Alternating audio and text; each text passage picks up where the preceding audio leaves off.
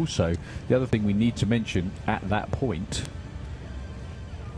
is the points bonus for making all rounds as well, which Billy will now not get, unfortunately, even though he entered because he didn't, you know, come out qualifying or anything. So, round one, the first elimination round of the 2023 season in the UK Drag Racing Championship here at Santa Pod.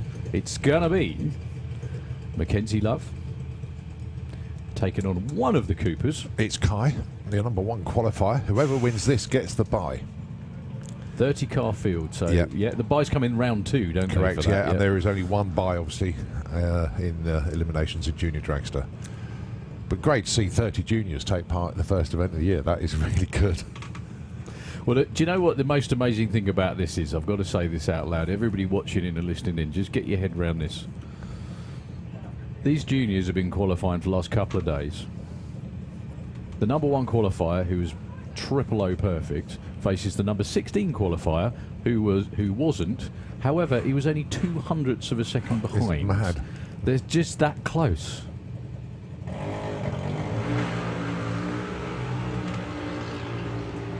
So, first to the finish line wins, which is half track for Junior Dragster without breaking out. That goes to the number 16 qualifier, takes out number one by 0-2. Kai Cooper had a little bit in the bank off the start line. It would be Mackenzie. Yeah. Did Mackenzie win this event last year? I think he did. Possibly, yeah. I'm pretty sure he's the one who gets the bye. That was tight. I mean, 07 and 08 on the tree. Really, really good start.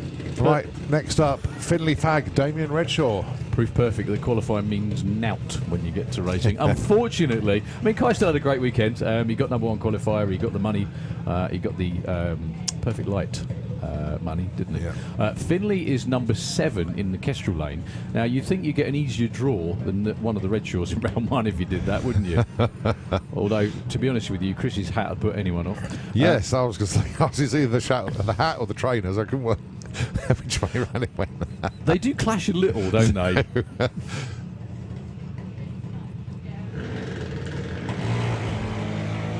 Can we have Pro ET into the pairing lanes, please? Pro ET, can we have you into the lanes, please?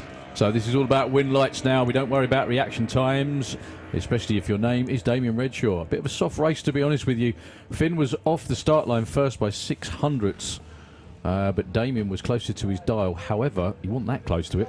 967 on a 27, took out an 1122 on a 1051 dial. So, Ellie Brown. See, that's the only time I see Lee or anyone ever run, is when the cars come round. They have to catch up. I'm sure the kids do it just to annoy them. No, I would.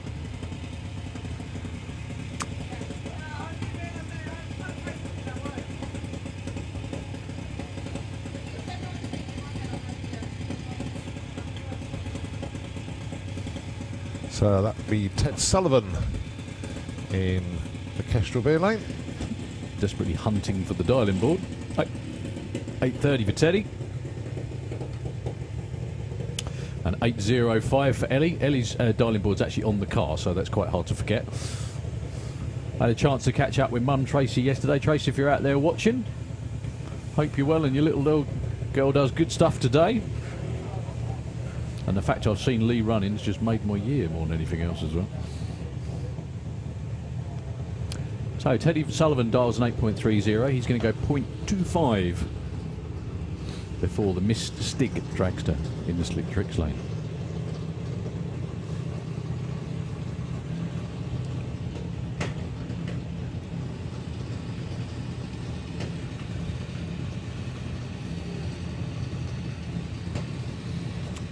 Ellie's giving the car a wobble into stage. Did you see that one?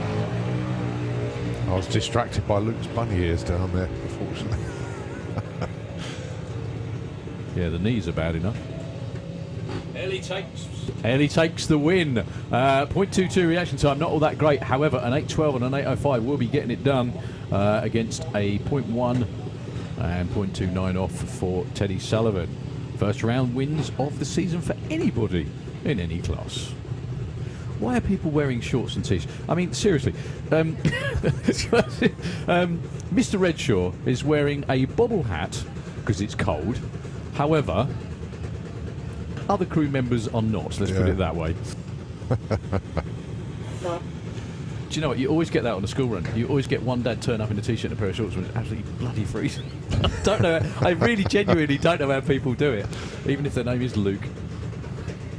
So, Chevy, check it. Slick Tricks Lane is going to be going first.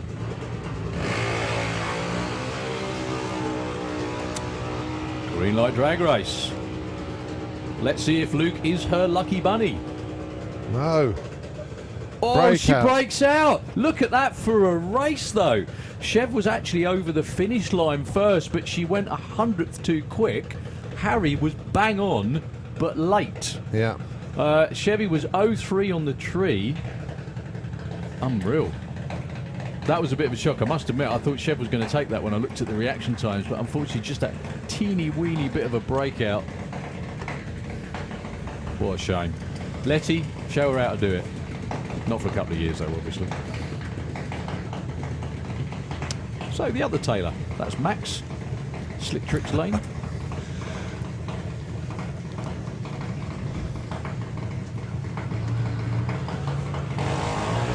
Well, we have our first red light, unfortunately, for Daniel Weir. It was very close. It was a 004 red. So Max Taylor takes the win. He was pretty good as well. 971 on a 63. It's got talcum powder on it. It certainly looks like it. I'm not sure what the problem is down there for... It is going to be a buy run, unfortunately. Oh, shame. Well, it's good luck. Luck of the Irish. I didn't want to say that, but I did.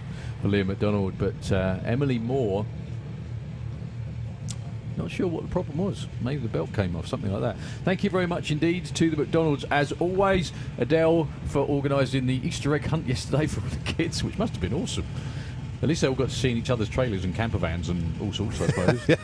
That's why Junior Drags and Pits is so spread out. You know, with a big pit area in between them all. They're playing like catch last night. There was football, the Easter egg hunt, everything going on over there last night. Time. 22. And also, thank you very much indeed for the donuts and the Fibre Ones for Colin. Yeah. I don't know if the McDonald's can hear me from down there, but I'm trying to sort of say thank you for these. I've posted it on Facebook as well, so yeah, really appreciate that. Thank you. So I was looked in the presentation. Oh no, I can't have them. And then I saw these special ones for me, so I was very happy. Doesn't take a lot, folks. No, I know. Bring him cakes. Diet cakes, obviously. Diet cakes. Jake Cooper, Kestrel side the racetrack, 9:22 for Jake. And Jacqueline Bartlett. In the Slick Tricks Lane. Dials 801. Mum Suzanne down there. And Dad, too.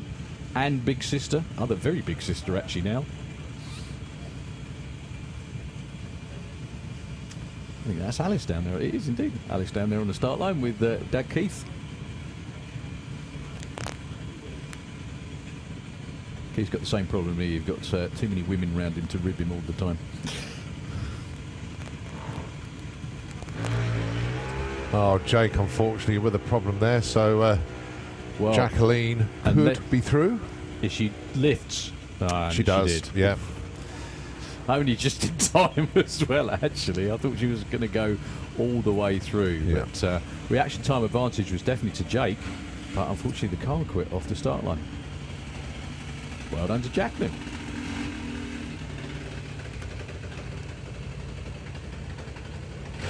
All right, Richard Wilcox with the Firefighter Racing Juniors dragster. I have to say that because he's got the junior bike as well. Going alongside Emmy Crundwell, her first round of competition ever in junior dragster. Is Richard double class? Yeah. In juniors? That's what we were talking about, yeah. His junior bike and junior car. That's beyond cool. Yeah, that's why we had this conversation yesterday as to had anybody else ever competed on a car and a bike anywhere else. And we came up with John Webster when he ran Tim Blakemoore's bike and his own car over at Shaky many moons ago. But yeah, Richard Wilcox. Well, he's number 2 qualifier. Up against Emily Cromwell. Is this going to be Emily's first ever elimination round? Yeah. She's going to go first by a whole second. Well, the tree's going to run by a whole second anyway.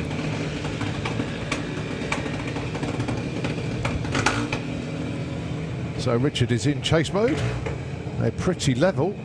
Oh, it's a breakout for Emmy. She got there first, but broke up by over a tenth. So Richard takes that one. So Richard into round number 2.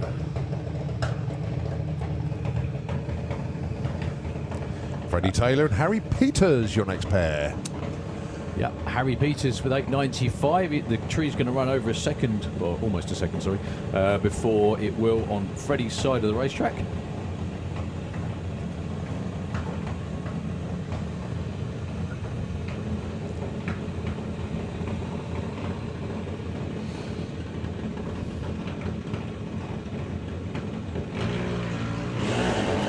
Lots of good green light races this morning. Yeah. Only one red light so far, which is most unusual. Cue a flurry of them, I think, after that. Oh, look at that. Bang on the money for Harry Peters. 8.95.0 on an 8.95 takes the win. Better reaction time too. Wow. Yeah, another perfect ET. Tough to do in eliminations. I'm not saying it's easier to do in qualifying. Was he was also the 26th qualifier? Was I remembering that right? Yeah. I think he was. Harry Peters, yes, he was 26th qualifier. Runs a perfect TT in round 1.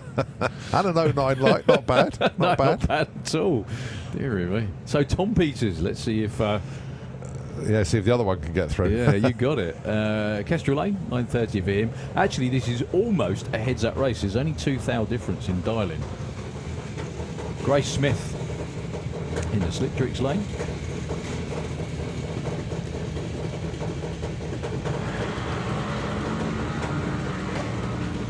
Well, both away pretty much at the same time. Now, how come Grace is so far in front? Well, Grace takes the win. Yeah. Problems there for Tom, obviously. Yeah, very off-pace 10.95 on a 9.30. Grace didn't lift either. Yeah. And had plenty of scope to do it, I think is the way to put it. Right, Luke Mugridge and Jack Taylor.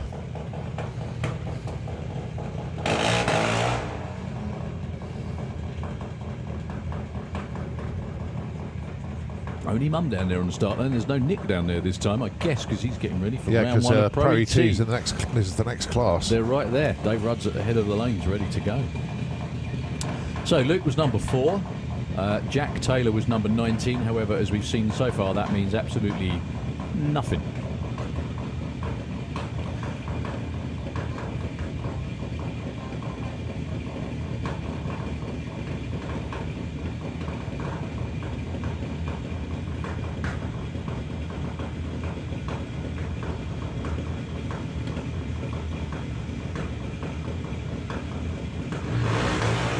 Jack Taylor goes red by 0.1. Just a hundredth. So Luke goes through. Hits 8 at 13. Oh, Jack Taylor broke out by 100th as well. He was certainly trying. I'll give him that. Oh, so close. So I think that's Lara down there. Lara Bartlett in the Kestrel Lane. It is indeed. Neve Deavy, the other side of the track. Yeah, Neve is dials at 10.10, so she's going to get quite a substantial head start.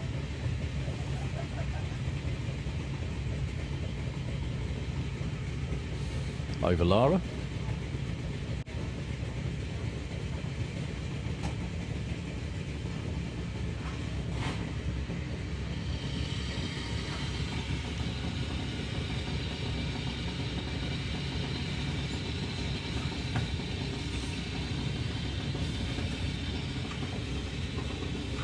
Exactly.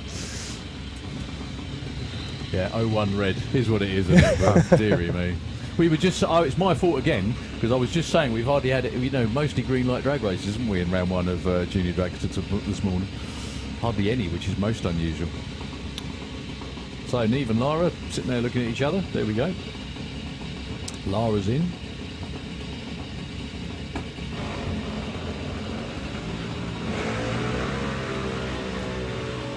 So Lara's in chase mode. That's going to be really close, and it's going to be Lara closer to the index. Win margin was only 0.5. Massive start line advantage for Neve Devi. But the car was a little off pace. I thought she was going to win this. I thought Neve was going to snatch that one. But for the simple reason, Big Sis just willing her on, you know, all the way up. All right, Daniel Todd and Lola Bell Kent. Right, well, hopefully Daniel doesn't see red as man. Oh, that's all he saw yesterday, basically, wasn't it? Lola Bell, 9:01, but Daniel leaving first, 9:55.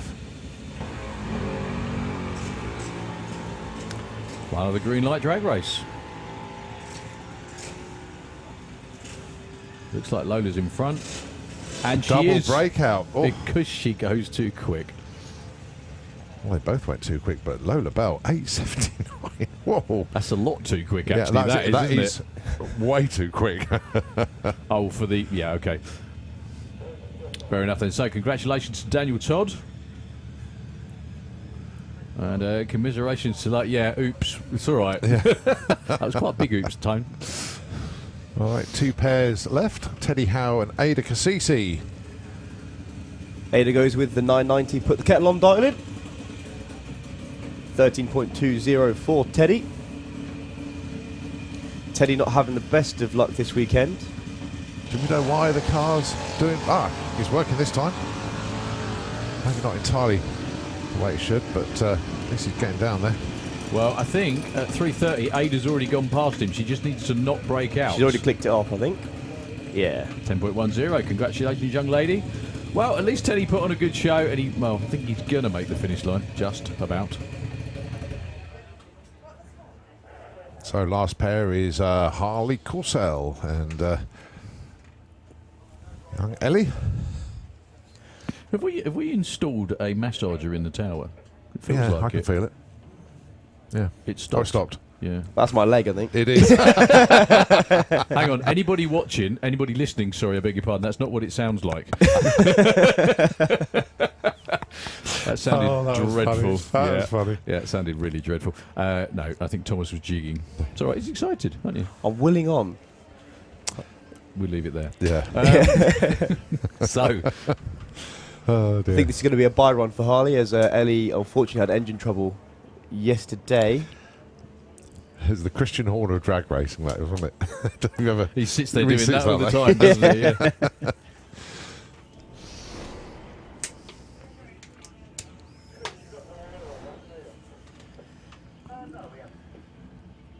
Well, you can see the early morning mist is now burning off, and the sun is starting to come through. As I predicted, one of the potentially the hottest day of the year so far today. Good.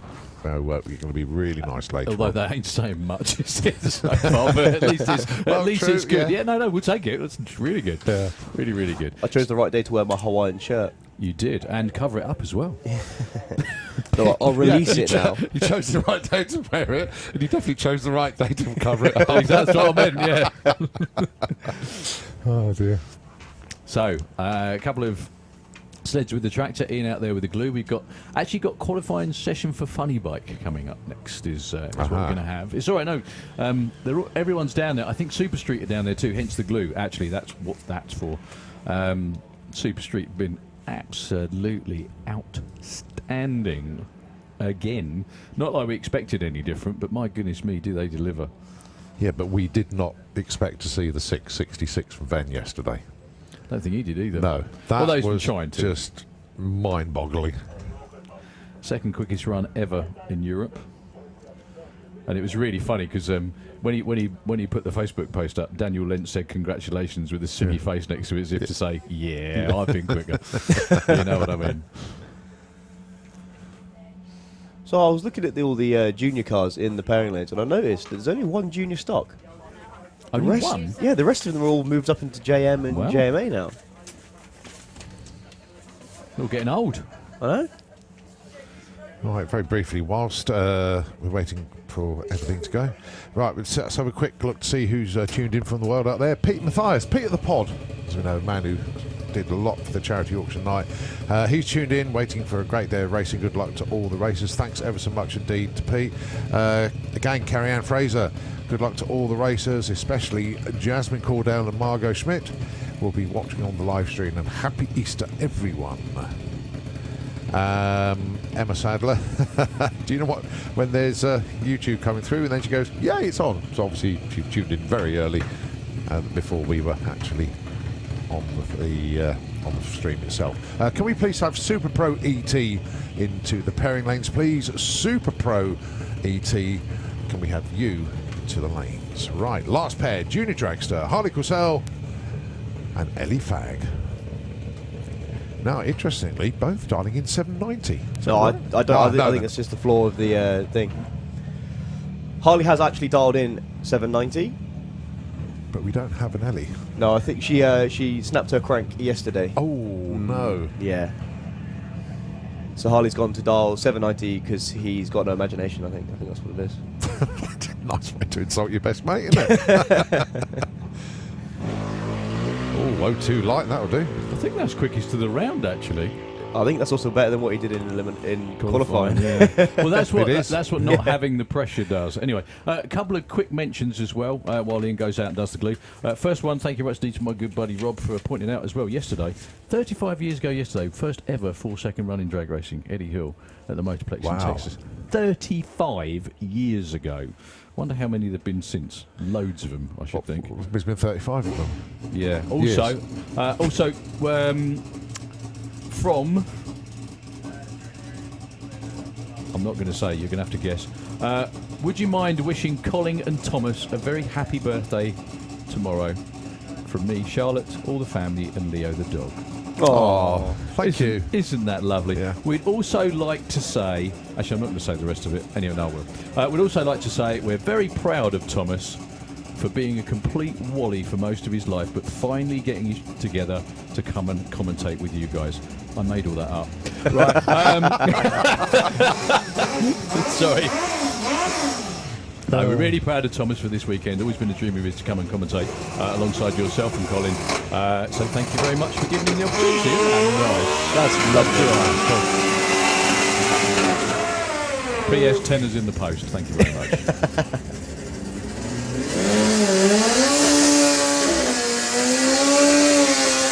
So that was from your mum and Charlotte as well. So hopefully you're both listening in. Thank you very much Steve, for loaning him to us. You can have him back in about 6 hours. Yeah, as long as we can have him back up again at some stage. That'd be good. That's the other thing. So, Roger Moore and Dave Peters, Q7, a funny bike. And we've also sussed out this is the only class in bike racing Thomas would like to ride in. Because they've got wheelie bars. Doesn't make them any more well behaved. Still too quick for me. I wouldn't get one. I wouldn't. So, Roger Moore running PB and PB and PB. What we can do this morning. It looks so smooth. Dave Peters as well. 45 and a 48, nice and consistent. They'll take that. 175 for Roger, 168 for Dave Peters. So, Lorcan Parnell, all sorts of issues all weekend. Thank you very much indeed to the team for the Facebook posts and explaining various stuff. I think the first qualifying run they didn't connect the big boost pipe. The last run yesterday, apparently.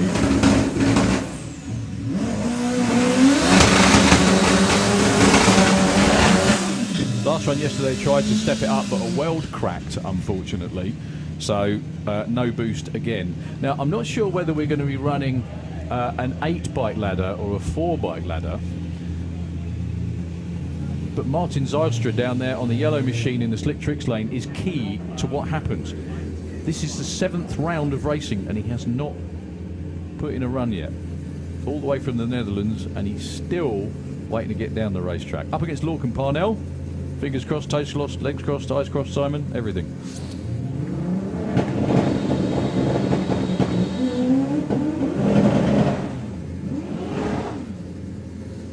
Well, He's just got to make it to the finish line, and he'll get an ET. He's not going to make it. Could get timed out, unfortunately. What a horrible weekend. Well, he did have 7 attempts. Lorcan's going to trickle across the finish line to a 20-second run. Oh.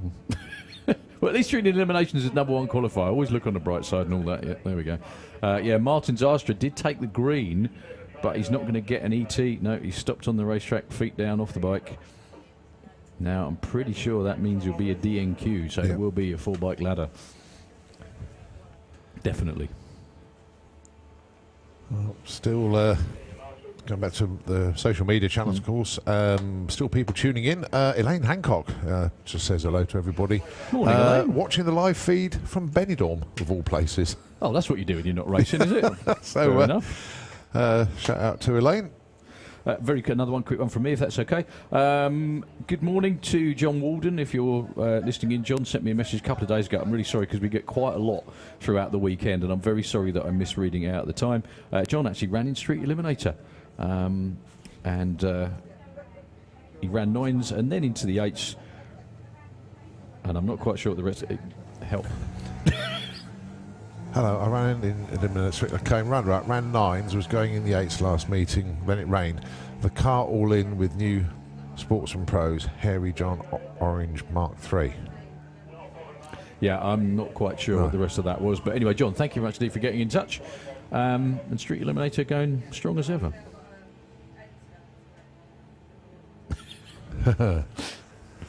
I've worked out how to confuse Colin.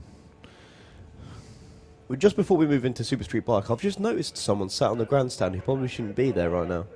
Shouldn't be there? No, well, he should be on his bike. He's current number 1 qualifier. I can see him. He's just on the grandstand now watching. Well, maybe he thinks I'm okay for now. Maybe he thinks I'm safe. Little nod of the head then from him, and then I saw that.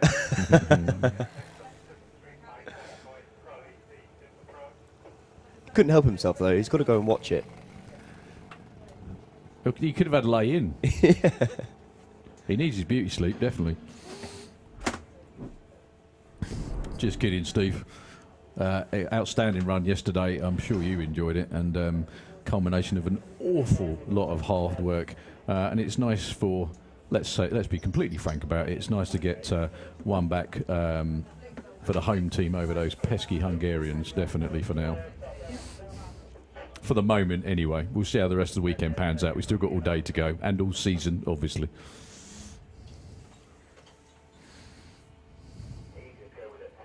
Martin's also then just been towed off the top end. So I can see Daniel Lentz in the first pair with Jake Michelle. I can see the Morrisons right behind, but no more than that. So no Margot Schmidt this morning, by the looks of it. Anyway, we'll just have to wait and see, unless they're sitting underneath us in the water box. That happens quite a lot too. Yeah, the track crew just... Yeah, Margot Schmidt is in the water box. Ah, that'll be right. There you go, see?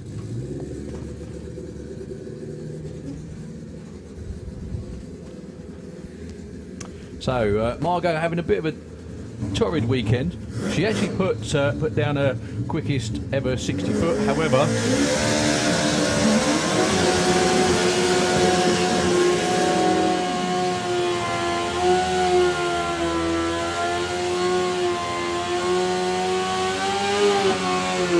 as Barry always used to remind me when I said he ran quick to a certain point, yeah, but the racetrack's a quarter of a mile long, and you need to be running flat out all the way through. Hopefully, this will be the one for Margot Schmidt. Fingers crossed into the 7s in the Kestrel lane. Taking on Ross Morrison. Ross is number 5 at the moment, the fabulous 7.06.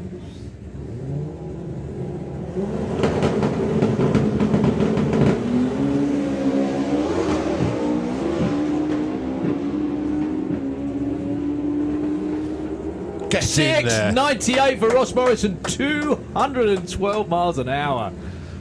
First 6-second run, I'm guessing. 5 bikes in the 6s. Unreal.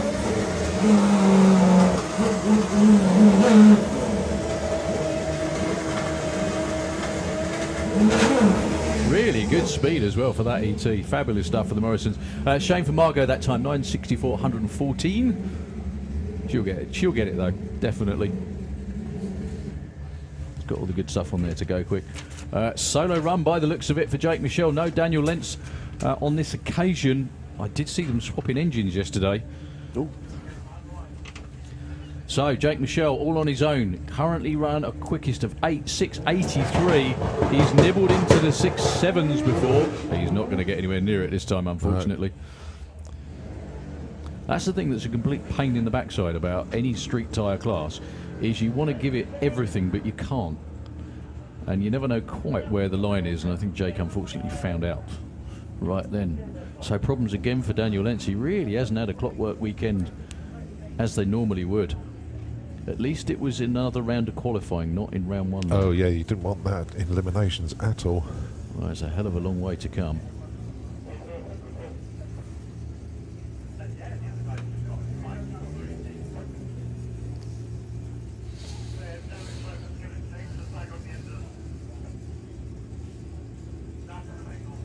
Well, it looks like they're trying to fix Daniel's bike, actually. We have a Morrison under the tower, which I think is Al Morrison. Al Morrison Jr. has actually been pushed back for some reason. Well, he's on the start line, but not on his bike. No, the bike's been wheeled back, so I can only guess that they're just gonna save it for eliminations. Yeah, this is Alan Morrison, 768, his quickest run. Now, how does that feel to be the only Morrison not in the 6s? Deary me. That's saying something as well, though. I mean, that is a bit flippant. I'm only kidding, of course, but it's just how far the class has evolved.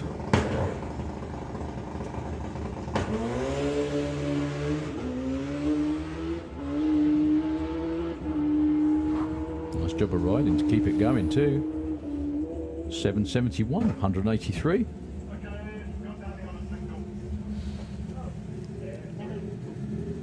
So Daniel Lentz refired on the bye run.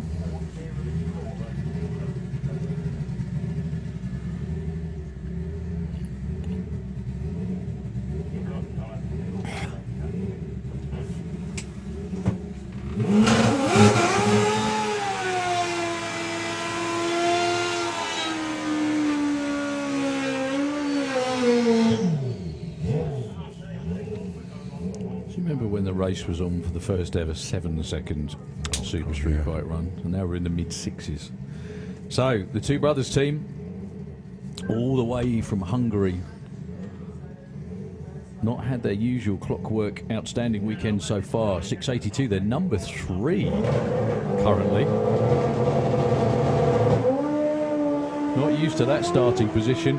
121 to 60 for Daniel though. This is going to be a quick one. 681 at 224. Stage number 3, unbelievable. 681, number 3 qualifier. Colin. Can we please have 850 bike into the pairing lanes, please? 850 bike. We have you into the lanes. Right, here we go. Pro ET, round 1 eliminations. Dave Rudd is going to be the first one to come round the corner. And he has got Jason Pickett, his first ever round of eliminations in Pro ET. Yeah, done it before in Gas Circus, but this is a whole new ball game. Yeah. He's done really well this weekend, and I think run quicker than he ever has before. The weather's obviously got a lot to do with that. Yeah. Bizarrely, Jason won the last meeting he was at. He is won the Gas Circus final. The last event he raced at. Was that the Hot Rod Drag last year, was it? Yeah. Wow. I'm really sorry, I never knew he'd actually won the class before. That's terrific. Well, notice he's back right off with the dial-in this time. Are they the same colour? They almost are, aren't they? I think you put them together, they look different. That is, I don't know, it could be. I mean, that is definitely House of Colour, colour, candy apple red. I'm not sure with those, but it looks, as you say, very similar. I think if you put them together, they'd look different. It's because they're that far apart. Yeah. Anyway, so 11 flat for Jason Pickett, Kestrel Lane. Dave Rudd, who's had a fabulous weekend so far in Pro ET, in qualifying with the Cobra. Oh, Jason Pickett missed the shift, but Dave Rudd went Dave red. Rudd goes red. It's Jason Pickett taking the win. Oh, that was because I said, right, that's the proper curse thing happening in real time. It wasn't. He just must have just rolled, because no way would that. No. That's not a reaction time. That was just the car moved. I think what he probably did was it when you go to put it on the chip to launch. Yeah. But if it doesn't hold it, or something silly like a fuse blown, so you put the throttle down, it doesn't work, so it drags you through, and that was what a shame for Dave Rudd. Any of his other runs all weekend, and he probably would have run that. Definitely Won that. That's racing. But he doesn't want to think about that all the way home, really, does he? Oh dear. Anyway. This should be good. Side by side, 8-second cars in Pro ET. Virtually heads up. How cool is that? Yeah. So, Tom Watkins with Doris the Charger, the only name for a race car, of course, in the Slick Tricks lane. Dan Holloway with the altered. Dan then looking for an 897. Tom looking for an 895. Huge wheel stand for Tom Watkins. Dearie me. Tom Watkins all the way through to an 898, doesn't break out. I think Dan can't see where he's going. He's sliding around in his own oil there. Stops the car safely, thank goodness for that. that was a bizarre one. Yeah, we'll be down without being too obvious about it. Dan's climbing out of the car, folks. He looks like he's okay. I think the motor's going to be a bit second-hand, but yeah, fire crew on their way down from the top end. Yeah, huge amount of fluid, literally starting just after the 60 foot, really. Well, Dan did a brilliant job of getting that thing stopped. Yeah, it's not easy when your main braking system has nothing but slidey stuff under it, really, is it? Other side of the racetrack, Tom Watkins with a great 0-1 light and an 898 and a 95. He would have been virtually impossible to beat anyway, not that that's much consolation. But the track crew are going to be doing their thing. Massive commiserations to Dan, the whole team. Not what you want on your first elimination run of the season. Most importantly, Dan's okay, though. He got out of the car, no problem. And we'll be down for a little while, folks. But clean-up crew. Dan's actually walked away from the car. He's standing over there by the wall, so he's fine. But, yeah, Nitro FM. Hopefully we won't be too long, but we'll give you a bit of a heads up how long it's going to be. And we'll be back with you as soon as we possibly can.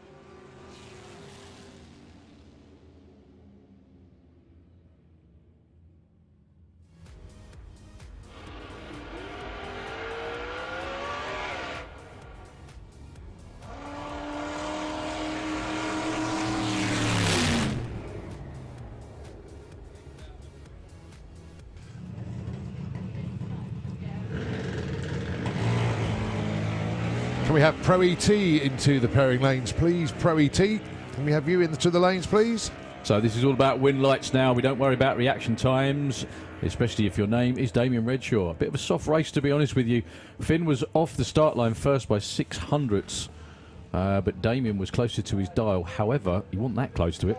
967 on a 27, took out an 1122 on a 1051 dial. Ellie's giving the car a wobble interstate. Did you see that one? I was distracted by Luke's bunny ears down there, unfortunately. Yeah, the knees are bad enough. Ellie takes the win. 0.22 reaction time, not all that great. However, an 812 and an 805 will be getting it done against a 0.1 and 0.29 off. It's going to be going first.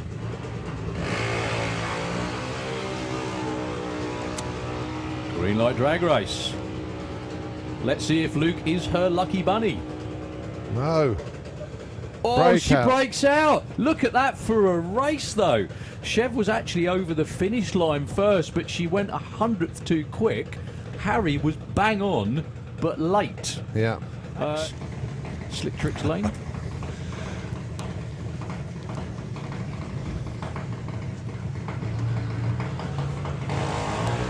Well, we have our first red light, unfortunately for Daniel Weir. It was very close. It was a 004 red. So Max Taylor takes the win. He was pretty good as well. 971 on a 63. Yeah, that's why junior dragster pits is so spread out. You know, with a big pit area in between them all. They're playing like catch last night. There was football, the East drag hunt, everything going on over there last night. Great time. 22. And also, thank you very much indeed for the donuts and the fibre ones for Colin. Yeah. I don't know if the McDonald's can hear me from down there, but... I think that's Alice down there. It is indeed. Alice down there on the start line with Dad Keith. Keith's got the same problem here. You've got too many women round him to rib him all the time. Oh, Jake, unfortunately, with a problem there. So, well, Jacqueline could be through. If she lifts. She does, she did. Yeah. Only just in time as well, actually. I thought she was going to go all the way through. Yeah. But reaction time advantage was definitely to Jake. But unfortunately, the car quit off the start line. He's going to go first by a whole second. Well, the tree's going to run by a whole second anyway.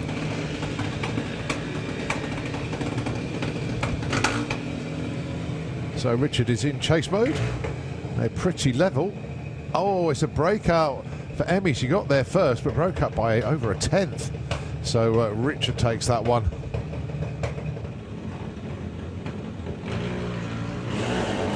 Lots of good green light races this morning. Yeah. Only one red light so far, which is most unusual. Cue a flurry of them, I think, after that. Oh, look at that. Bang on the money for Harry Peters. 895.0 on an 895 takes the win. Better reaction time too. Wow.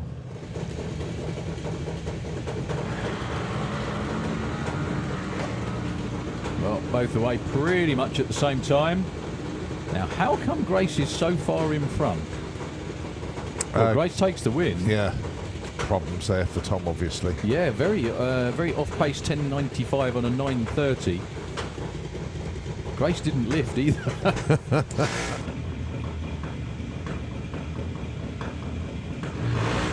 Oh, Jack Taylor goes red by 0-1. Just a hundredth. So Luke goes through. Hits 8 at 13. Oh, Jack Taylor broke out by 100th as well. He was certainly trying. I'll give him that.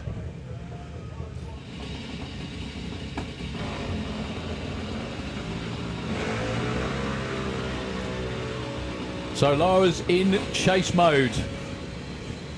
That's going to be really close, and it's going to be Lara closer to the index. Win margin was only 0.5. Massive start line advantage for Neve Devi. But the car was a little off pace. Even first, 955.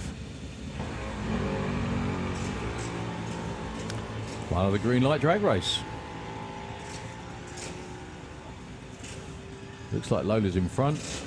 And she Double is, breakout. Oh. because she goes too quick.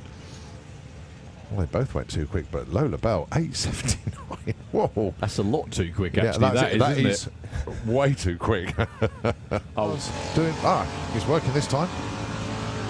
Maybe not entirely the way it should, but at least he's getting down there. Well, I think at 3:30, Ada's already gone past him. She just needs to not break out. She's already clicked it off, I think. Yeah. 10.10. Congratulations, young lady. Well, at least Teddy put on a good show, and I think he's going to make the finish line, just about. So last pair is... Oh, 02 light, that'll do. I think that's quickest to the round, actually.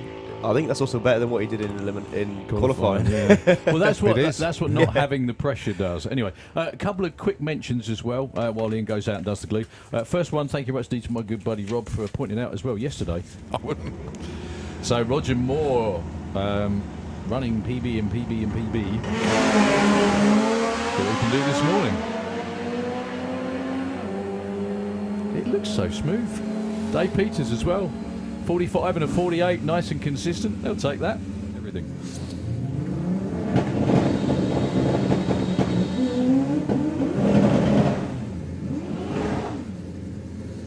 Well, he's just got to make it to the finish line and he'll get an ET. He's not going to make it. Could get timed out, unfortunately. What a horrible weekend.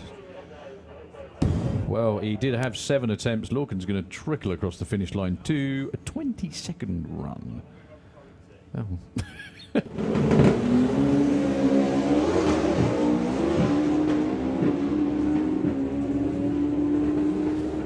Get in there. 6.98 for Ross Morrison, 212 miles an hour. First 6-second run, I'm guessing. Into the 6.7s before. He's not going to get anywhere near it this time, unfortunately. No. That's the thing that's a complete pain in the backside about any street tyre class, is you want to give it everything, but you can't. And you never know quite where the line is, and I think Jake unfortunately found out right then. So problems again for Daniel Lentz. He really hasn't had a clockwork weekend as they normally would. At least it was another round of qualifying, not in round 1. Oh yeah, you didn't want that in eliminations at all. Well, there's a hell of a long way to come.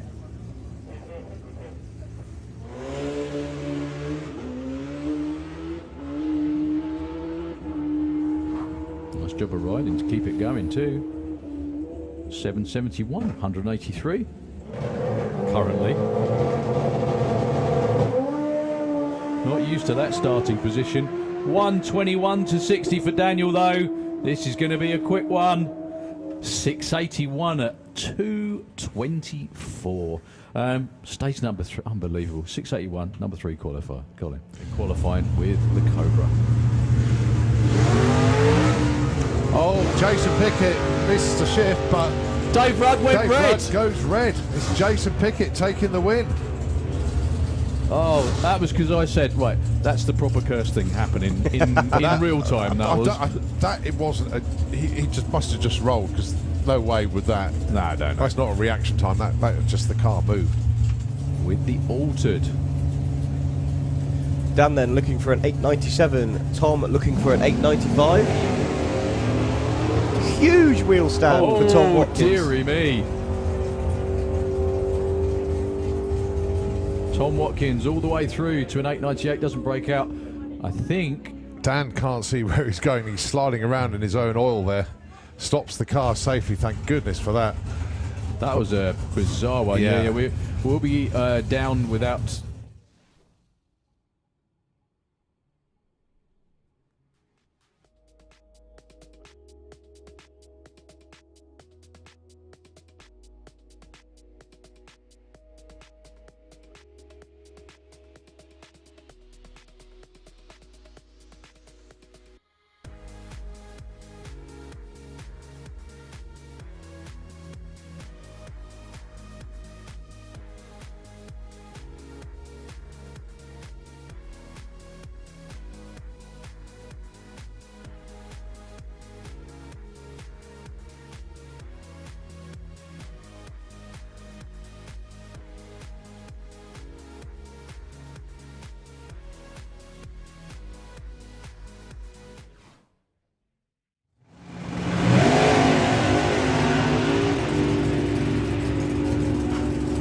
Oh, both drifting a little bit left. We've got a bit of a tailwind at the moment. So Barry Giles goes 7.31 with a 6. 8.71 breakout for Lee Huxley.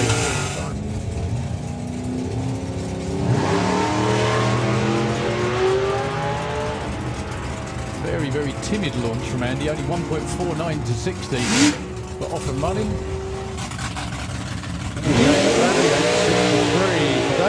He's looking for. Is he running the whole Super Pro Championship? Because I think they're running all the dragsters at the same time, aren't they? Yep. So, red light start from both of them, and a big red from Mark. Yeah, so I think he's not doing wild bunch this season. He's just going to focus on the Super Pro. Oh. Number 3 for Stu Morris, though. 8.63 with a 6 on an 8.63. I think Mark's going to like his position. Obviously, we're only one here now at Centre Point Raceway. So it is Alan Dipwell and Matt Peters. 7.60 with a 6 on a 61. They both break out. Actually, 7.56, 200ths. Quick for Matt Peters. He's joining everybody here in Super Pro.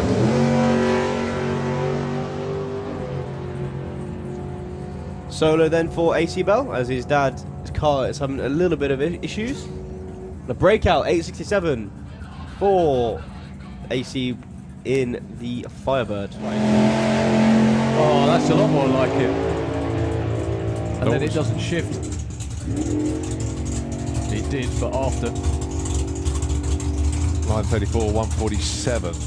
Well, it went straighter than it ever has, though, which is always a good sign. A whisper there. It's become a little breeze now. The flags have started to stick out a bit. And 33. Oh, well, Jeff, back to the drawing board. Stays enough 0-0, sorry. Kev Jenkins hasn't had a clean run all weekend with the Fraudster. That would be a good time.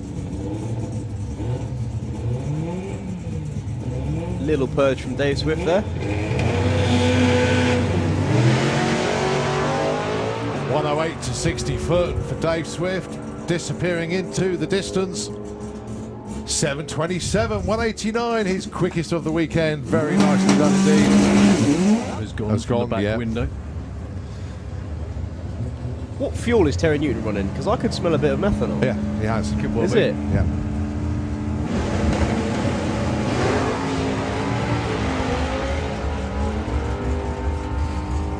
There might be a bit of a closing speed going on here. Oh, even quicker for Nick Williams. 9.50, 136. Another really good run for Terry Newton as well. 9.18 at 154. Steve, number 5, 11.32.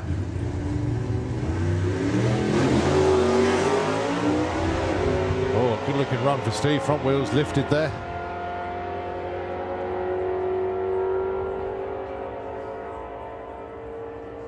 Oh, Steve bang on the index. Spencer 11.26. Yeah, he's dropping a 10th from what he ran earlier. They do have to wear chest plates though, as we've seen a few bikes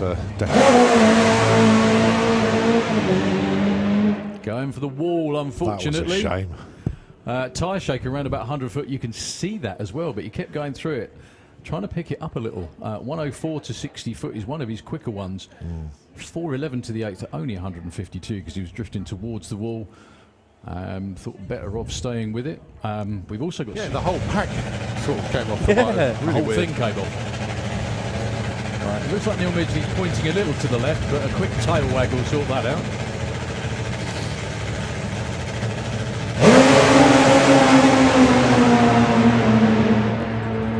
Go on, Neil, keep going. Just lifts before the finish line and still goes 6.21.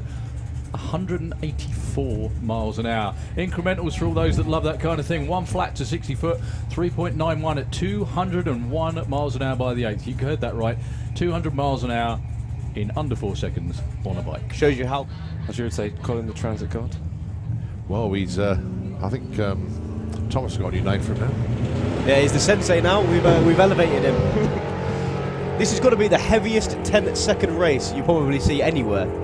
Yeah, both of them together. Well, Ash has gone into the 9s with that one. 9.79 with a 9, and 10.46 for Ricky. 132. Nicely done. Yeah. Oh, right, I didn't know that.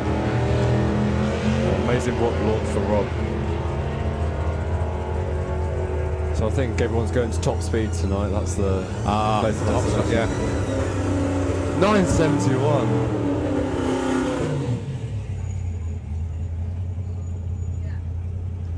Okay. Right, James Murray, Tony Higgs. Bumping him. Amazing launch. Arrow straight. Huffing and puffing. Is he going to blow the house down? Not quite. 8.52, 134. James Murray, though, 10.41. That's his best of the weekend so far, and he moves up from 12 to 11.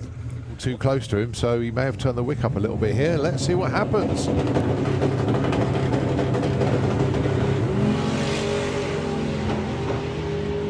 Good looking runs. He's out in front. Almac is still out in front. Lovely, I think Andy Ball's going to get him at the finish line. Ooh. Well, Almac did improve. He went to 7.61 at 184, but Andy Ball... Double bulb. Yeah, it's unusual, but be a different story in eliminations, though. Oh, that didn't quite work for Graham, so it's all about Rob. As you go past the 8, you can see the rear end properly stood up on the car.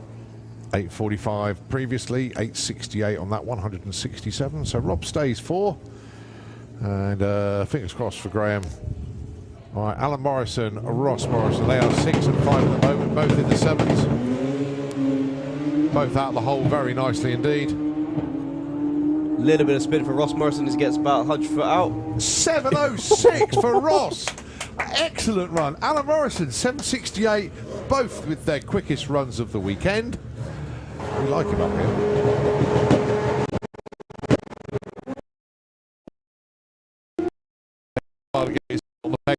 A hoofing. It's me 6.66, 125 miles. And the ball with that 3. Right. Margot Schmidt, please, Margot, let's have a run. Yes, she's getting off the line better. Come on, come on.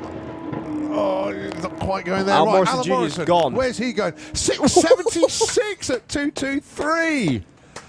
Another quick run at the speeds that these guys are running. 2.23 at the stripe.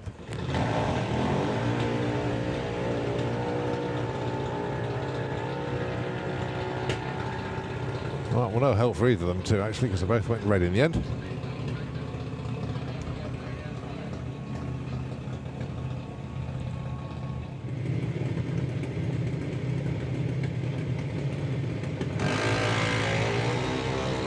Chev goes red by 0.1, just a little bit too quick there. Harry Redshaw, 0.11. So Chev stays number 8. Harry stays 24.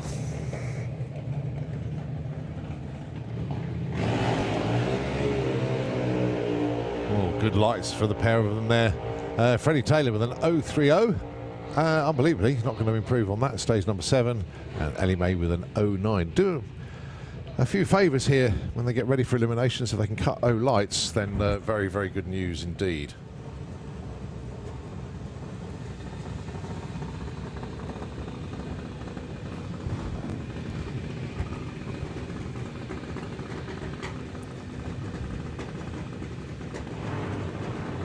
Oh, Neve really did try and cut a light there. It was only a 0.1 red. Jake Cooper, though, 0.5 the right side. Might move him up a little bit from 27. It does to 23. That is a tough crowd. 0.5 only gets you 23.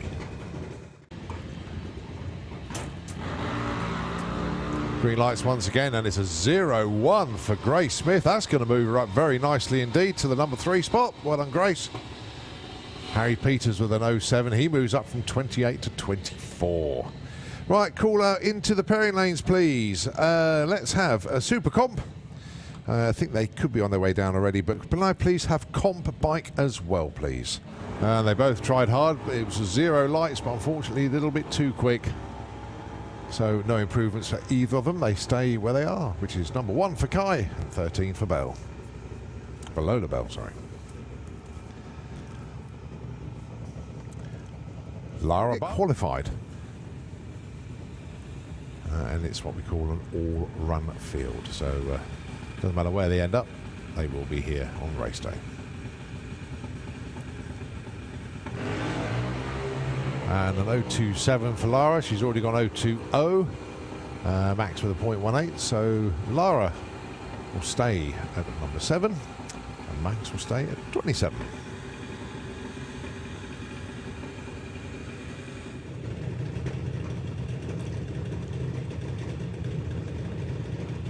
And the scoreboards, I'm not dialing, it tells you what the index for a particular car is. So it'll either say 790, 890 or 1190. So a red for Jacqueline, so no improvement. Ted goes 0.14. So Jacqueline stays 17, Ted stays 21. Both went deep actually. Finley left way before the green was even close, and Damien with a 0.1, so no help for either of those two.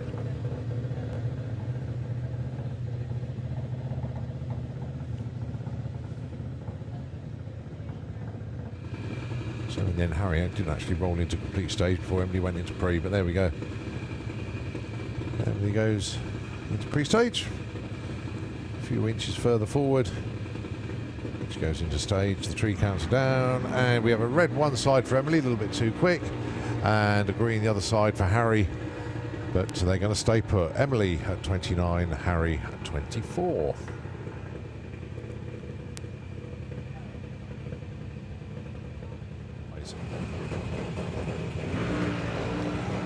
Oh, Mackenzie Love, that's another cracking light for him, 0.35. 798 on the ET. So Mackenzie stays 12, Ada stays number 18.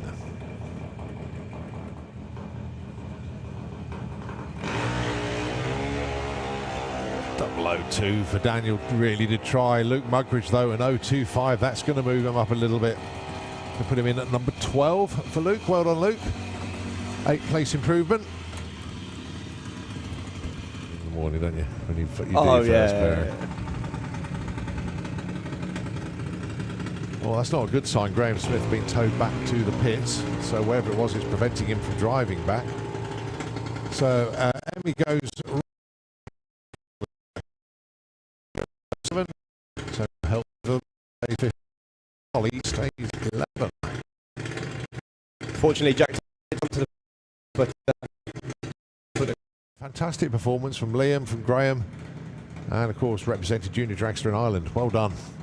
Teddy Howe with the Howe Motorsports car. He's looking for a better run this time, and it's not working quite right. It's not the first time he's done that this weekend.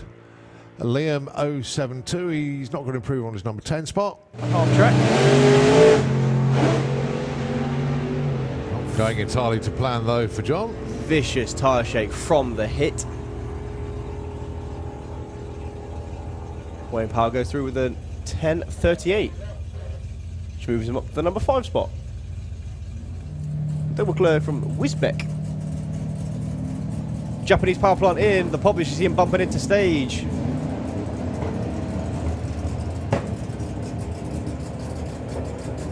Doug McClure drives up. Ooh, popping and banging there from Ben Kennedy's car. But Doug McClure goes 10.54. No improvement for him. Weekend.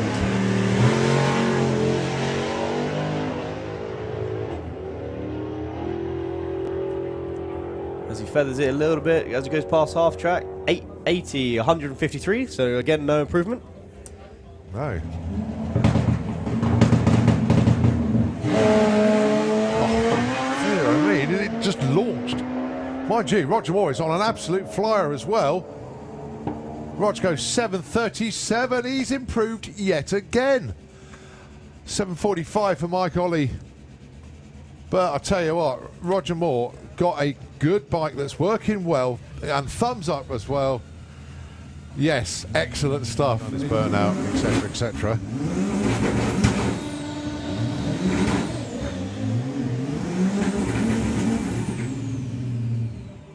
Lovely run from Lorcan Parr now. Dead straight. Yeah, 791.38. It just wasn't, piling on the coals towards the top end, unfortunately. But it was good. She came running over, but David deliberately shut the bike off, undid his leathers, pulled out a bunch of flowers, an engagement ring, and proposed. That was a brilliant moment, that.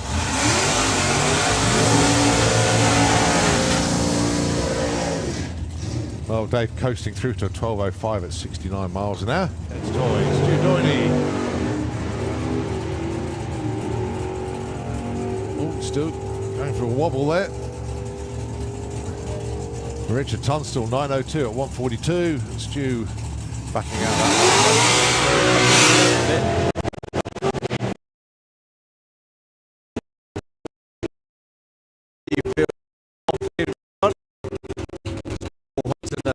Bit of a one. All the way to 9:23, 1:40, 9:32, 1:39. No help for either of them. So Steve Hudson, no relation to Paul Hudson in the intravenous. Hard move to the right. It gathers back up nicely. He's going to run it all the way out the back door. Yeah, 9:30. Yeah, the pedal slowed him down there. 9:30, 1:45. Full of. Two gorgeous bikes, though.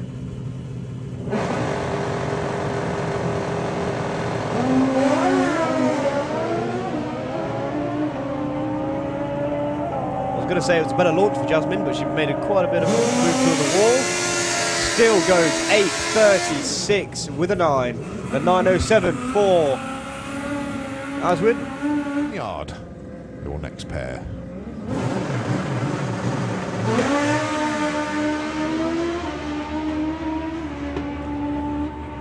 Big wheelie then from Mick, but he controlled it nicely. 7.89 for John McLean. It stays in number 7. Mick Wynyard stays in number 9.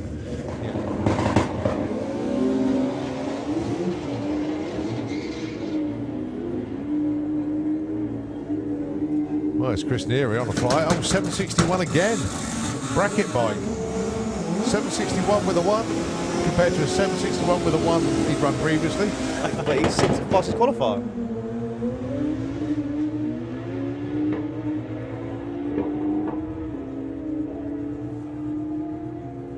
.843 and an 886.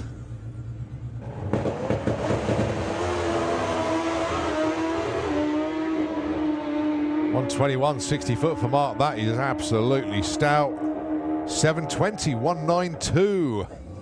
865 at 147 for Lenny. Moves up from 13, so 213 from number 15.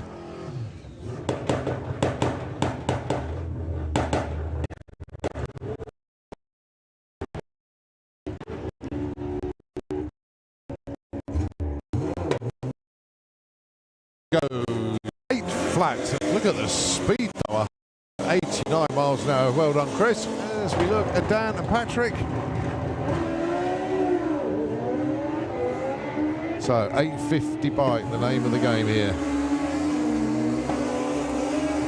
841 breakout. Patrick too quick. Dan 868. He stays at number 10. That was his best run, believe it or not.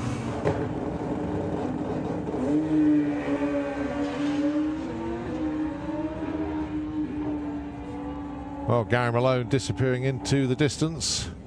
861 at 135. No help for him, he stays number 7. Keith Wright not entirely going the way he planned it.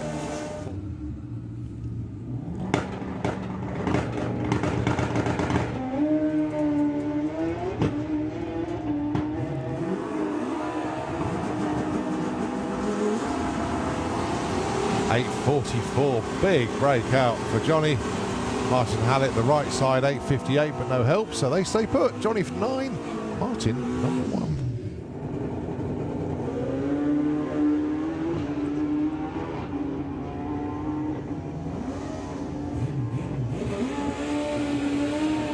Same again, 8:38. It's consistent.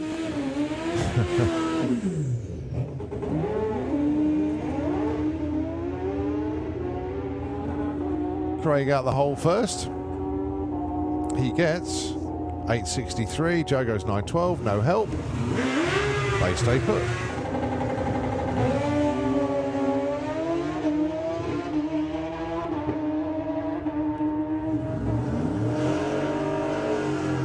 That's an 8:57 and an 8:62, and they stay put. J Rowe stays number 5. Brad stays number 6. 85 darling, right lane is showing 50 seconds.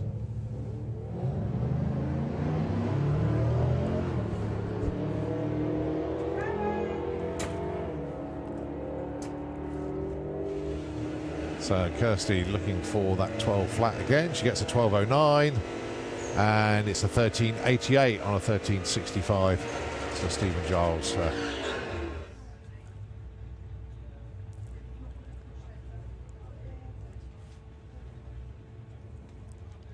Django currently number 6. Debbie number 21.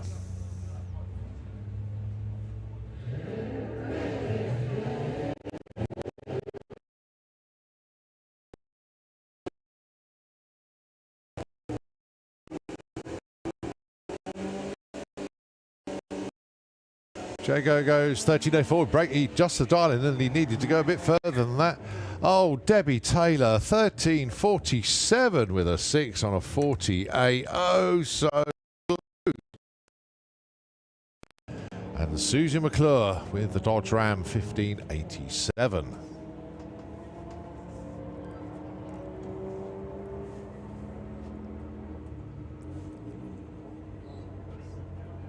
$16.01 for Susie, Matt 15.96, 14.94. Ben's van is getting quicker. Sharon and Fur Babies. So Brett is actually coming into this race qualified a lot lower than Simon Rickwood. However, he got in the show, which is the main thing for Pro ET. It was a bit cutthroat this weekend. Yeah, top 12 00 on dialing. Mad. Well, Simon Rickwood came into this race with lane choice, got himself all the way up to the number 6 qualifier, but he didn't want to do that. Red light on the tree.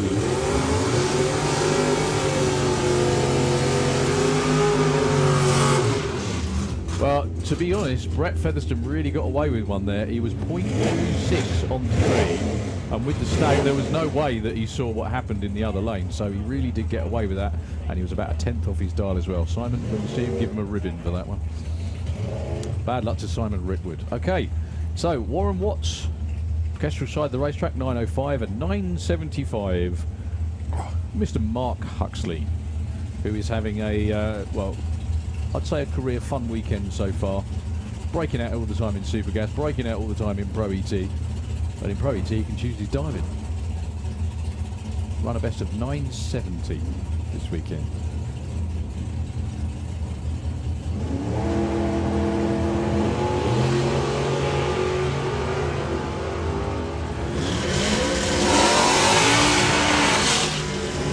Mark Huxley's way out in front. And he doesn't break out. Look at that. Warren Watts actually, there's no way Warren Watts could catch him. No. 0.4 light to a 0.4 light, which is a bit ouchy in Pro ET. So, first elimination run for Jess Bishop. It's a race of the young ladies this time round. Oh, I swore I'd never say that when John Price retired. I really did. But they are two young ladies. What else can you say? Anyway, so Laura Brayton, Kestrel Lane, in the Family Capri, and Jess Bishop, her first ever race, and she's number 1 qualifier. She was dialed in what she's qualified with, a 9.11. Lauren Brayton looking to run a 10.26. Laura goes red. I think Jess may have even seen that one, to be honest with you. It doesn't matter whether she breaks out or not.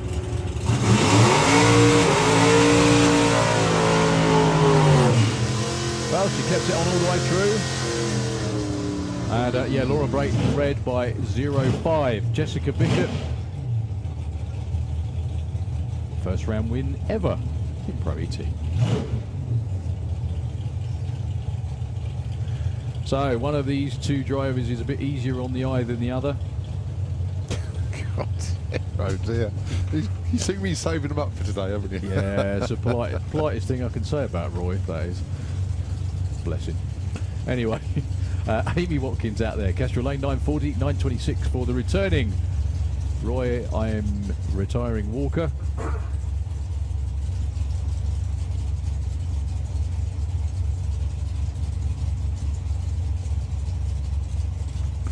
See, do you remember when Roy debuted? Now, what was his nickname before? Sleeping Beauty. And guess what? 0.4 reaction time for Mr. Walker, 0.1 for Amy. Amy takes the win. Yeah, it was Sleeping Beauty, wasn't it? Yeah. 9:51. Amy backed off a little bit at the top end, so it's good to see, all jesting aside, great to see Roy and the family back racing and enjoying themselves. However, it is Amy that moves on. So, a young lady again who qualified number 4 this weekend. That's Chloe Wilkins in the Eye Candy Dragster in the Kestrel Lane. Mason Griffiths, number 20, no slouch at all, that young lad. His diamond's dropped off a little bit.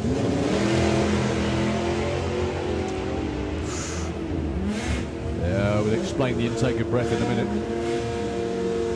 Nothing in it. What a race. Chloe takes it. Look at that. And a win margin. Look at the finish line cam. Whoa. Oh, the finish line cam showed that beautifully.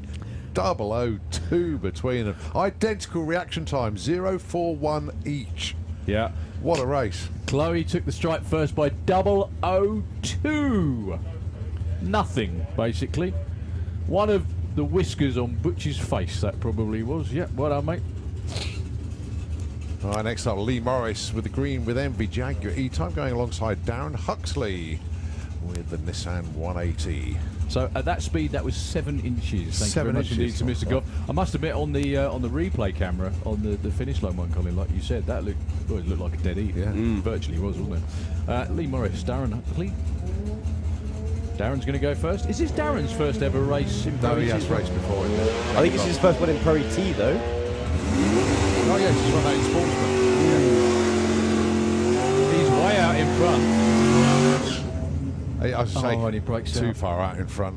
Lee Morris. Lee Morris, look at that. Yeah, broke Oh, out. that's the next pair. Well, Lee Morris was only No, I 0.1 off his dial-in. He dialed a 10.09 and he ran a 10.10. Yeah. Yeah, Very Darren well. was did all he could though. Off the line first with a 0.2. He took the strike by 0.8. Tom K then looking for a 10.18. Currently, or he was, the number 7 qualifier up against Bob Malden with the White Noise Peugeot. Bob looking for a 9.47. So Tom will leave first. Bob in chase mode.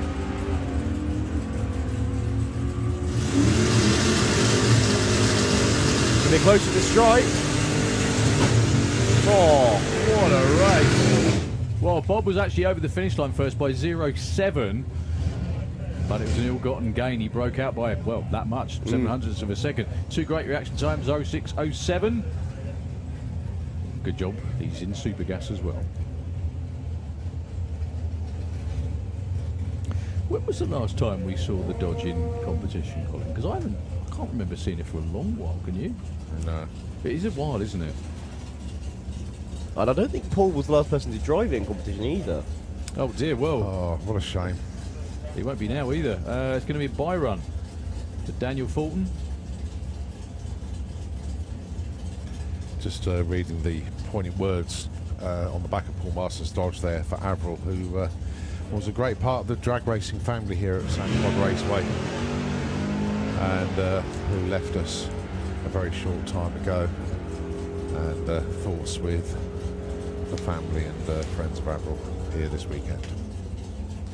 Dan Fulton though goes through with a win, 10.17 on a 10.15. So he goes through to round number 2. He wasn't qualified for an awfully long time as well, was he? If I He remember hasn't. right. Because he got in the last session.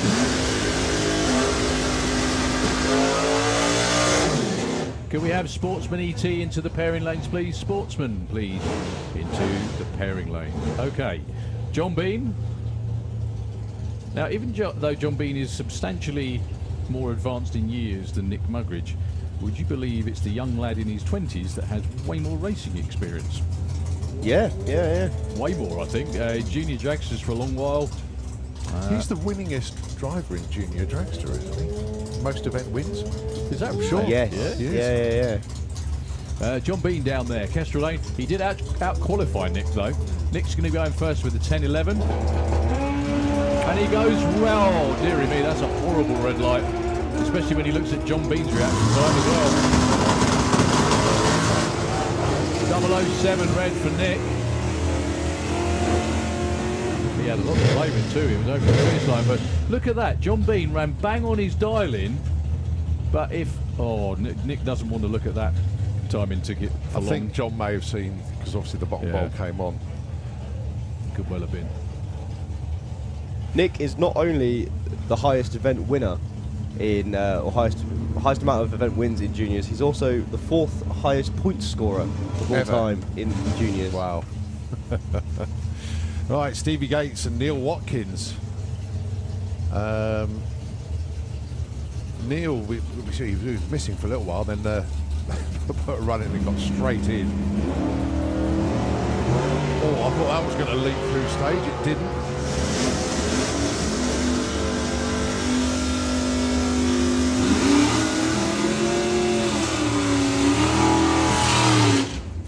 Watkins with the win there, 11.26 and 11.23. We've got 6-minute warning, 60-minute warning for top fuel. 6-minute warning, 60-minute warning for top fuel. I'm glad you clarified that because they all probably spat their coffee at each other right then. 6. Right. Yeah, whoops. Yeah. So Stu Thompson, Kestrel side of the racetrack, and Dave Cherritt just sneaks in at number 31. However, it's race day, and what that means is Dave Cherritt is as deadly as ever. It's also nice to see him running flat out, because for an awfully long time he never did. You know, nothing like what the van could run. Heads up race as well. They both dial 970.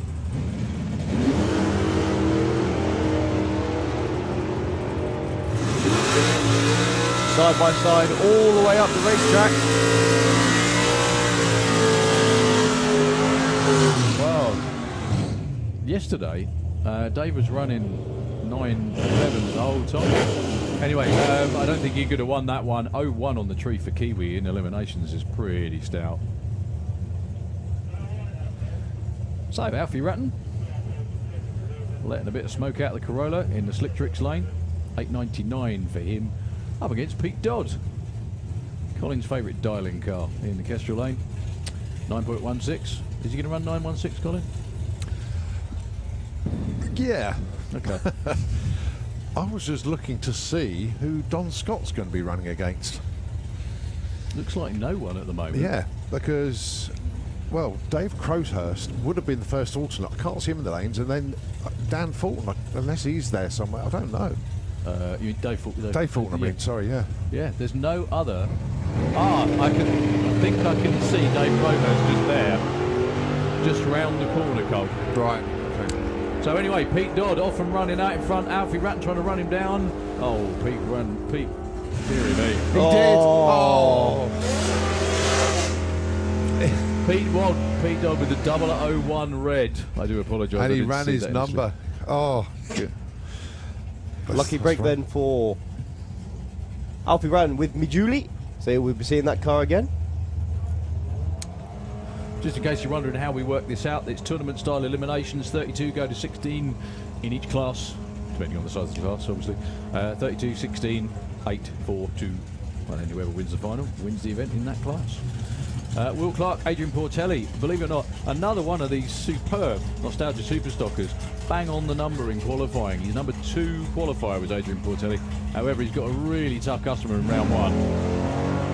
Who goes Not red? anymore. That was a big red light as well, actually. So Will's seen the red light and he's pootling up the track. Well, it doesn't matter if he breaks out, does it? 10.85 and an 0.1 reaction time. Now, I think what we might have to do, Dave Fulton's there as well. Yeah, so he can't they're run. lining the alternates up on this side. So it was obviously Dave Crowhurst. Now, quite unbelievably, this is 32 and 33 qualifiers. It is. Yeah, that's the weird. who's Dave Crowhurst in for then? Harley Derby. Harley Derby. I did have a message from the team. Basically, what was happening, the truck was getting very loose at the top end, and they didn't want to push the envelope too far with that, so they've decided to pull out the meeting. They think it's a rear tyre issue, so they put a new set of boots on for the next event, and that's how they're going to come back. So thanks, Anis, for the information on that one. How often do you think Harley is going to be in his dad's ear between now and then to get back? Anis, Harley went 0.2 quicker than Lee ever did on that setup. Okay, so another race between two fabulous cars. It's going to be the Superbird going first.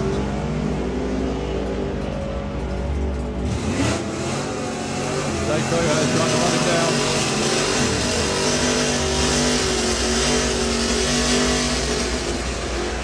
Well, it's another Nostalgia Superstock car taking the win. We've got a number of them through, in fact, haven't we? Yeah. So the alternate's going to have a race classed as a time trial, if you like. And they're two killer cars, let's be fair. Simon Innes, a former champion in Pro ET. And Dave Fulton, I mean, how did these two not get in the show? well, Dave kept breaking out, as we know. I think so did Simon. Yeah. Well, yeah, they did. Yeah. They were thousands. And Ronnie's come down as well. So They were thousandths of a second off their dial-in, but just the wrong side, unfortunately. this is where they go perfect ET. Don't. I know I shouldn't have said that, should I? Well, I doubt Simon Innes is going to run an 850 though.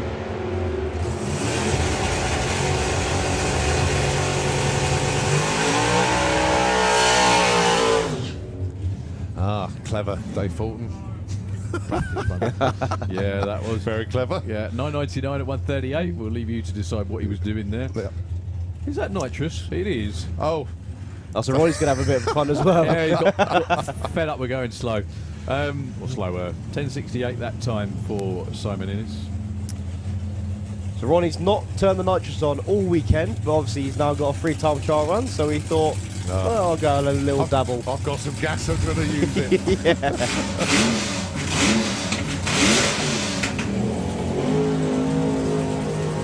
It must be really hard when you've got nitrous not to use it all the time, though. Especially when Look the at that. runs Arrow so much straight. quicker. 9 flat. Superb run. Yeah, we like that.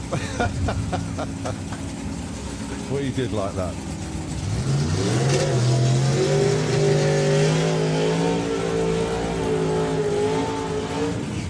Super Pro ET.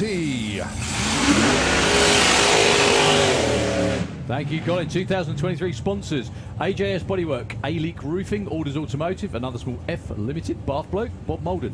He's not here this weekend, is he? BG Motors, Copy Print Depot, Fenny Racing, Garage Thomas Haas, Giles and Hartley, Services Limited. Sorry, Giles and Hartley and Giles Services Limited. Good Vibrations, Harry's Coachwork and Pit Equipment, Hauser Rakes Cars, and Holly Waters Dental. I'll leave it there just for a moment while we set up this pair, which is going to be two guys having personal best weekends from one end to the other. Tom Atkinson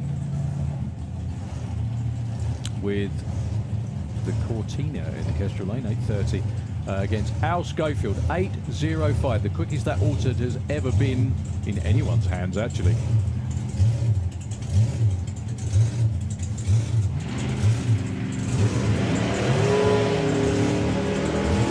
Well, Al Schofield can see there's fuel coming out of one of those pipes, which it should be burning, and it's not.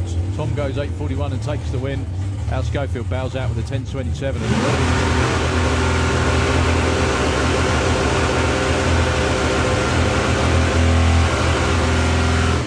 Very poorly engine. Right, can I have ET Bike into the pairing lanes, please? ET Bike. And continue on with sponsors. HR Racing, Hydro Hose, JK Foreign's Technic, Joe Kellett Racing, MJC Property Solutions, Pateman Racing, another one who's not here unfortunately, Pete Walters Race Design, another one who's not here unfortunately, Plane Racing, Premier Rosettes, RW Services and Custom Paint, S&B Racing, Solo Precision, Swinney and Son, another one who's not here, Team Time is Money, if just one, Ultra Plastics and Windscreen Wizards. There we go. Gonna go home now, I've done my homework. Well done, paid the bills. Right, Dave Russell would have been alongside JT. No, that's a very impressive list of sponsors. Thank you to everybody helping out. 64 and a 59. So this is going to be Stu Morris's first round of racing. Should have been against Steve Saunders. I saw them loading up this morning. Right, okay. So not sure whether they're broke or just happy with how things have gone so far, or there's something they need to take home and felt. They still had a great weekend. They've got a low 8-second race car. But Stu Morris gets a freebie. Talking about freebies, I believe Jack Brewster should be taking on Mark Cassell, but both are broke, unfortunately. Both? Mark is as well? Okay. Yeah, I think Mark spun a bearing. Oh no. 862. 866. That's a shame. Well, we saw what happened to Jack the other day. Unfortunately, swiped the wall. I can still see the mark over there anyway. The car didn't look that badly damaged, but they're going to take it home and get it all fixed up and hopefully be back in a few weeks' time.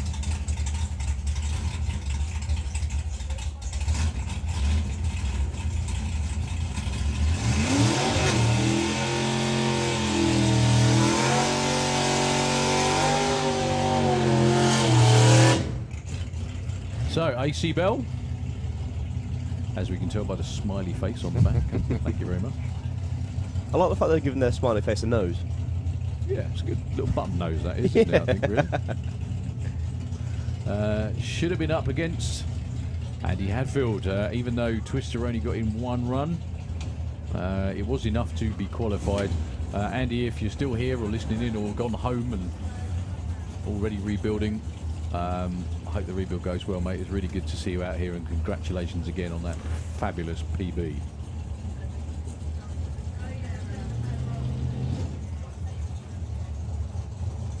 Well, he took the green light under his own power. I don't think he's taking the green light yet. He's still in stage. Now he has. There we go. 11-second reaction time. One for the books. And yeah, 81 as well. That's where the ET is lower than the reaction time. Yeah. 881 on an 870 dial-in.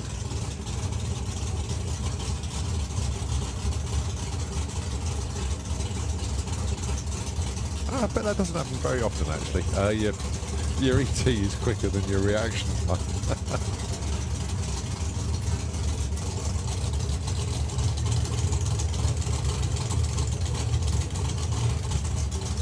So is that then Ashley Bell taking on Matt Peters below us?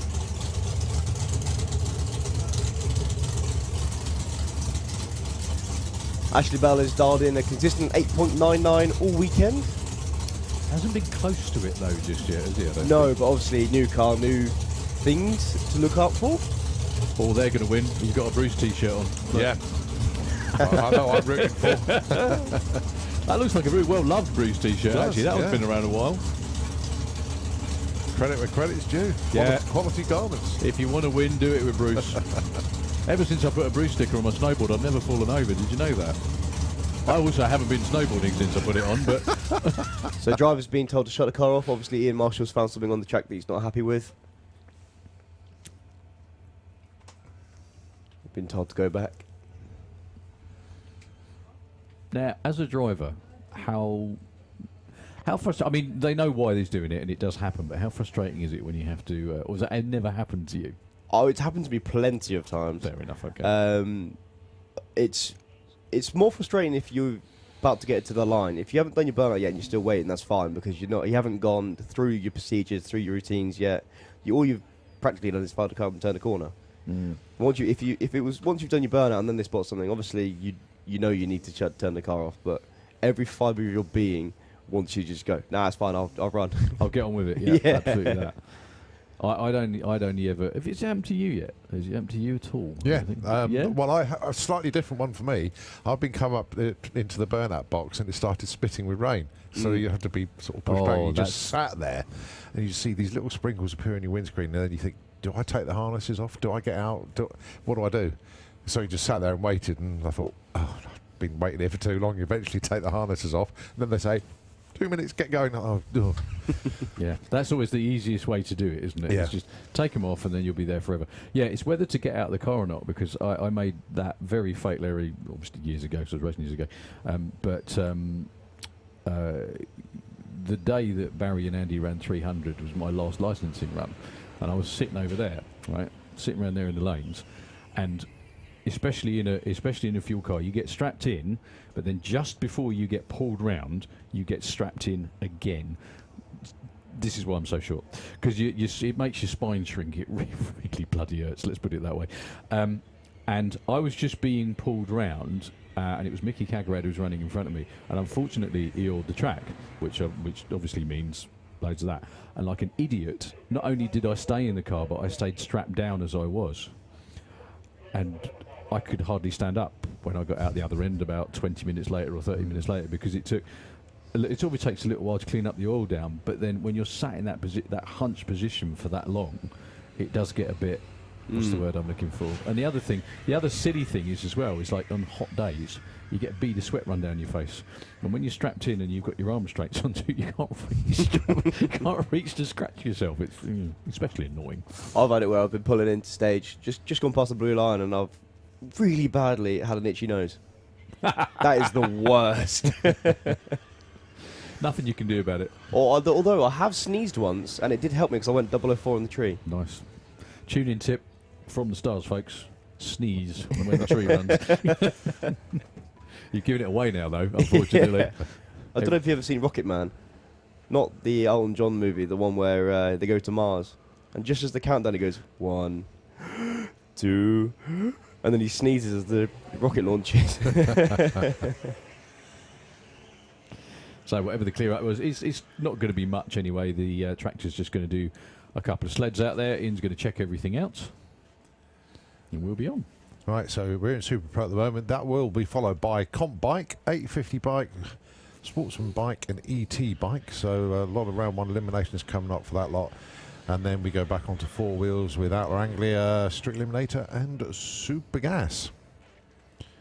But then having said that, we have given the, a while ago now, the 60-minute warning for Top Fuel. So it'll be Comp Eliminator and Top Fuel bike, not too far away, probably about 3/4 an hour for them. So what matchups have we got, Cole? So in, we got in Super Pro? Yeah. Lee Huxley, #1 qualifier, gets the bye run. Okay. So he has that one in the bag. You got the pairing below us here, Matt Peters and Ashley Bell. You got Alan Didwell taking on Scott Hauser, the two dragsters. That should be good.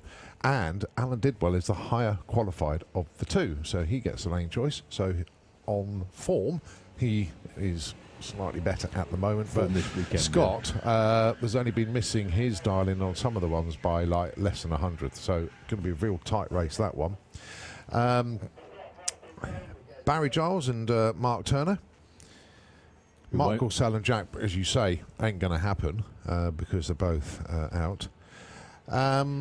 Joe and Kieran Ashley, and of course Joe Kellett, the two dragsters, with Joe leaving first, and Kieran will be chasing. Oh no, this is Super Pro, so Kieran will be leaving first. Joe will be doing the chasing. What will be interesting with that one is they'll have the same top end speed. It's just how they get there. Yeah, just about half a second difference between them. I bet you Joe's going to catch him about the Christmas tree, and then they're both going to be side by side the rest of the way down. Yeah. The entertaining race of the round, as in we haven't got a clue what's going to happen, be Andy Thetford and Pete Brown. Well, it's Rob Brown driving this weekend. It's Rob. Yeah, I know they entered as yes, Pete, it was. but Yeah, because the Rob's red changed. Yeah, that's right. I'll change it on there because it hasn't changed in the system. Yeah, so Andy, delighted the way the car is going this weekend because it's sort of doing what it's told. Obviously, there's a lot more performance in the car. The Maras is not doing as it's told. Not doing what it's told at all. You know, he's doing half-mile runs on each quarter-mile pass. So, yeah, that could be like a flip a coin race. We just do not know which way that one is going to go. Value for money track time, using all of it. Yes. Yes. In fact, he's used both lanes on one occasion paid as well. for it and I'm going to use it. That's it. So, refired.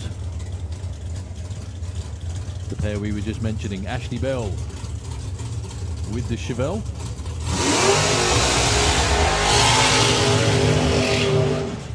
And Matt Peters.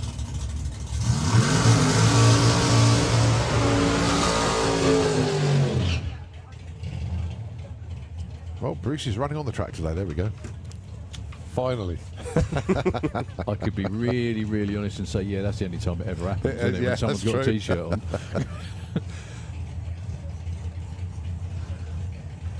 So, Matt Peters, well, Matt's been around in racing for quite some time. He's got a Pro Mod car at home. Unfortunately, I think it was about the main event last year, wasn't it? He launched the motor on the on a launch, and it was just after that he decided he wanted to go racing with Nick Good, who I think has 2 dragsters now left. He's got his own supercharged one and this one. Yeah.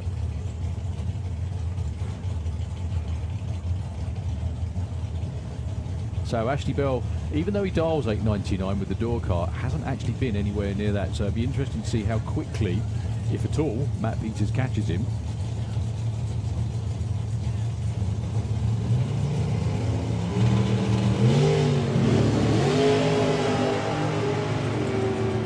Well, it's definitely one of Ashley's better runs of the weekend. It's going to be very close to the top end. Matt's caught him though, and he takes the win. That was better, a lot better actually. 9:18. 0.4 reaction time though for Matt Peters, and a backing off 7.73 takes the win. Here is that matchup then. Andy Thetford versus Rob Brown. The car that's behaving and the one that's not. Well, yeah. I mean, Andy Thetford hasn't behaved for a long while. It's just behaved this weekend, isn't it? Funny enough, Andy Thetford said to me last night, I said, "Has Darren managed to get my name right yet?" And I said, "No." It's a record I'm proud of. Yeah. It's funny, he said it to me last night.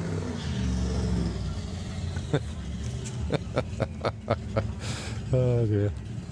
Did make me laugh last night, Andy did. So the Black Pearl taking on Rebel. I'm just going to use the car names. I'm sure I can cook those up as well, but you know. So Andy Thetford darling in 8.26, Rob Brown darling in 8.38. So Rob will be leaving first, and Andy will have a front row seat of seeing what Rob's up to, whilst he concentrates on his own run as well. So Rebel's got a lot more power than it's had previously. Just having a little bit of trouble harnessing that power. Oh, Bye Andy.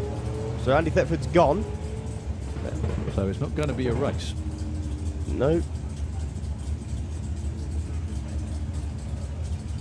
So it'll be a bye run then for Rob Brown as Andy Thetford turns off the track. He staged, got up a little bit on the trip and then just left. I think that may have been one of those things. We went to bring the revs up to move forwards and unfortunately got a bit carried away. So he's made the first turn off. As soon as he goes behind the wall, at least he's done the gentlemanly thing and got out of the way as quickly as possible. Rob Brown, just as they shut the gate at the top end. So there's a handbrake launch then for Rob, no trans brake that time. He's dialed in his PB, so if he breaks out, he's going to be the happiest man alive. He's not going to break out. No. Good effort though, 8.47, 159 mile an hour, nearly back over 160 again. I'd like to know the win margin is 0.8 though. That's interesting. I think he was off his styling. Oh dear. So Lee Huxley, as you said, gets the bye run. Who's he got in round 2, Colin? Who's that, sorry? Lee Huxley. Sorry, he's just gone there. Dave Russell. He will have the next round. So that's 2 cars then that have had bye runs in the first round, meeting in the second round. Street Eliminator for round 1, please. Into the pairing lanes. Street Eliminator, those of you who are left running, into the pairing lanes, please.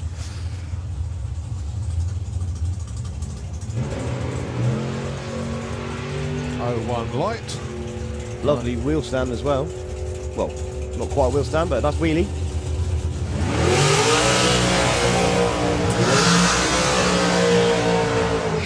He's going to take a lot of beating this weekend. Now, this really is a pick and race. It is exactly that. Previous form. Well, you can't call this one. It is too tight.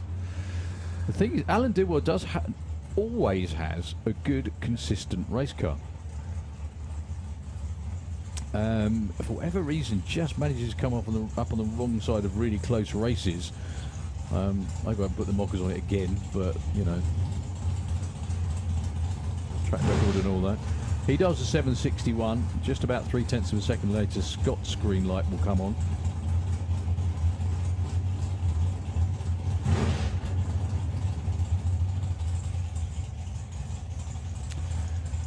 So the flame car in the Slicktrix racing lane is going to go first. Well, his green light's going to come on first. Whether he goes first is up to him.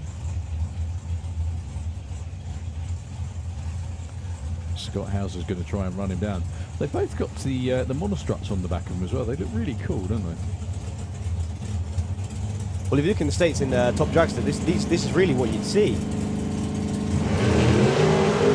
Alan did well up on the 2-step really early. Race on. Yeah, absolutely. Game on. Who's got the best race car at the top end? Alan Didwell. Oh, my word. Win margin of 0.2. He was just that bit closer to his dial-in than Scott Hauser. 7.35 and a 32 for Scotty. They were both 0.8 on the tree. Nothing in it, really. The prize for winning that pairing was a bye in round 2. Ooh, so that was extra kudos for that one.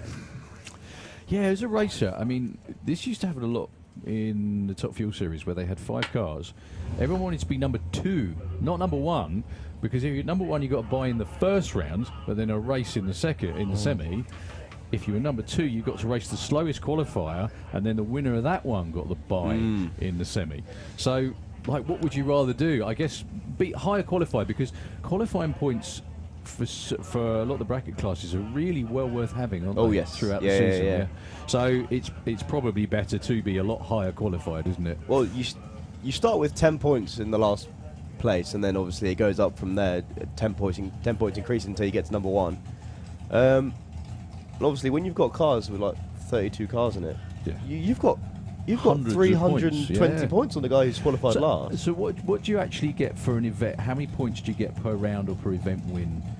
So per round, you get 100 points for staging in your first round.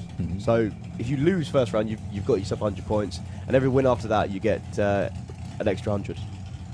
So if you win first round, you get through 5 rounds of racing, you could win. So you win the event, you get 500 points. I think it's a little bit more because I think you get a bonus for winning it, but I can't remember what that is off the top of my head. So Barry Giles on a bye run. No, Mark Turner unfortunately torched the head yesterday. Hope they get it back together ASAP. I'm sure Martin loved it. 7.37 on 32. So what I'm getting at is you get 500 or 600 points for winning the event, but for qualifying number 1 you get 300 potentially, or 320 or thereabouts. Depending on the number of entries in the class. So it drops 10 points per position, doesn't it? So I've seen it before where a driver has qualified number 1 and won the event, and they've got over 1,000 points, and the guy who's come runner-up in the event is 400-500 points less than that because he didn't qualify as well. Badly, Right, it's another good race actually. Kieran Astley going to go alongside Joe Kellett. Very quickly, Cole, sorry. That makes a lot of sense now why they absolutely try and nail it down in qualifying, because it's that important, isn't it? Well, 10 positions in qualifying is the equivalent of a round win. That's the way to look at it. That's amazing. So you can get 3 rounds on someone just by qualifying. And obviously, if you do that, you can't do it like that way every event, but over the course of the season, that's the difference between winning or not, I guess. So 2 dragsters, Joe Kellett and Kieran Astley. I don't think Joe did a burnout then, did he? He did a very small one. Fastest dial-in of the weekend for Kieran. He's dialed 790. Yeah, Joe, I think they've got engine issues. Do you remember he had a smoking issue yesterday? As long as Kieran doesn't break out, which he tries to. His first ever 7-second run, though. Kieran Ashley, 7.95, 177 miles an hour. Well done, everybody. Well done, Mick. That was fabulous to see. St. Kieran moves on to round 2. Commiserations to Joe. And obviously, Leah is going to have the same problem in Supercomp. Yes. Oh. In fact, I'd completely forgotten about their engine issues. Yeah, it was smoking through the shutdown area yesterday. So whatever it was, it's still running. Was still running. But yeah, he staged under his own power, but not going to be getting any points. So we have a licensing run for... Can we still call him Dave Suicide Smith? He seems to have dropped the suicide part. Now he's in Pro Mod, probably. Yeah, Dave Smith with the Stranger Thing 55 Bel Air Pro Modified. Unfortunately got Mike Lacey on the crew, but you know, you can have a Pro Mod, but you can't have everything. Just very quickly looking at the matchups from next round Pro ET. Lee Huxley taking on Dave Russell. Stu Morris taking on Matt Peters. Alan Didwell gets the bye. Barry Giles gets a bye. Kieran Ashley takes on Robert Brown. And Tom Atkinson's got AC Bell. Going to be fun. So, here we go then. Looks like ET Bike up straight after this.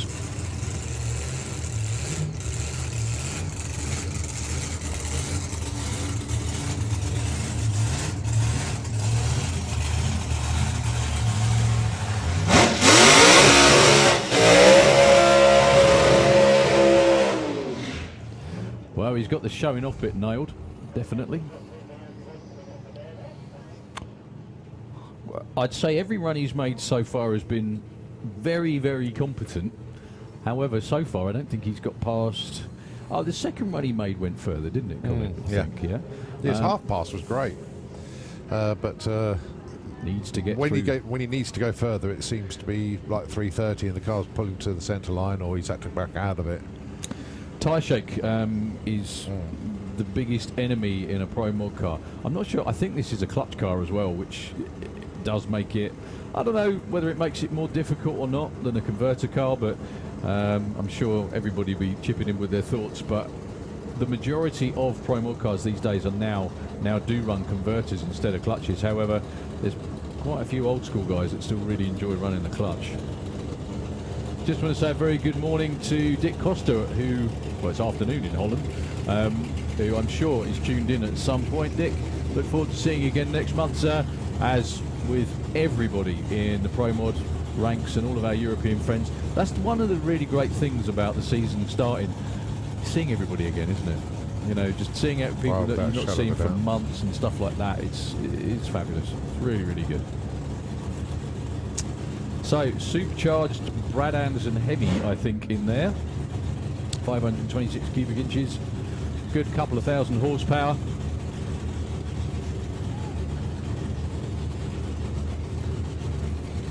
I think Dave's run as quick as mid-sevens in door cars before. This thing is a whole new animal, though. Or a whole new thing.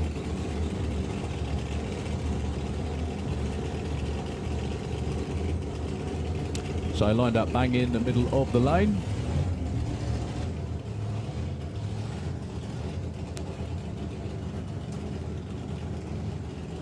I'm amazed someone asked our opinion. So good luck to Dave Smith. Hopefully all the way through. Very best of luck.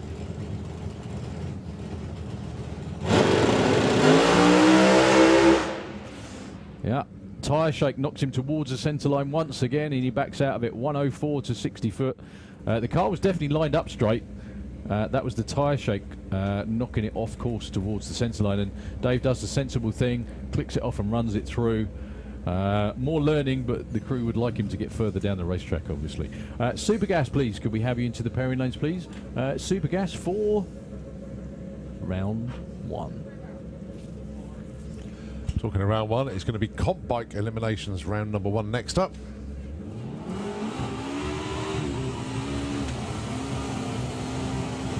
16 bikes put qualifying runs in. Whether we're going to see all 16 of them or not, we shall see. But your first pairing is going to be Mick Wynyard. There he is, just rolling forward from his burnout, going alongside Chris Neary. They qualified 10th and 7th respectively, both in the 7s.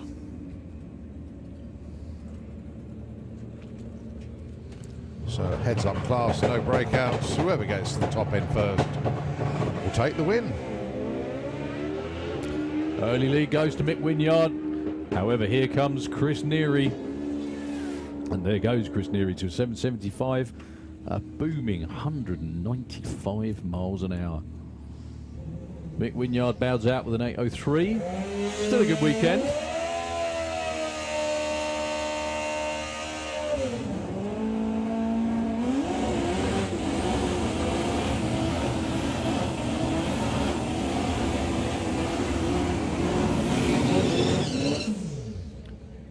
Paul Hambidge doing the best to run his crew down in the slick tricks lane. He was number 5 with a 733. Jasmine Caldell with the new combination, new bike to her, went 728. Again, nearly a second between them on qualified times. Doesn't matter now. It's all about getting to the other end first. Did you say it was Mark Smith's Pro Stocker? That Yes, one? yeah.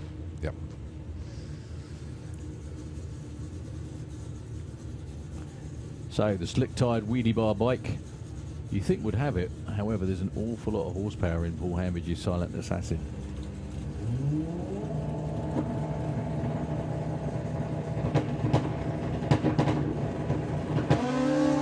Jazz gets the whole shot off the start line, but the bike drifts towards the centre.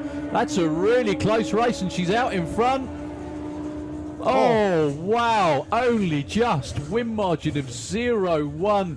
Jazz got him off the line by about 0.07 of a second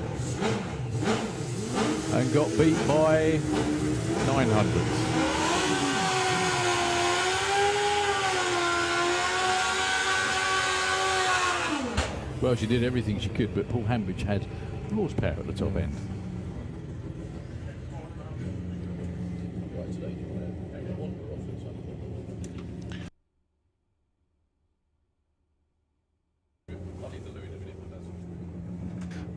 So, Sean Mills with the big CC machine.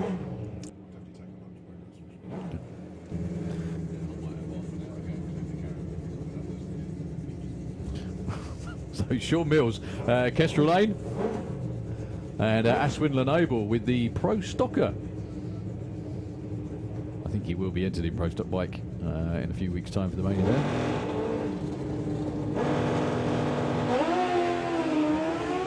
He was pointing that way already. If he can keep it off the wall, he's going to take the win because Sean Mills has got problems. 873, 154 miles an hour. I did see a shard of metal exit and stage left on Sean Mills' bike. Just see it glistening as it went across the track. So maybe something has come off the machine.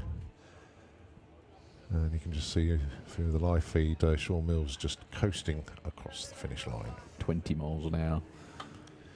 Yeah, maybe not the expected outcome, but I think that's almost, well, no, not everyone has gone through that was slower in qualifying, but again, that's why we pair them up and race them.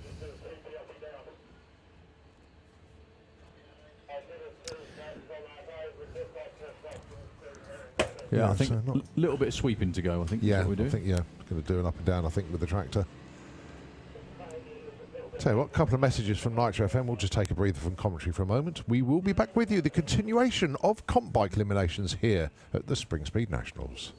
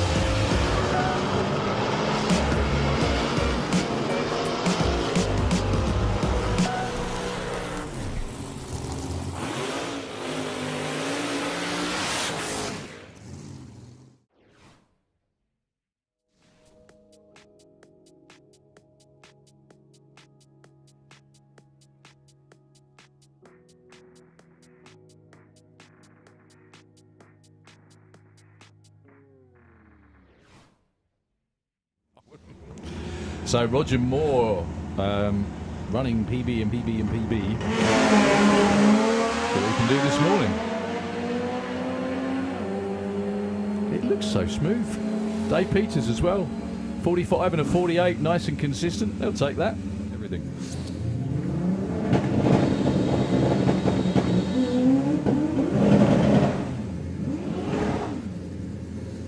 Well, he's just got to make it to the finish line and he'll get an ET.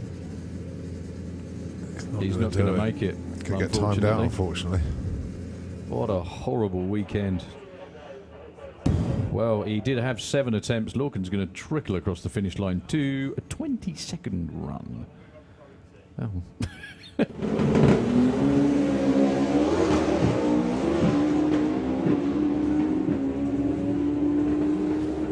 Get in there. 6.98 for Ross Morrison, 212 miles an hour.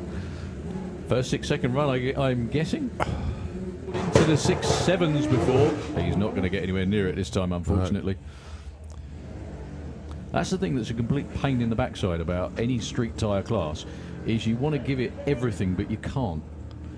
And you never know quite where the line is, and I think Jake unfortunately found out right then. So problems again for Daniel Lentz. He really hasn't had a clockwork weekend as they normally would. At least it was another round of qualifying, not in round 1. Oh yeah, you didn't want that in eliminations at all. Well, there's a hell of a long way to come.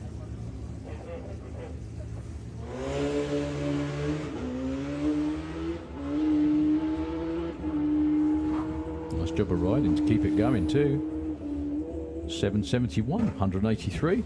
Currently.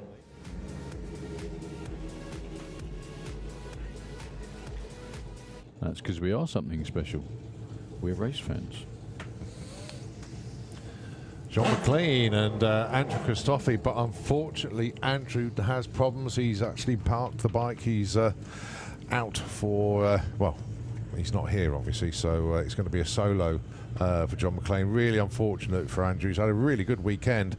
PB after PB after PB, 2 runs in the 7-second zone. So the bike is starting to show its true performance, but unfortunately unable to make the call for elimination. So it's going to be John on a solo. Well landed. Counting his lucky stars, really. Yeah, I think there might be a bit of a chunk out of the racetrack over there. Well, the good thing is he's still upright. He took the green light anyway, so he's through to round 2. It just depends on... Hopefully the bike's not dented or anything else as well. Yeah, Dave, whatever it is, wipes it off.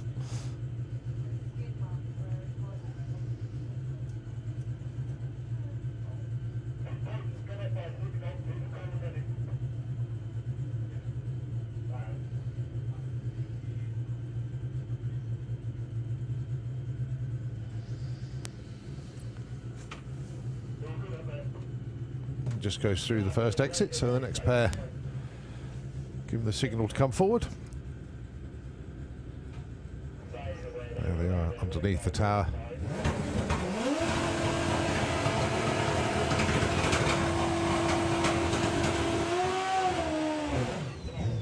Well, I say they. It's only Mark Dainty, no sign of Adam Burns, unfortunately. He was the number 16 qualifier, and it wasn't all going the way he wanted it to. So it is a solo for the number 1 man. Mark Dainty qualified with a 7.16.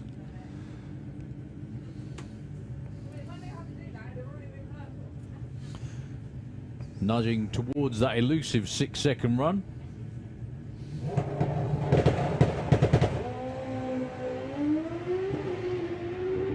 That's a really good looking run as well for Mark Dainty. 7:09. Oh, look at the speed. 199.7. I think he's been over 200 before, but I'm pretty sure that's his quickest run ever. 7:09. Congratulations to Mark Dainty. Very happy team as well. Excellent stuff. Well done. Okay, another one with Graham Dance did seem to have engine issues yesterday, so no Graham Dance for this first round pairing against Anna Sasiak. So the Rents will be racing in round number 2. So it's like a test and tune run, if you like, for Anna. He went 8.77 in qualifying. Very smooth. 8.65, finds a little bit more. 160.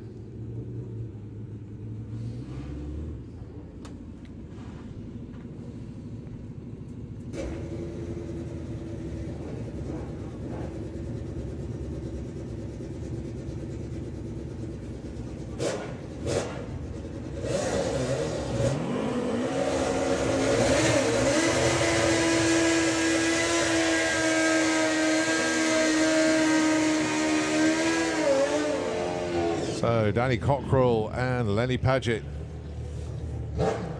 Now, if Lem runs to form on the stocker, this can be a good race. Even though he brought 2 bikes with him this weekend, none of them have performed anything like what he wanted to. The quickest he's been is 8.65. That bike itself has been down in the mid and nudging towards the lower 7s. Danny has been as quick as 7.33 in the Slick Tricks lane.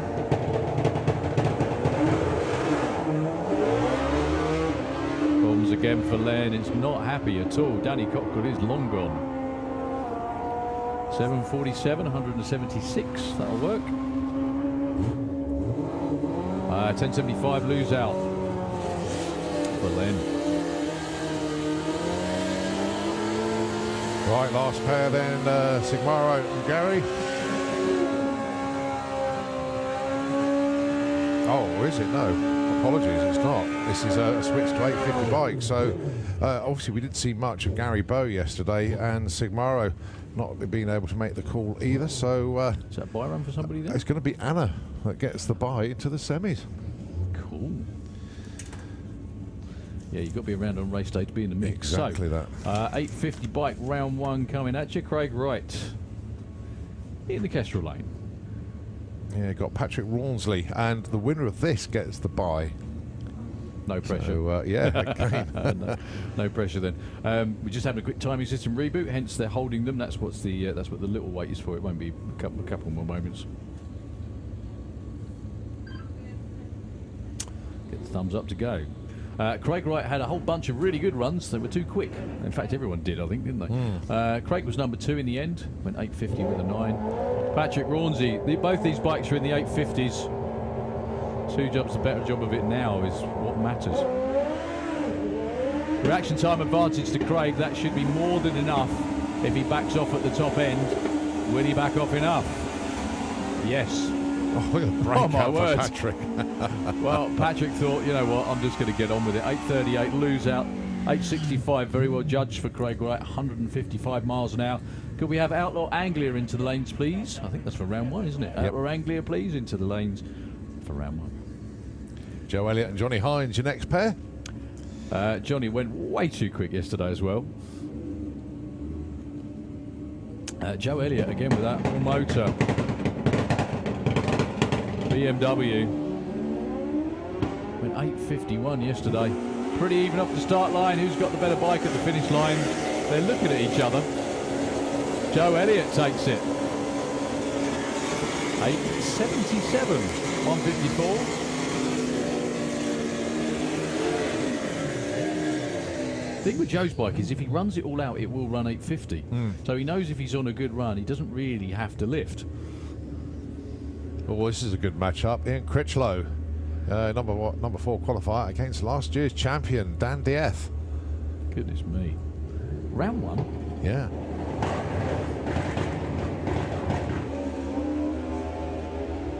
Dan was lightning quick on the tree. Critch is going to have a hard time running that down. They're both backing off, and Dan takes it on a big hole shot. Look at the size of that hole shot as well.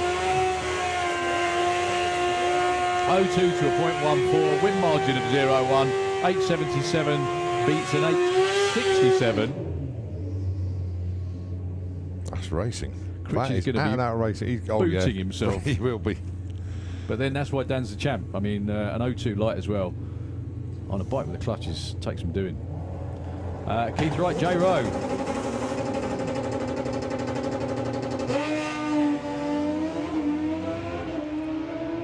Well, I don't need to tell you who was quicker off the line that time. Oh my goodness me! He still broke out. broke out by a mile. J. Rowe had so much in the bag that time. He was 0-1 on the tree. He did back off. Look, he only did 127 mile an hour. I bet. Do you know what? I bet going through the shutdown area, he can't believe that his wind light didn't come on then. He must have thought the bulb had gone. Oh, dearie me. He had 2/10 in the bag off the start line. Oh. Stacey Reid, Gary Malone. Gary in the slick tricks lane. Stace with Tutu on. Didn't get a 7-second run yesterday. And probably won't get it now if she's actually racing. She's going to back off. They're very, very even. Stacey takes it. 8.94. Gets to lose out 9.12. Do you know something that sticks out in this round of racing? No one's really been close to 8.50 yet, have they? No. They've all been very cagey and looking at each other and backing off, really. Brad Head should have been racing Paul Adams. No Paul Adams this morning, unfortunately.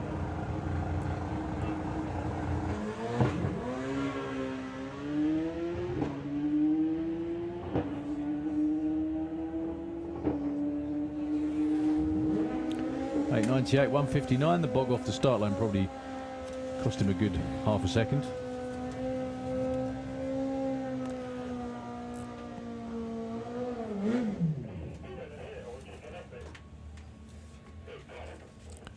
All right, so your number one qualifier then, Martin Hallett. In effect, just needs to break the beams under his own power, and he's through, but he'll take it all the way through.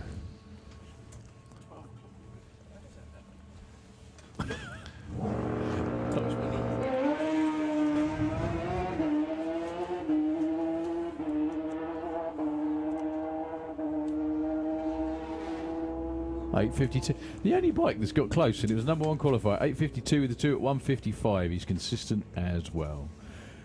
Sportsman ET, round number 1.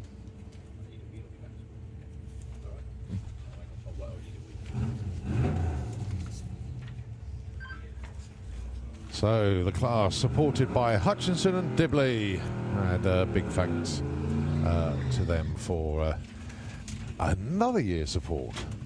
First up then, it is going to be a Havoc Beetle misdemeanor of Caitlin Wilson, a 16-second street legal Beetle going alongside a 12-second street legal Camaro. So basically going to be nearly 5 seconds between them, so Kirsty's got to be really, really patient on the line.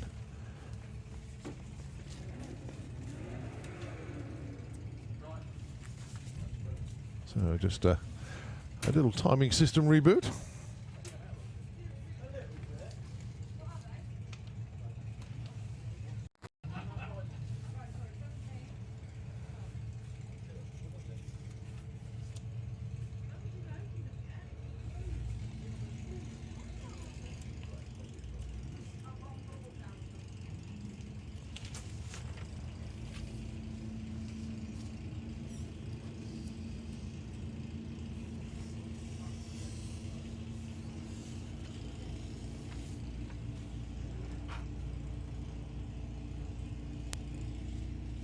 Tree now set, and the tree counts down, and Caitlin makes a move, and off she goes.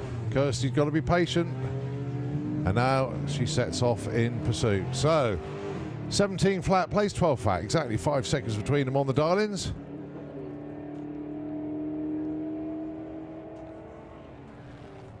$17.47, not enough. It's a 12.11 for Kirsty Tram. She takes the win, but 0.1 light for Caitlin. That was a fantastic reaction time. Kirsty a little bit late, but she had enough to drive around the Beetle. But fantastic weekend for Caitlin up to that point. Very well done. Next pair, Carl Magera and Pete Walters. It's the Tesla against the Merc, and it's 15.75 playing 15.22.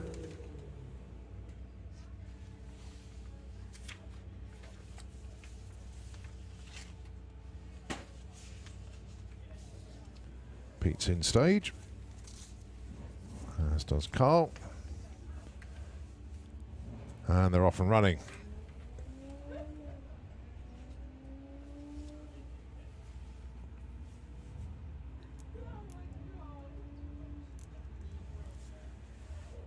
getting towards the stripe, and the win light comes on in Pete Walters' lane. He goes 15.43.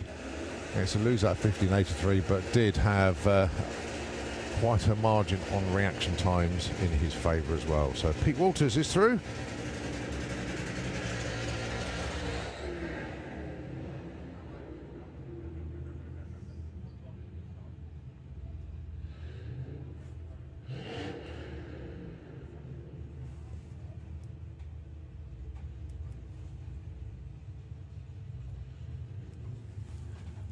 Right, it's the Mustangs, Debbie Taylor and Felicity Gibbs. It'll be the black Mustang in the Slick Tricks lane that will be leaving first, dialing of 17.10. Then the silver Mustang, 13.47. So quite a big weight for Debbie. As a former champion, Felicity Gibbs sets off. Obviously they need to get green lights, otherwise they'll knock themselves out if they go too early and pull a cherry.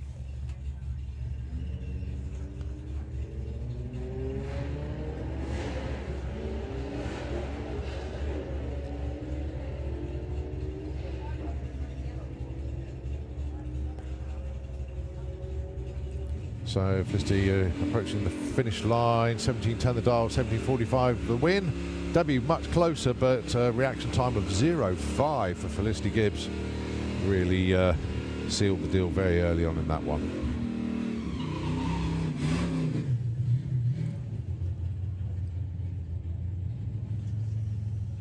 Stephen Giles and Bill Wilson, your next pair. 13.60 plays 12.31.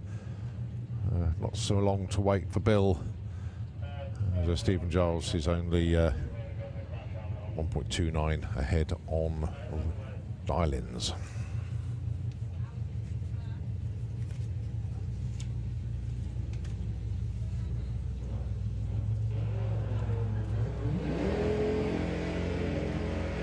Green lights a pair, always good to see. I'd rather lose a race at a stripe than on the start line. Close at the finish line.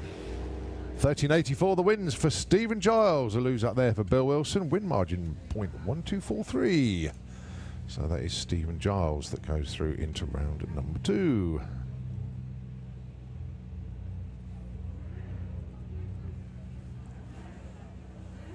Leon Sturman and Georgina Smith next up. The Jaguar and the Toyota. Georgina will be leaving first. 15.64 her darling. And then Liam, with the power flow supported Jaguar, chasing down 14.30, 1.34 difference on the tree.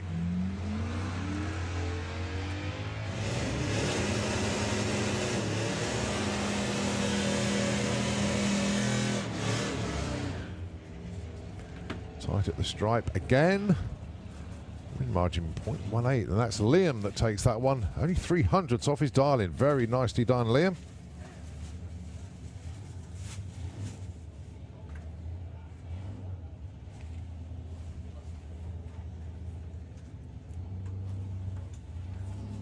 Jack McClure and Gary Lake. So the dial-ins for these two, 13.20 for Jack, but leaving first will be Gary Lake. The Arabian Night Trans Am. 14.16, been good in qualifying. Around 14.18. Oh, cherry on the tree for Jack, went a little bit too soon, so Gary Lake, the win light already on in his lane.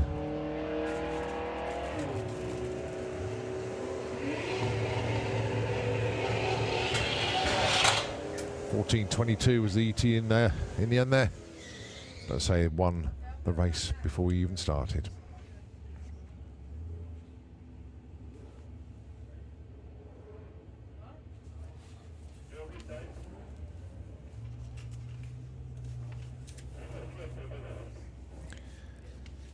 Troy Attree and Ashley Simons, your next pair.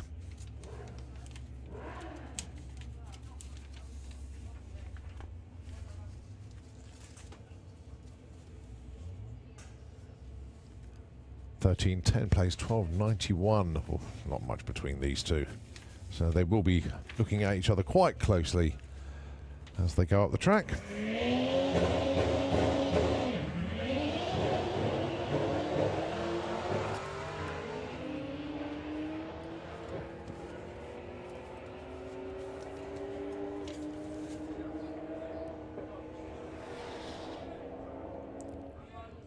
So the win goes to Ashley there. Troy broke out. He got there first by a country mile, but broke out by 0.03 of a second.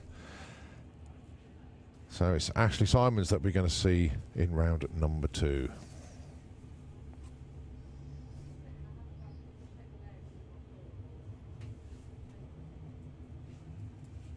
Steph Pateman and Susie McClure.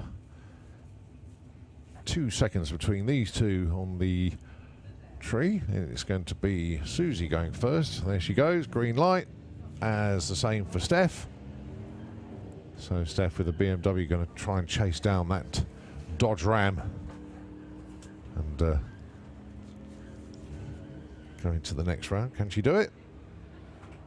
She can. 14.09 takes the win to a lose out 15.96. Win margin only 0.2 of a second. Finishing line cam shows the difference there as they went through. It's very, very tight indeed, but that's what 0.2 looks like in Sportsman ET.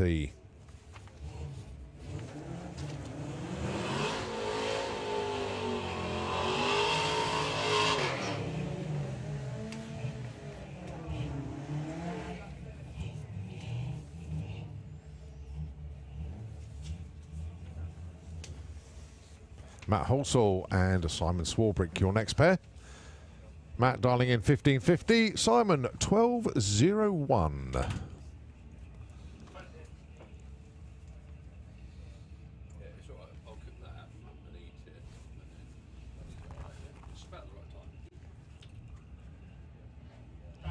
Just on hold, just for just a little bit of bit of grooming, if you like, in the slick tricks lane just before Simon comes up to the line. It'll take seconds to get that sorted out. In actual fact, they're nearly done. Yep, they're finished. So Matt Holsall and Simon Swarbrick coming up then. So Simon's going to have to be a little bit patient anyway. Just under 3.5 seconds difference on the tree. Matt going first with the Escort.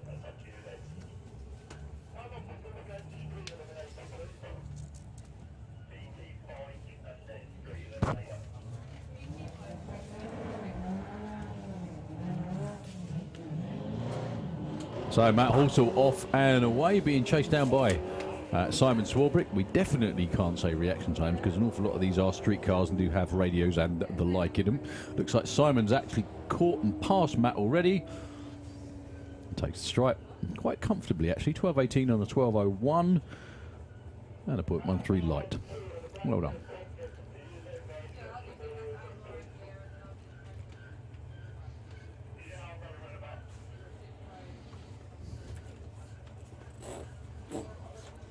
Well, we've got Chris Cresswell on a bye still to come. Steve Mellors and Mike Franklin. Jago Stokes and Brian Huxley. And this is Ashley Clark alongside Holly Walters. 15.35 for Holly. Ashley 19.40.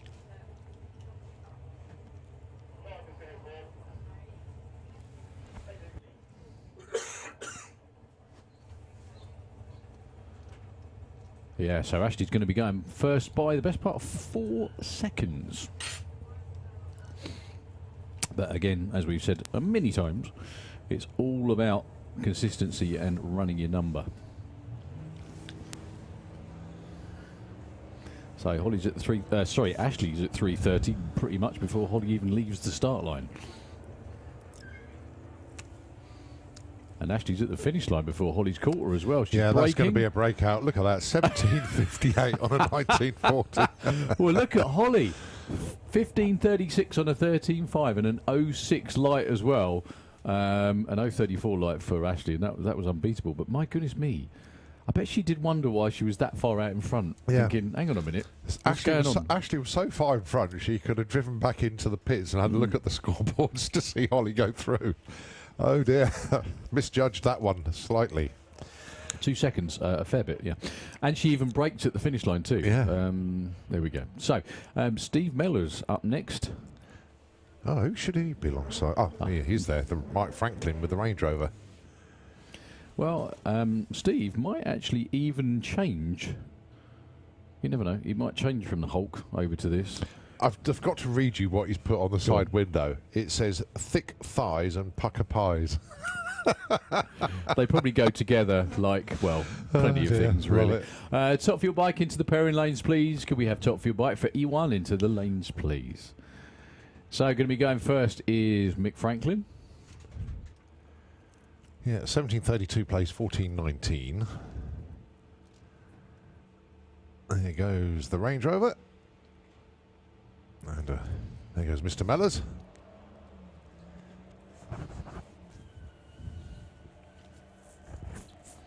Well, Mick is way out there in front. He's still way out there in front. And he takes it. Yeah, 1730, only by 200s. Look at that. Big breakout for Steve Mellors, though. 1392 and a 1492. His day's done. He was pretty much done on the tree, actually. Mick Franklin with a .10 reaction time. Steve Mellors with a half-second one. Yeah, that was a tap on the roof saying, come on, son, off you go. Yep. Chris Creswell gets the bye run here. Number 1 qualifier. 15.15 with a 4. On a 15.15 dial and gave him that number 1 spot. And he sticks with the 15.15. I didn't know being a sleeping beauty was contagious. Yeah. Well, certainly not for Chris Creswell. A 0.6 light.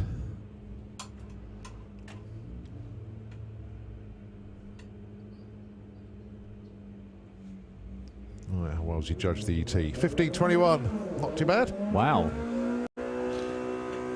So he's got former champion Felicity Gibbs in round 2. That'll be a toughie. Right, just 2 pairs to go. This is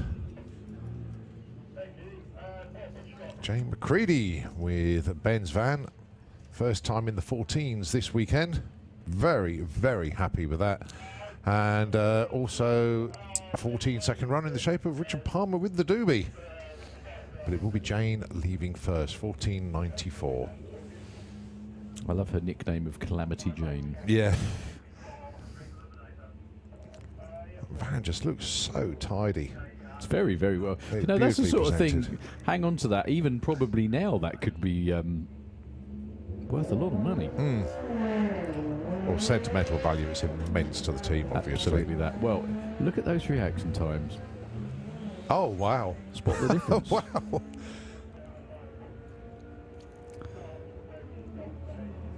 Right side by side. Jane is out in front, but closer to the dial-in.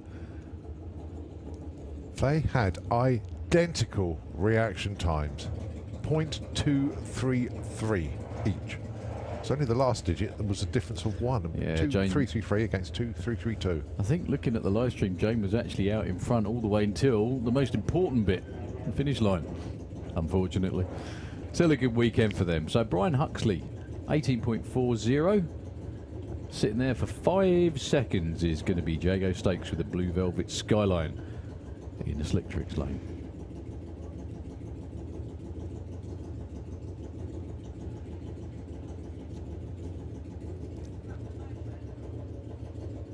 There goes Brian.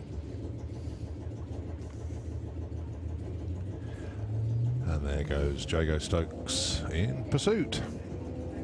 Not the weekend that Brian started. Not the car the weekend started for Brian. But this is what he's going to be continuing with, hopefully. No, he's not. Sorry. Look at the win margin. 002. Jago Stokes takes that one. 13.56 against the loser, 18.55. I was only giggling because the timing of your words there were perfect. He's going to be continuing with this one. Oh, he's not. No, he's lost. Whoops. And that's a wrap for Sportsman ET. So it's Mark Huxley and Darren Huxley's still in, and Lee Huxley's still in, aren't they? Yeah. All right, number 1 qualifier, Scott Collier. How happy was Scott yesterday in the Collier? Very, very happy. Not as happy as my kids after they introduced him. 4 inches. Deary Wow. me. That was a very, very close race. Yeah, not as happy as my kids yesterday. I took them around to see the Colliers, the good friends of ours. And Scott actually fired the bike up and he got the kids to play with the throttle without telling them what was going to happen when he did. And Really? they nearly pooed themselves. Oh, it was absolutely hilarious. Didn't stop them doing it again and again, though. But anyway, thanks ever so much to Scott and Jerry and Sky and Sharon Byron for Scott being number 1 qualifier. 962. Falls off slightly. Only slightly, though. So is this one of those ladders where he's got a buy run in round 1, but someone's going to have a buy run in round 2? Yeah, no buys in round 2. The next buy kicks in round 3. Okay. So Casey Holgate and Justin Morton. Casey, Kestrel Lane, 12.60. Basically, this is the same kind of thing you've been watching. Oh, Justin goes red. Oh, I was going to say, same kind of thing you've been watching with. They predict their own times, and then the tree runs in a stagger based on that. Oh, dearie me. 10.09 as well for Justin Morton, but a 0.24 red. That's quite a big one. Yeah, it just rolled forward. Curses is the word. Well, the one you can broadcast anyway. Yeah. Yes. Other alternatives are available. Dave Grundy and Robbie Dobby, your next pair. Dave Grundy dialing in a 10.52.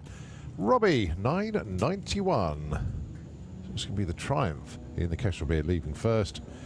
And then Robbie on the Honda. Goes red. Oh, so Dave Grundy is through to round number 2.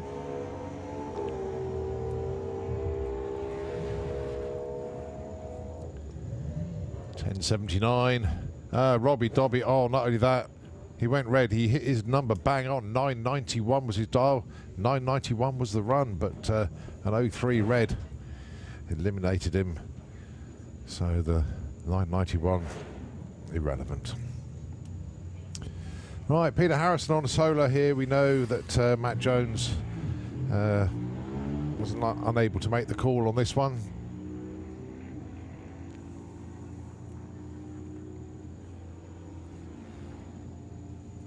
Peter Harrison dialed 1080, went 1078 breakout, but as I say, he was on his own, so no problem there.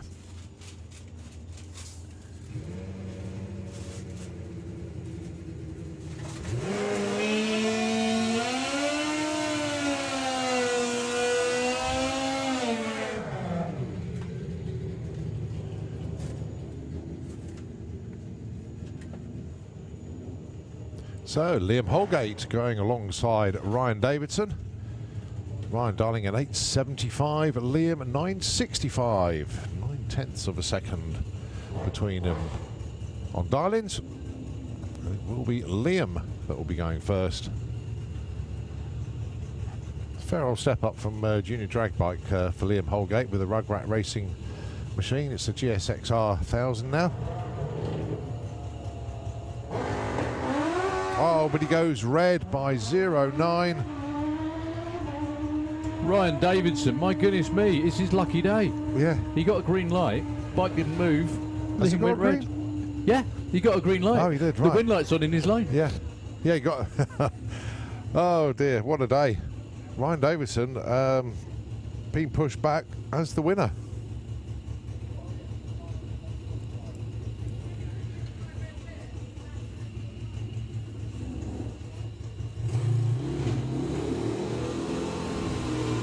$10.33 was the run at 138 for Liam, but that 0.9 red has ended his day.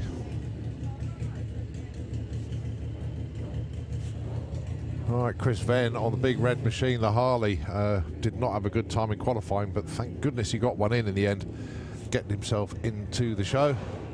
Going alongside Michael Gooding. Michael dialing in 872, Chris 990.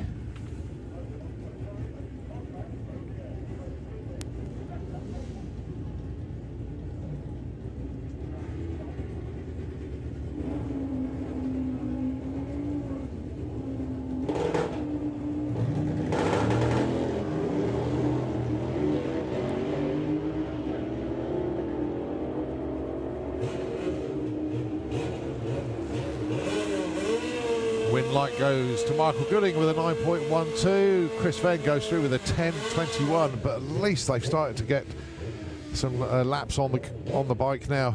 Really, really good to see that. Can we have Super Pro ET into the pairing lanes, please? Super Pro ET into the pairing lanes, please.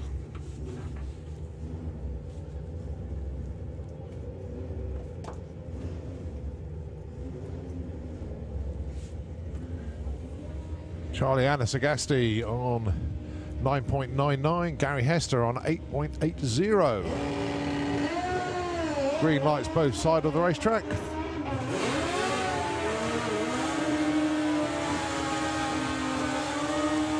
And the win light goes to Gary Hester by 0-2. 8.82 against a 10.13. Reaction time advantage to Charlie, but Gary rode round him at the stripe.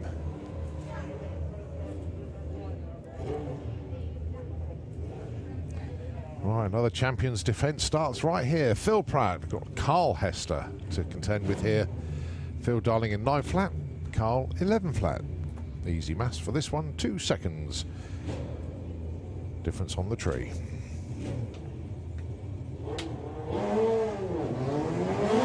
Oh, and Phil Pratt goes red. Oh, boy.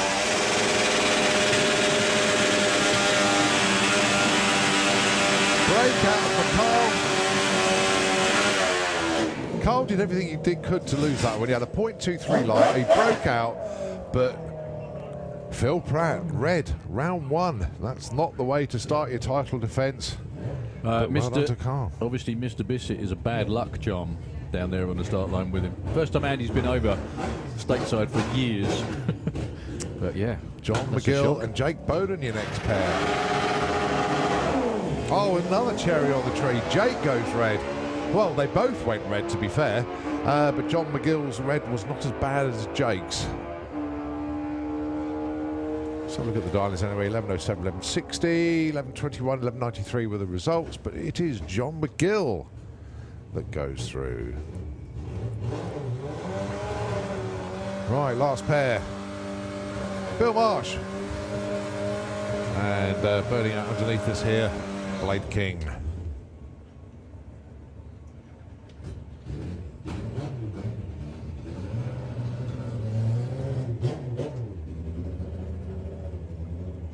$8.95 dialer then for Blade King on his new to him Hayabusa.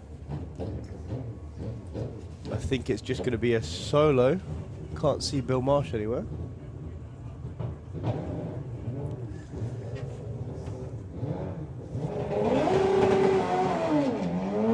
Well, he goes red, but it won't matter because it is a buy run. And only an 0-1 red at that. He goes 950 on his 8.95 dialing, so he'll be through to the next round.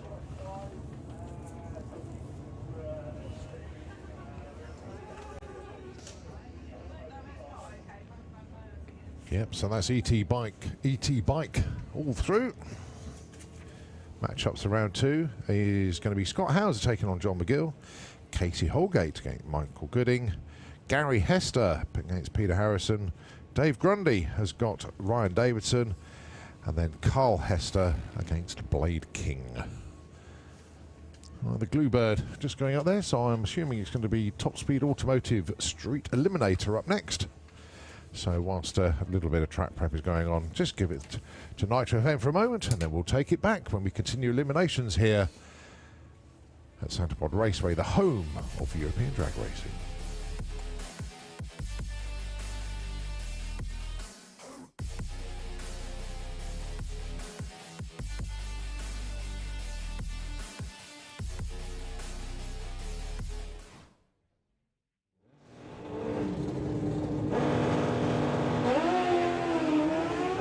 He was pointing that way already. If he can keep it off the wall, he's going to take the win because Sean Mills has got problems.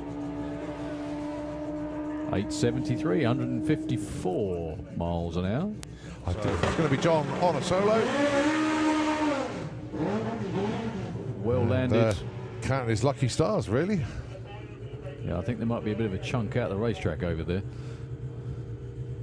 Well, the good thing is he's still upright. He took the green light anyway, so he's through to round 2. It just depends on, hopefully the bike's not dented or anything else as well. Yeah, Dave, whatever it is, wipes it off. Can run.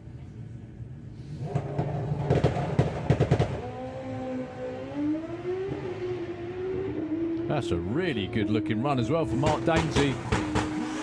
709. Oh, look at the speed. Number 2. So it's like a test and tune run, if you like, for Anna. She went 8.77 in qualifying. Very smooth.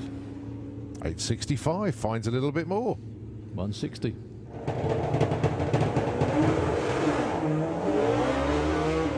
Bombs again for Len. It's not happy at all. Danny Cockle is long gone. 747, 176. That'll work. Patrick Raunsey. Both these bikes are in the 850s. 2 jobs, a better job of it now is what matters. Reaction time advantage to Craig. That should be more than enough if he backs off at the top end. Will he back off enough? Yes. Oh, look at the breakout my word. for Patrick. Well, Patrick thought, you know what, I'm just going to get on with it. 8.38, lose out. 8.65, very well judged for Craig Wright. 155 miles an hour. So, BMW went 8.51 yesterday. Pretty even off the start line. Who's got the better bike at the finish line? They're looking at each other. Joe Elliott takes it. 8.77, 154. Dan was lightning quick on the tree. Critch is going to have a hard time running that down. They're both backing off. And Dan takes it on a big hole shot. Look at the size of that hole shot as well. Snap the input shaft. Oh yeah, I did see that actually. Yeah, that looked quite. That's what nitrous does, isn't it? I think.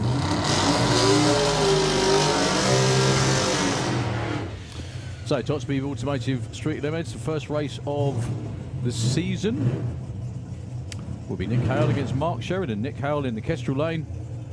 Ran a 10.53 in qualifying. Mark Sheridan ran an Are You Kidding Me 9.13 in qualifying. I only say that because that is a nailed on 6-second street car. Well, he's doing 6-second mile an hours even when he's running 9.1s. Well, when he ran it was just that, honestly, that was ridiculous yesterday, running a 10.10 at 197 miles an hour. Yeah, the problem they've got, the turbos aren't spooling properly. Is that what it is? Yeah. Well, he's already started spooling it up, but he's not even in stage yet. Ah, he's rolled through. That'll be a bye run for Nick Hale. Yeah, Mark Sheridan trying to spool it up, but the brake's not holding it, or the line lock not holding it on the start line. Not quite sure how that works. H has got his head in his hands.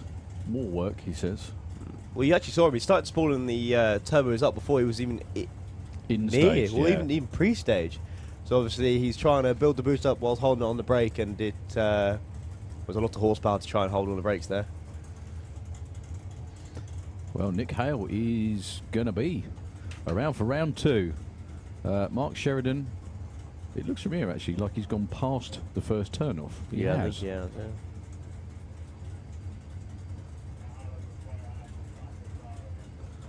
Ian on the start line rate, sending radio messages down the other end saying, where's he going?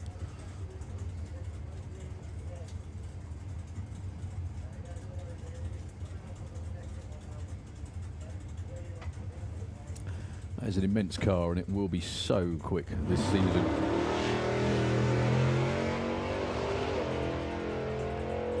There goes Nick Hale then on his freebie to the second round.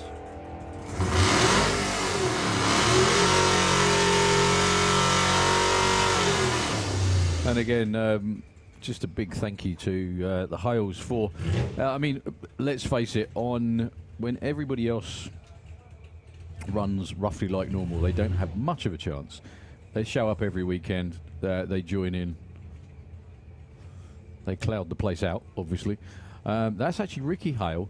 Both of the Hales going to be in round 2. Should have been against Graham Smith. Graham, as Colin just said, broken input shaft. They went to use the nitrous for the first time.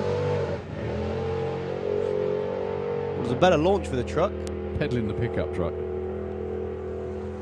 He went 9.46 yesterday.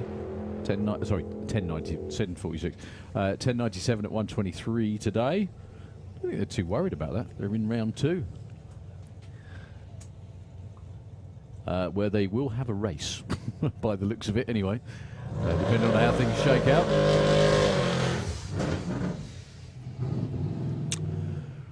Right, this is unbelievably, this is what I find quite amazing here.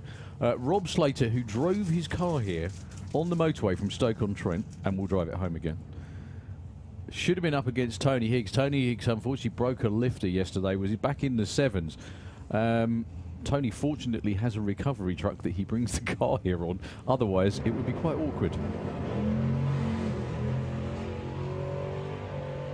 Rob yesterday went 9.71. I think that might have been his first 9-second run with the Tri-Chevy. Even quicker, 9.68, 146.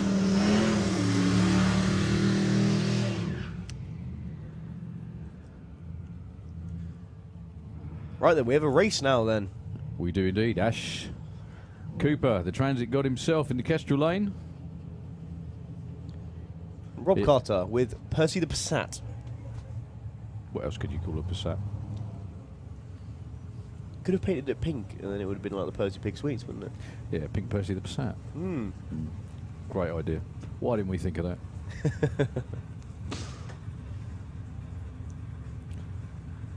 that? Some bigger meets on the back of Ashley Cooper's Transit as well. I don't think he's been down into the 9s. Oh, he did get in the 9s, I beg your pardon, this weekend.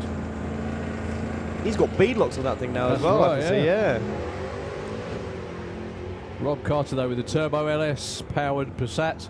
They should roll out the factory like that, frankly.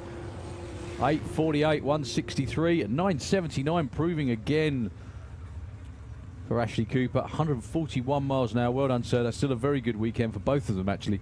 And Rob Carter is into round 2.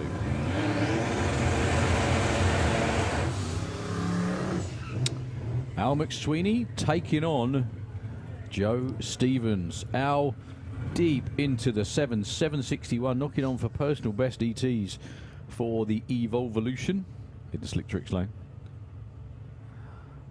Joe Stevens with the all-new combination, bigger engine. Lots of good stuff going on with that Hillman. Not something you normally say out loud, is it really? New engine combination in the Hillman. You said that in normal life, people would go, what? They folded 40 years ago. Yeah, the Sunbeam Stiletto. In the Kestrel lane. Heads up race again, don't forget. Now, Joe went 9.21 in eliminations. He's been well into the 7s before with this thing, would you believe? Maybe not the time to turn it up just yet. But Al McSweeney's still got to beat him. He's also got to get into stage. No. I think Joe is obviously having problems building boost and moving forwards. Al McSweeney got away with one there. Screeched the tyres off the start line.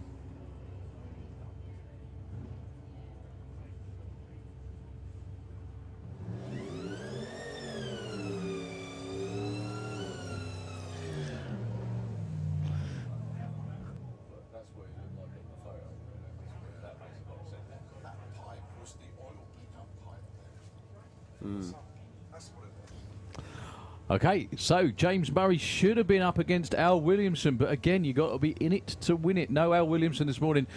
Big shame. So cool to see the pickup back. I hope it's not too badly damaged, whatever the problem is for the Howlin' Hauler team. It looks absolutely immaculate. It's probably the tyre shake doing damage off the start line. So, James Murray run a quickest to 10.30 in qualifying. 10.39 again. 132.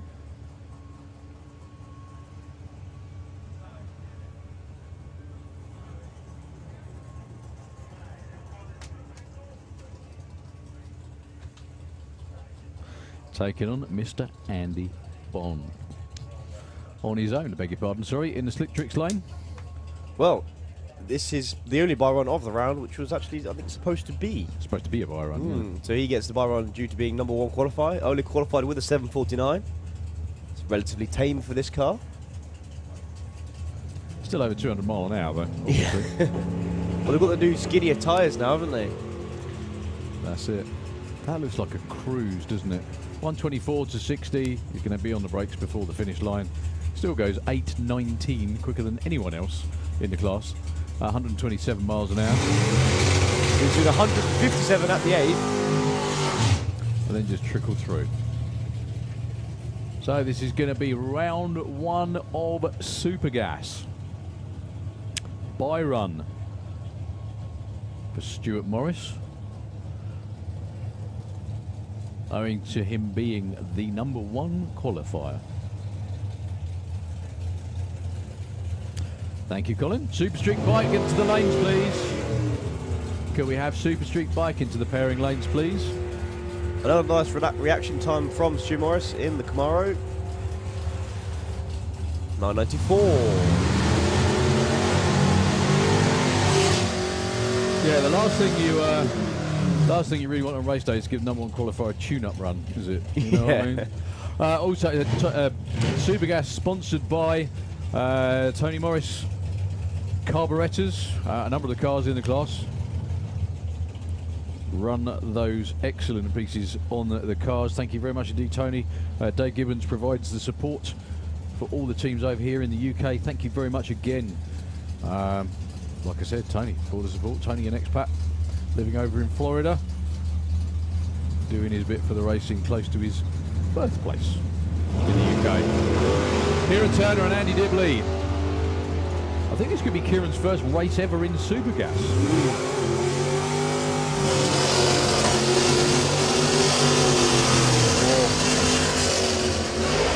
Breaks out with a 985. He wasn't going to win that one though. He was nearly 004 at the finish line. Well, that was Andy Dibley taking the win. Yeah, he had 900s in the bag. Obviously, he couldn't win that, even if he ran perfectly. He wasn't going to get there first. Still did a brilliant job of keeping next to Dibley though. 008 at the finish line. Dave Fulton, Mark Huxley. So Dave Fulton's already had a test this morning, but obviously that was in Pro ET. He was an alternate, but they gave him a run anyway. And in fact, Mark Huxley's had a run this morning as well, also Pro ET, yeah. But obviously he's racing in that. Well, there was you could see the reaction time difference. I don't need to tell you.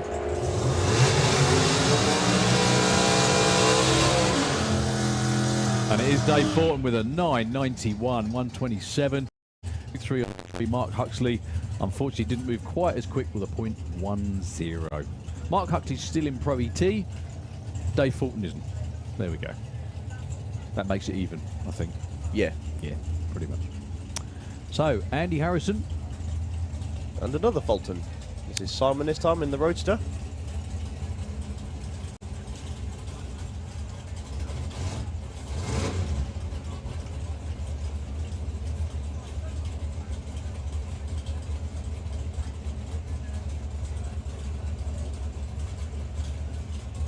So Andy Harrison only qualified #6. He won the Super Gas Championship not that long ago.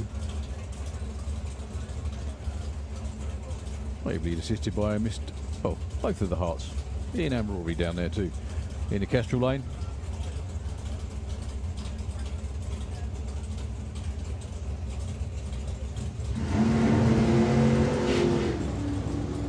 My word. That's right, Thomas, we get used to when they leave the line, we do that every time. We look left at the screen. What a great race that was, especially if your name is Andy Harrison. Win margin 0-1 at the finish line.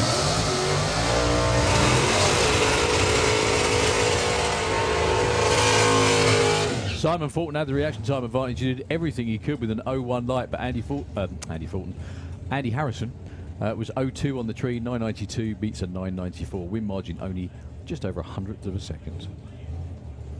So first race for a while for both of these two, actually, in this class at least. Stu Doyney with the Roadster, and Dan Page with John Morton's car. The winner of this one, no pressure fellas, gets a bye run. Oh dear, problems for Dan. As long as Stu doesn't break out though. He's been around long enough to know. He's still going though, and he doesn't break out. 10:14 at 1:43. He was 0-4 on the tree. I know that Dan Page wants to say a huge thank you to everyone that's helped him get here this weekend. And it's so good to see that car still out there racing.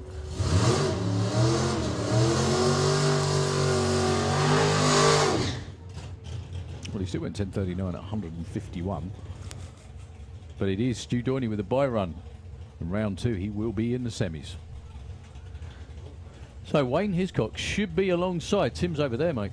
Problems for Tim Moore. He's actually out of the car, the 55 Chevy.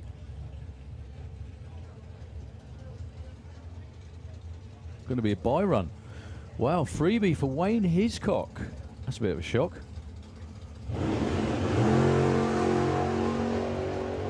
And absolute commiserations for Tim Moore. Lifting out 1,000 foot, coasts to a 981. He's only doing 101 miles an hour, but he's still too fast.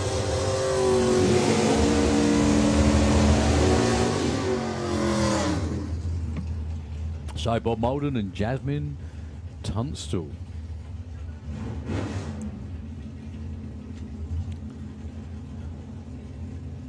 In qualifying, Bob was closer to the number. Bob's one of those that has to sort of count to 7 or 8 or something and then lift at the finish line to try and run on the 990 number, because this car will run in the 9.4s and he doesn't have a throttle stop. Jasmine's car does, though. You'll see her car leap off the start line and then trundle along for a good couple of seconds before the throttle stop kicks back in again. There we go. So Bob's going to disappear. Throttle stop comes back in on the Roadster. Bob's then going to slow down and they'll go over the finish line almost exactly at the same time. Bob, 997, beats a 10 flat. He was 400ths in better in reaction time off the start line. And the win margin was 0.5. Good race. Round 1, Outlaw Anglia.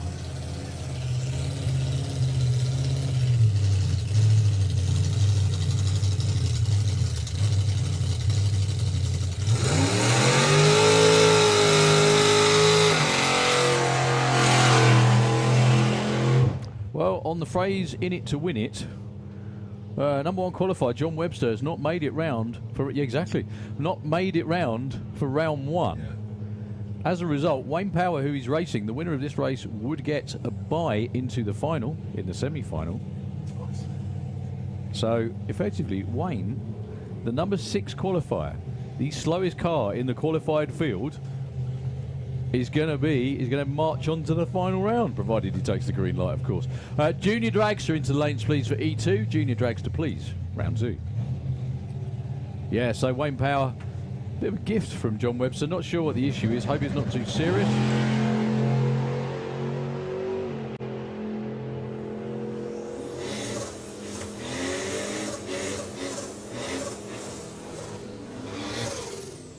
.10.45 at 1:28. Nice job. Well, this looks like another bye run. It is as well. No Mick Taylor. We saw Mick yesterday morning. He got pushed back from the start line. Ben Kennedy with a freebie to race the winner of the next 2.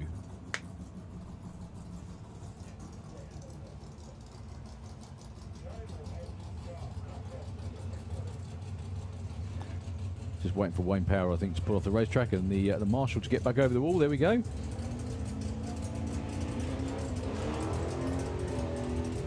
Now that's more like it. That's a lot quicker. That car does have 9-second potential. Like that. 987, 130 for Ben Kennedy. That's his fastest run of the weekend.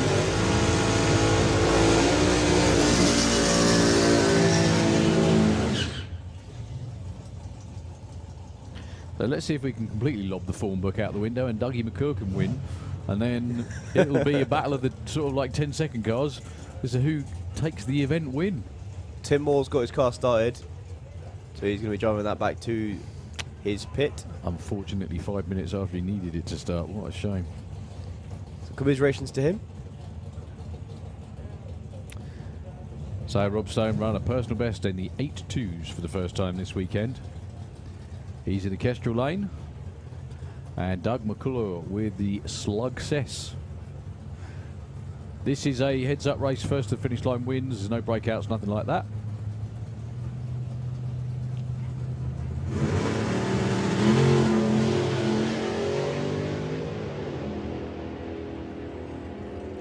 So Rob Stone will be taking on Ben Kennedy by the looks of it. 8.65 at 150. A nice lose out. 10.33 at 1:31. Also drifted all the way over to the right hand side. I'm guessing to take the turn, but hoping to take the turn.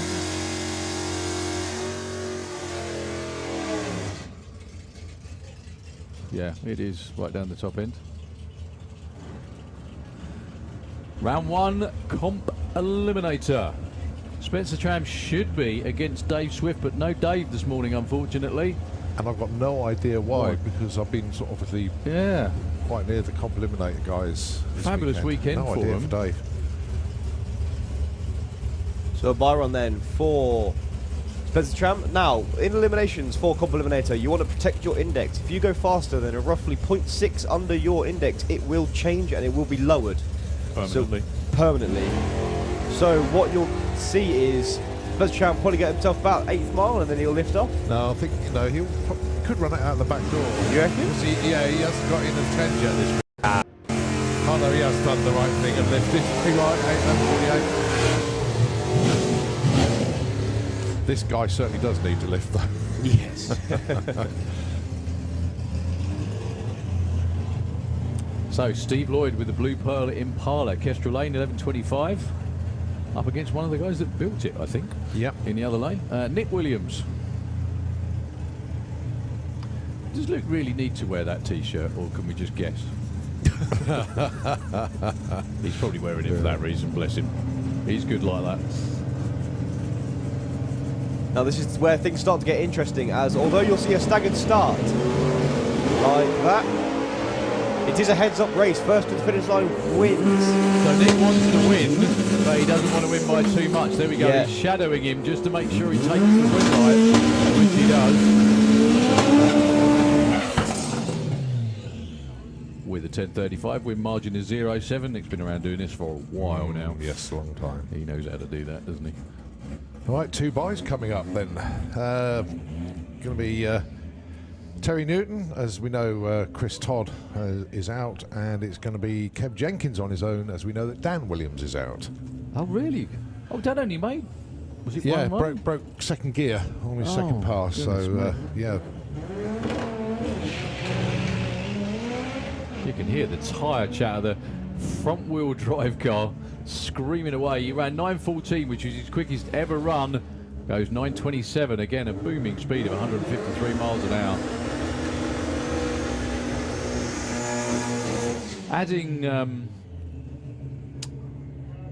Adding front-wheel drive classes into comp is a bit of a stroke of genius, really. Oh, definitely. It's a great idea, really mixes it up, and there's a lot of them that could be very competitive as well if they do decide to come and join us. Well, they will, because don't forget, Ahmed Jamshed will be back at some stage this year. That's right, yeah.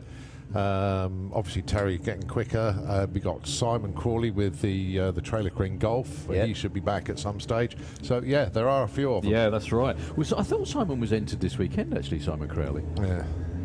Okay, so it's going to be a buy run for Kev Jenkins, slowly but surely sneaking up on where they were last year. Although they've got to sneak about 3 seconds off to get where they were last year.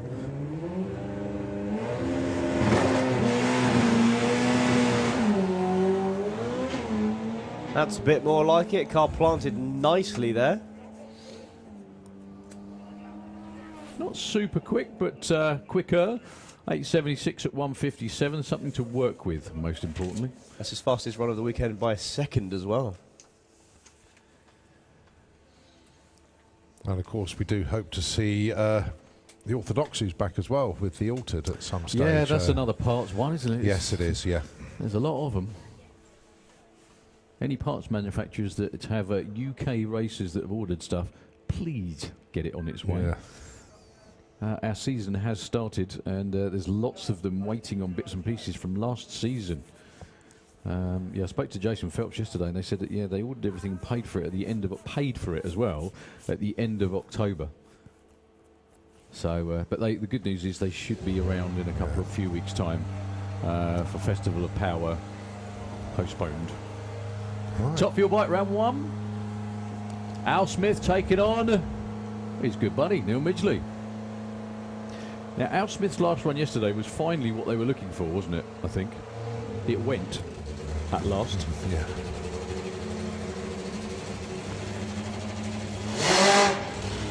the UK's only 2 5-second motorcycles.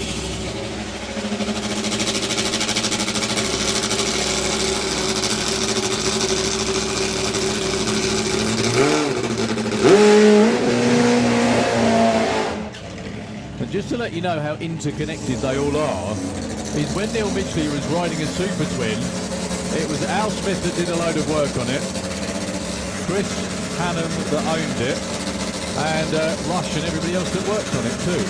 So they're all good friends.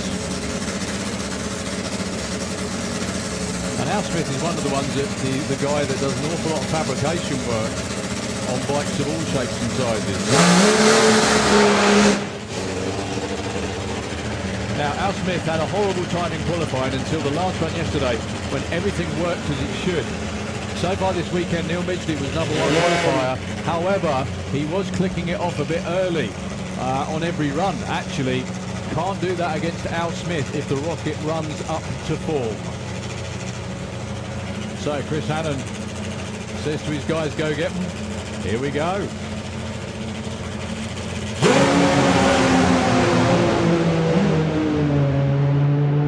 Don't get the blocks, Al, don't get the blocks. He didn't listen. 670, 157. Now, I'm not sure whether that will stand. No. It won't, because he's no. taken the 1,000-foot ones as well. Oh, Al, what a great shame. Well, Neil Midgley gets away with one. Really gets away with one. Shook the tyre about 100 foot out and backed off the throttle. Al Smith kept going because obviously he didn't know where Neil was, and he knows that Neil's got a serious top-end charge. Stayed with it and tried to keep it in his lane for as long as he could, but just punted the blocks right at the finish line. That's got to be a gutting way to lose. Al's 60, numbers. Look at the short numbers there. Wow. Pro ET into the lanes, please, for E2. Pro ET, please. Yeah, quick numbers for everyone out there listening in. Al Smith was 106 to 60 foot, 4.13 at 186 to the 8th mile. He's been quicker than that before. Neil Midgley, though, 0.97 to 60 foot. Every time that bike runs about 96, 97 to 60 foot, it shakes the tyre just out there. Probably a little too much.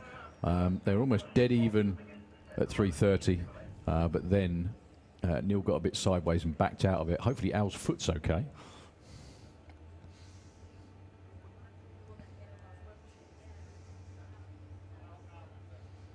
So Neil Midgley does get a bit of a gift into the final, because that was kind of the only way Al could lose after what happened to him. We do have another pair of incredible 1,500 horsepower plus top fuel bikes coming your way up next. René van der Berg from the Netherlands in the Kestrel Lane against Steve Woollett with the dealer. This is a very evenly matched pair as well. There's loads of spotters out there on the way past the finish line, all the way down at the last turn-off too. So I'm not sure if somebody was... Well, the only one that made it that far was Al Smith, wasn't it? Well, even though Neil Midgley backed off, not actually that far down the racetrack, he still crossed finish line at 139 miles. Yeah, but then the blocks were knocked over. Did it. Oh, yes. The blocks did yes. it because Al punted the blocks. Yeah. That then sets off the timers and obviously a rough mile and out. That block was going at 139 miles an hour.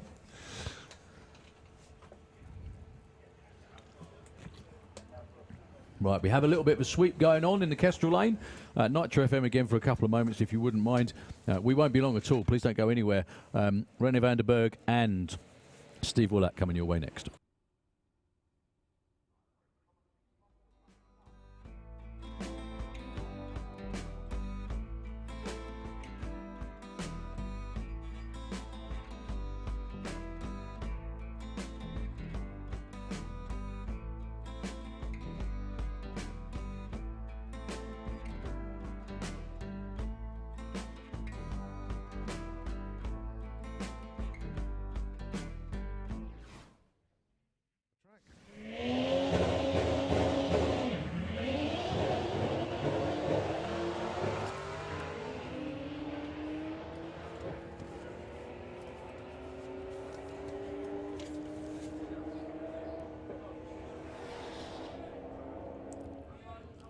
So the win goes to Ashley there. Troy broke out. He got there first by a country mile, but broke out by 300ths of a second.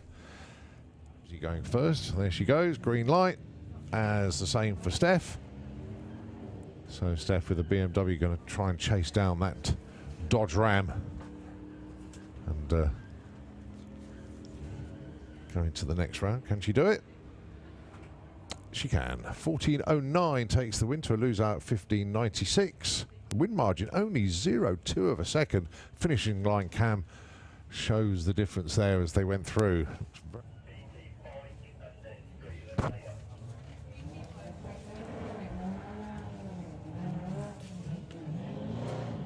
So Matt Halsall off and away, being chased down by Simon Swarbrick. We definitely can't say reaction times because an awful lot of these are street cars and do have radios and the like in them. Looks like Simon's actually caught and passed Matt already. Takes the stripe quite comfortably actually. 12.18 on a 12.01. But again, as we've said many times, it's all about consistency and running your number. So Holly's at Ashley's at 3:30, pretty much before Holly even leaves the start line.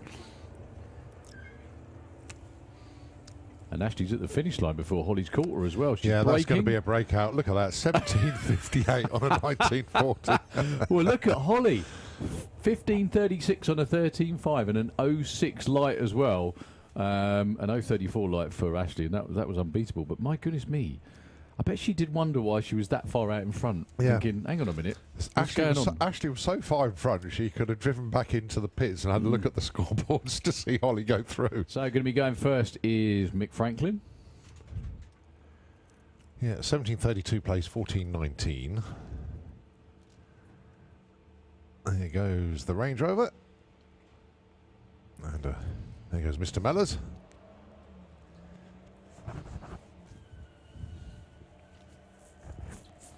Well, Mick is way out there in front. He's still way out there in front. And he takes it. Yeah, 17.30, only by 200s. Look at that. Big breakout for Steve Mellors, though. 13.92 on a 14.92. His day's done. 15. I didn't know being a sleeping beauty was contagious. Yeah. Well, certainly not for Chris Creswell. A 0.6 light.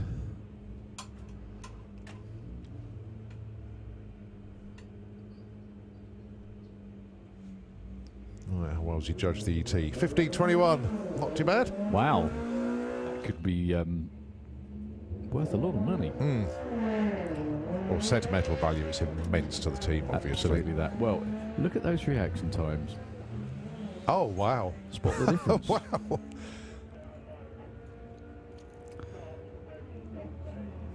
Right side by side. Janie is out in front, but closer to the dial-in. They had identical reaction times. 0.233 each.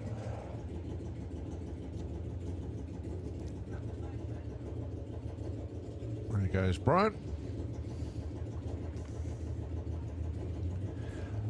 And there goes Jago Stokes in pursuit. Not the weekend that Brian started. Not the car the weekend was started for Brian. This is what he's going to be continuing with, hopefully. No, he's not.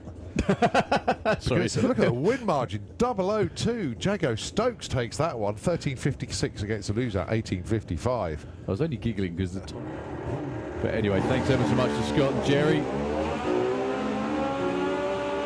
and Sky and Sharon. Bye run for Scott being #1 qualifier, 9.62. Falls off slightly. The same kind of thing you've been watching. Oh, Justin goes red. Oh, I was going to say same kind of thing you've been watching with. They predict their own times, and then the tree runs in a stagger based on that. Oh dearie me, 10.09 as well for Justin Morton, but a 0.24 red. That's quite a big one. Yeah, it just rolled. Lively, let's see if we can get him straight on this one.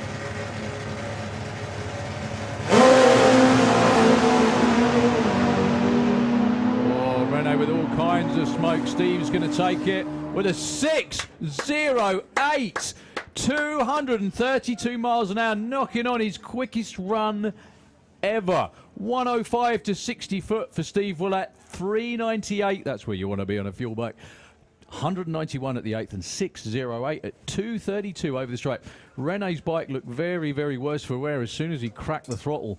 1.16 to 60 foot. Unfortunately, the numbers have gone off the screen now, but we're going to do a quick track check. Rene, a few years ago, one of the European rounds, the bike was on fire from just after the start line all the way through the finish line and all the way down the shutdown. It didn't stop him, still kept going.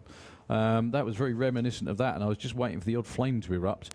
Fortunately, it didn't happen. But Steve Willett is your winner in that round of racing, and a fabulous 6.08. Looks like he might have something for the Canon Motorsport team in the final. Hopefully this clean-up won't be too quick.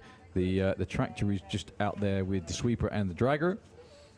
We'll be back with you as soon as we can. So, Nitro FM, if you wouldn't mind, we'll be back soon.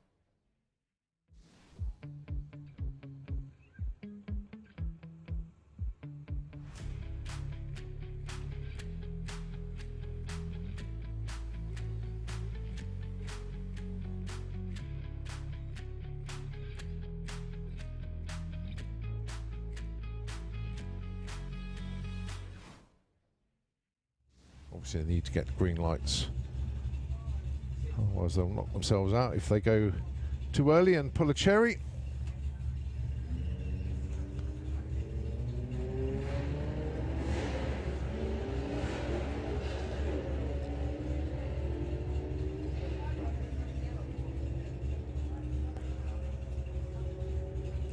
So Felicity approaching the finish line, 17.10 the dial, 17.45 the win. W much closer, but reaction time of 0.5 for Felicity Gibbs.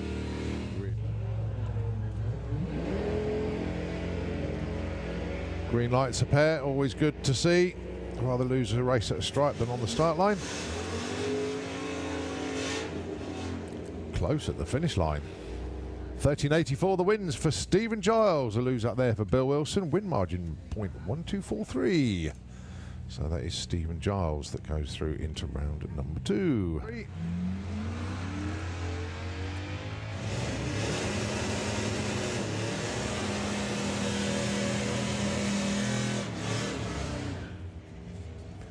Tight at the stripe again. Win margin 0.18, and that's Liam that takes that one. Only 300ths off his dial-in. Very nicely done, Liam. Arabian Night, Trans Am. 14.16, been good in qualifying. He ran 14.18. Oh, cherry on the tree for Jack, went a little bit too soon, so Gary Lake, the win light already on in his lane.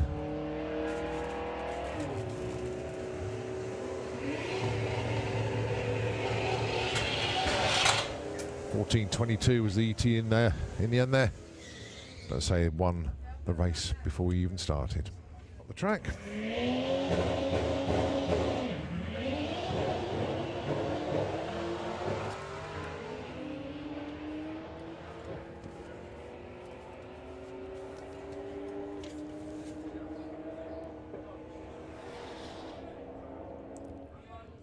So the win goes to Ashley there. Troy broke out. He got there first by a country mile, but broke out by 300ths of a second. Is he going first? There she goes. Green light. As the same for Steph. So Steph with a BMW going to try and chase down that Dodge Ram. And going to the next round. Can she do it?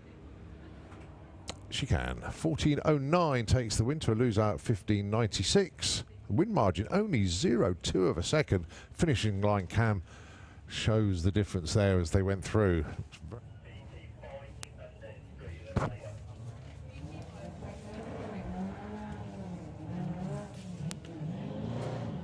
So Matt Halsall off and away, being chased down by Simon Swarbrick. We definitely can't say reaction times because an awful lot of these are street cars and do have radios and the like in them. Looks like Simon's actually caught and passed Matt already. Takes the stripe quite comfortably actually. 12.18 on the 12.01. But again, as we've said many times, it's all about consistency and running your number. So Holly's at Ashley's at 3:30, pretty much before Holly even leaves the start line. And Ashley's at the finish line before Holly's caught her as well. She's yeah, braking. That's going to be a breakout. Look at that, 17.58 on a 19.40. Well, look at Holly, 15.36 on a 13.5 and an 06 light as well. An 0.34 light for Ashley, and that was unbeatable. But my goodness me, I bet she did wonder why she was that far out in front, thinking, hang on a minute, what's going on? Ashley was so far in front, she could have driven back into the pits and had a look at the scoreboards to see Holly go through. So going to be going first is Mick Franklin. Yeah, 17.32 plays 14.19. There goes the Range Rover. And there goes Mr. Mellors.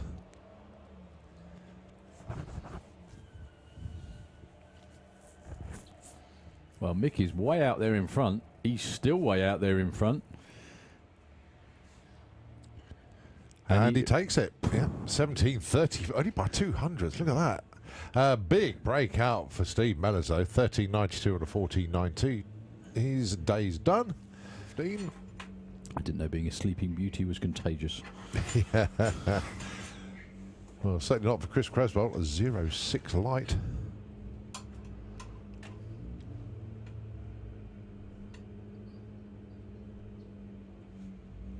How well has he judged the ET? 15.21. Not too bad. Wow. That could be worth a lot of money.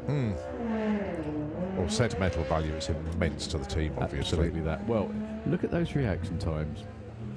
Oh, wow. Spot the difference. Wow.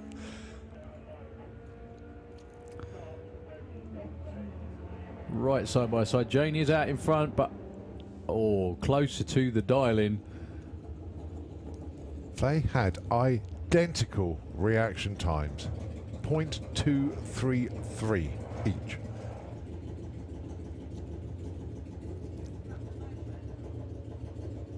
There goes Brian. And there goes Jago Stokes in pursuit. Not the weekend that Brian started. Not the car the weekend started for Brian. But this is what he's going to be continuing with, hopefully. No, he's not.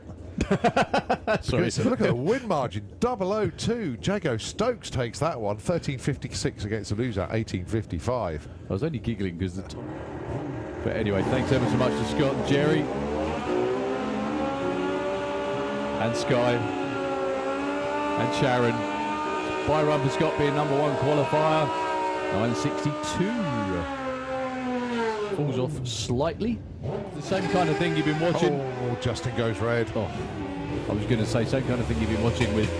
They predict their own times, and then the tree runs in a stagger based on that. Oh dearie me, 10.09 as well for Justin Morton, but a 0.24 red. That's quite a big one. Yeah, it just rolled forward. It would be the Triumph in the Kestrel Beard leaving first, and then Robbie on the Honda goes red. Oh, so Dave Grundy is through to round number 2.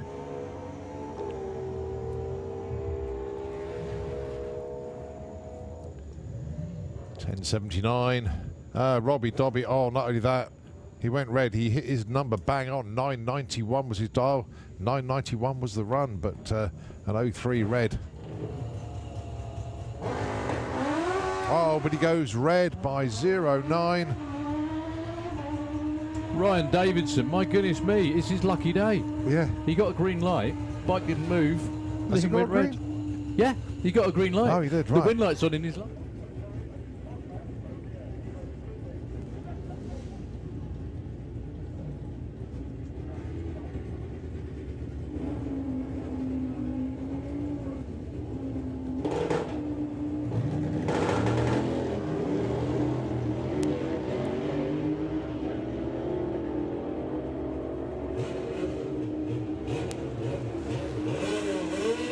Win light goes to Michael Gooding with a 9.12. Chris Venn goes through with a 10.21, but at least they've started to get some laps on the bike now.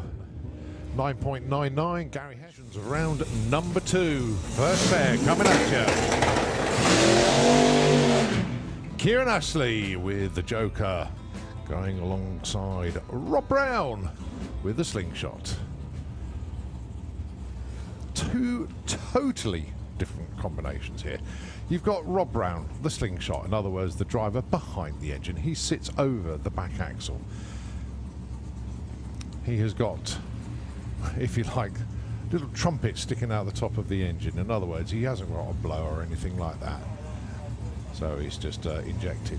And then you've got Kieran Astley, who sits in front of his engine. It's Chevy LS powered with turbocharger. Well, Kieran's car is actually a spaceship compared to Rob's. Rob's is as nostalgic as you can get. There is no electronics on that car at all. It's all mechanical. And then you've got Kieran's engine, which is all electronics. He's got electronic fuel pumps, ECU, fuel tech system on that thing as well. He's a newly crowned 7-second dragster. Looking for a 793. Rob looking for an 837. Oh, game over for Rob. He went deep and then triggered the red light. So did Kieran, actually. 798 for Kieran. Nicely done. Rob, 848. Car going straight again. Good news. It was just the cherry on the tree for Rob that sealed his fate.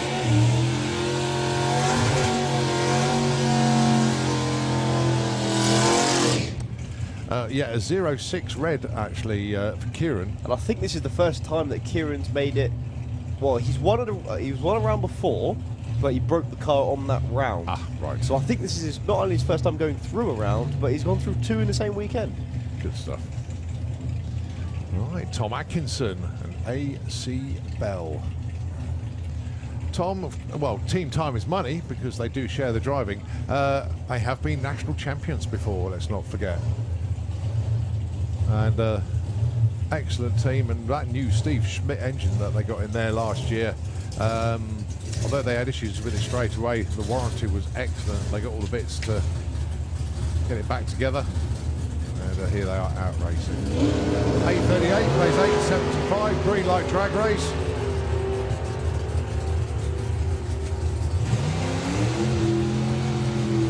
And you're going to be seeing Tom Atkinson in the next round. Win margin 0-1-4. And that was on a whole shot basically. 878, only 300 off.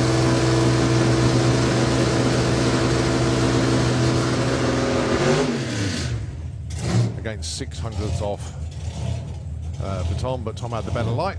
Took the win. Lee Huxley then, your number 1 qualifier with a Dark Horse Mustang. Usually running this car in Pro ET, but it's got a nice new big engine in it now, so he's moved it up to Super Pro. He's looking for an 8.70. And Dave Russell with the van with no name, looking for an 8.60 as he hunts his way to the line. Thing is, though, he could have stayed in Pro ET with the numbers he's running, but elects to go to Super Pro.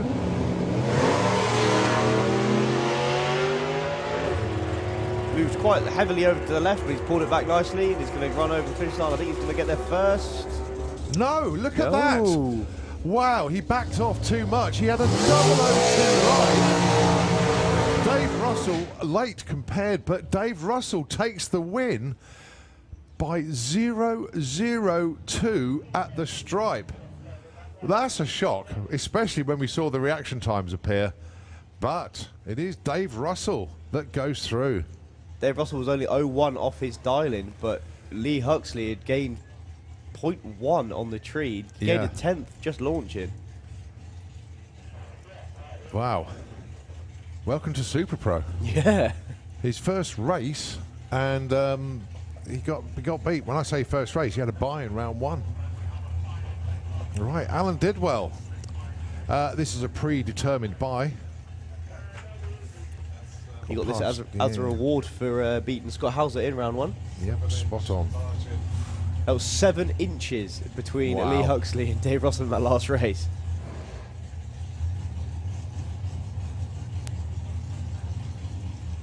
So Alan here looking for a 760.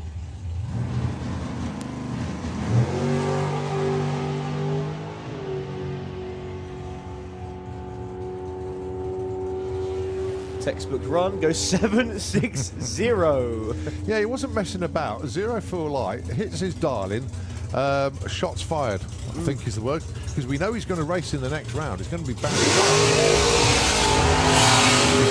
Assuming he can take the green, so to speak, because he's got a bye, and those two then meet together.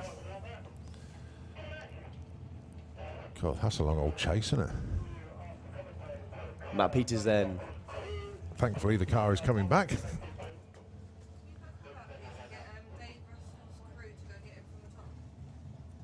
Well, that could be a bit ominous. Can we have Dave Russell's crew to the top end, please?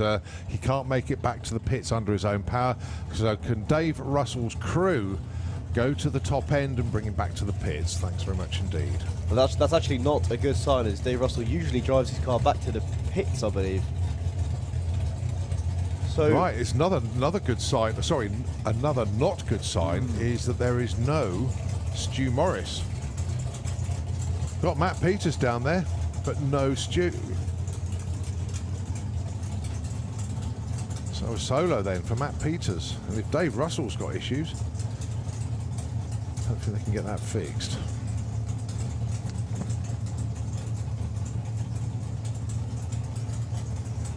Matt Peters then looking for a 756. Can we have Super Comp to the pairing lanes, please? That's Super Comp to the pairing lanes. 761, that'll do. 756 on the dialing.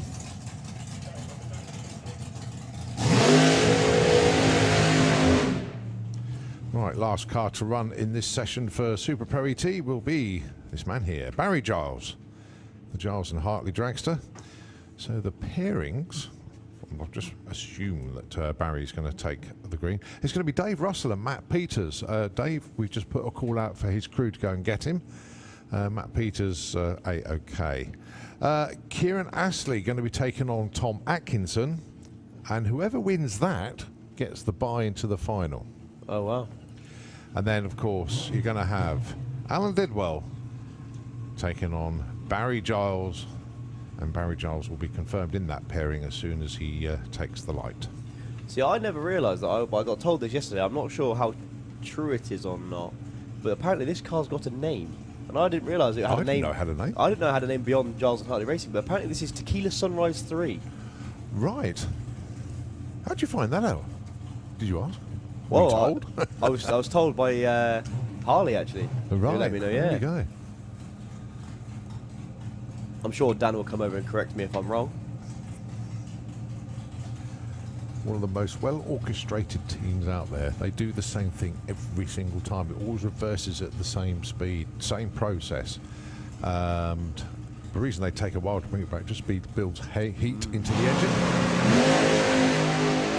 So there he goes. He books his spot in the next round. It does not matter that he's gone red. That's 735 on a 733. Thank you very much. Right, the bun fight that is Super Street Bike. Steve Venables. He even surprised himself with that 666 yesterday. Obviously deliriously happy with it, but it was the speed that went with it. 225 miles an hour, just outstanding. But this is number one. Doesn't have to go on this one. Save it for later on. But this is Steve Venables we're talking about here. 122 to 60, 457, 169, 692 at 192. I think that's only 5 gears. I don't think he went through all of his gears on that one. He had a little bit of a spin about 100 foot out. And 192 mile an hour is not a fast speed for a 6-second run. Yeah, that's 27 mile an hour down to what you've been before. Right, Alan Morrison taking on this young chap called Daniel from Hungary. He's quick though. 681 in quali. Has been quicker as we know, but he has done an engine in this weekend, so they've had to swap the bullet over.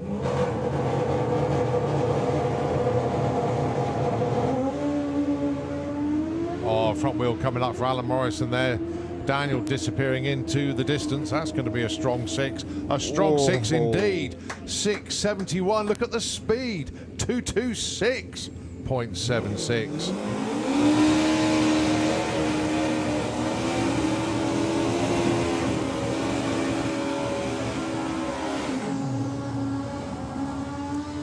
All right, Alan Morrison Jr. He qualified with a 676. Going alongside Margot Schmidt. It's the first half of an ACU speed record. Oh, is there? For speed, yeah. You may have overheard Simon Groves there. It's 226.76, first leg of a new ACU speed record.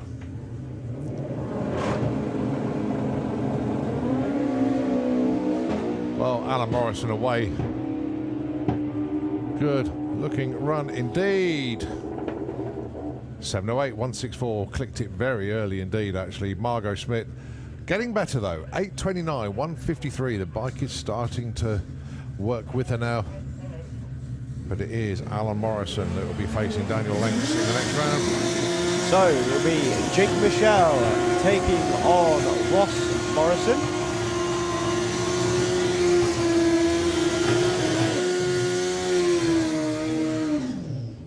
Ross had just seen his brother go through.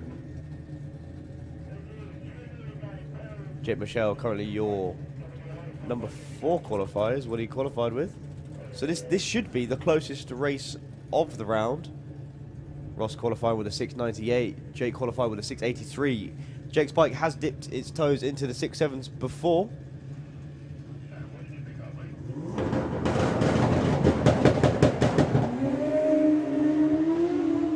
Race on. Oh, front wheel came up for Jake just past the 330. He's still there though. And he got it. 703 at 208 against a 717 194. Win margin 0.8. Great riding job. Look at the 60 foot for Jake, 119. That that bike launches better than pretty much any other super street bike. But it's the power at the top end that is there, but his characteristics is off the line. Oh, yes. It really is. So you got the familiar pairing of Ven and Jake one side of the ladder, and it's going to be Alan Morrison Jr. taking on Daniel Lenks the other side. First time this weekend I get to commentate over all of Junior Dragster. We've got Max Taylor with the Junior Black Magic Dragster in the Kestrel Beer Lane up against Richard Wilcox with the Firefighter Racing Junior in the Slick Tricks Lane. Just waiting for a dial in for Richard. Where'd I put it? There it is. Now hold it so we can see it. There you go, 8:45. So 9:58, looking for that for Max Taylor. And then 8:45 is what Rich Wilcox would like to run. Little over a second difference on the tree. You'll see Max Taylor getting away. And Richard Wilcox will then be coming up behind with the chase. They both get the same reaction time and they both run their number. They should cross the finish line at the same time.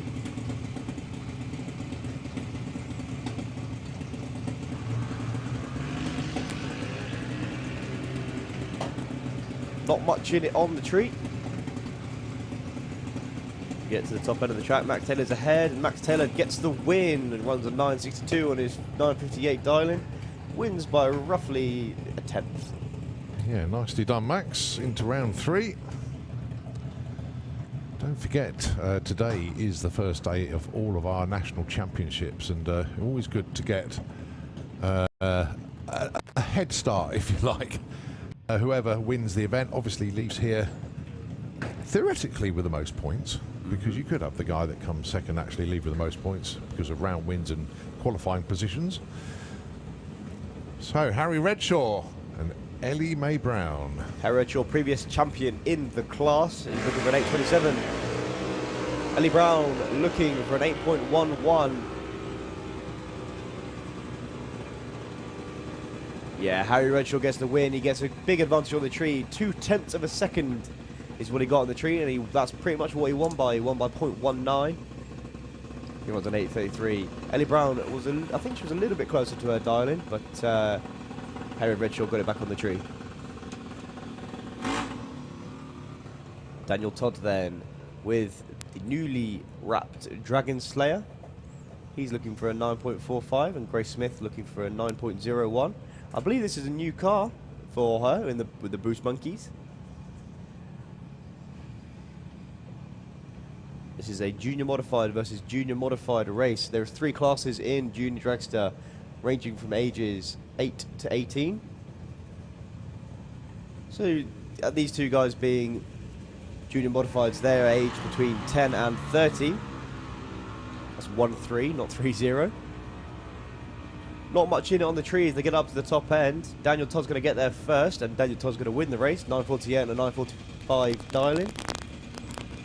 9.23, a little bit off the pace for Grace. So Dan Todd moving on through to round 3.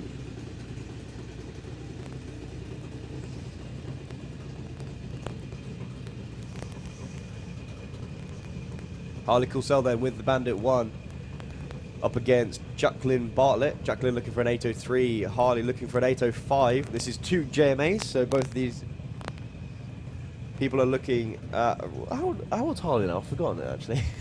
Well, it's his last season, so he's got to be 17 this year, hasn't yes, he? so you get into JMA when you turn 13. Is it 13 in the... Oh, no, you can't... You have to be 13 years old before you race, but yes, you can be over the age of 18 if your birthday is before, well, no, during you the can season. race when you're 18, but obviously if you turn 18 at the end of a season, so if you turn 18 in December, you can't race the next year, but, but if you turn January, 18 in, say, May, and the season started in April, you can finish the season. yes, right, that's okay. what happened to me. I raced, I started the season 17, ended the season 18, and then that was me done. So this is going to be a good race. There's only going to be 0.02 of a second between the tree going down. See if you can spot the difference. Little bit of time taken as they get into pre-stage. Harley goes into pre-stage first. Jacqueline follows him in. Harley takes the pre-stage first. Jacqueline's going to inch her way in. She's waiting. She's waiting for it. And in she goes. But she goes red. Not a big red, only 0.5, but it's enough to give Harley the win. Harley goes 0.1 on the tree. And he breaks out. He goes 8.02 on his 8.05 dialing. Jacqueline hits her number as well, 8.03 on an 8.03. Oh, just the cherry on the tree, ending her day. Damien Redshaw then with the Odyssey battery JM looking for a 9.40. And Liam McDonald in his JMA looking for an 8.09. Got to say thanks ever so much to to Liam, and of course to Graham and Idelle McDonald for the donuts. My diet ones, and everybody else had the full fat versions, but we appreciate it, and thank you so much. The thought involved in getting me the lightweight one was very kind of you. Thank you.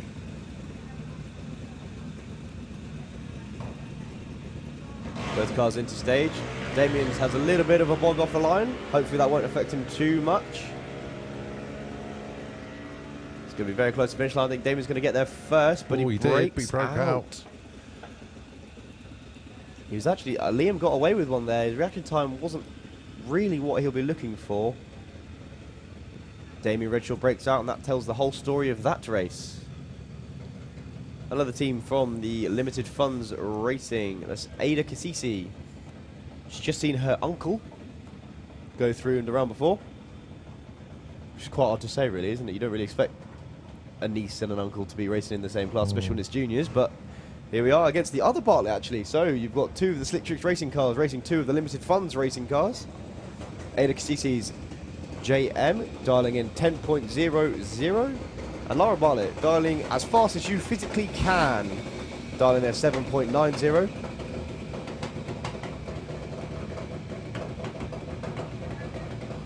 Ada's already in the pre-stage. Lara brings the car up to the blue line. She's straight into pre-stage. Ada's into stage. Lara goes in, inching away. There we go. So Ada's going to go first by roughly 2 seconds. Lara's off, chasing her down. Ada's a long way out in front, but I think Lara's there. And Lara takes the win.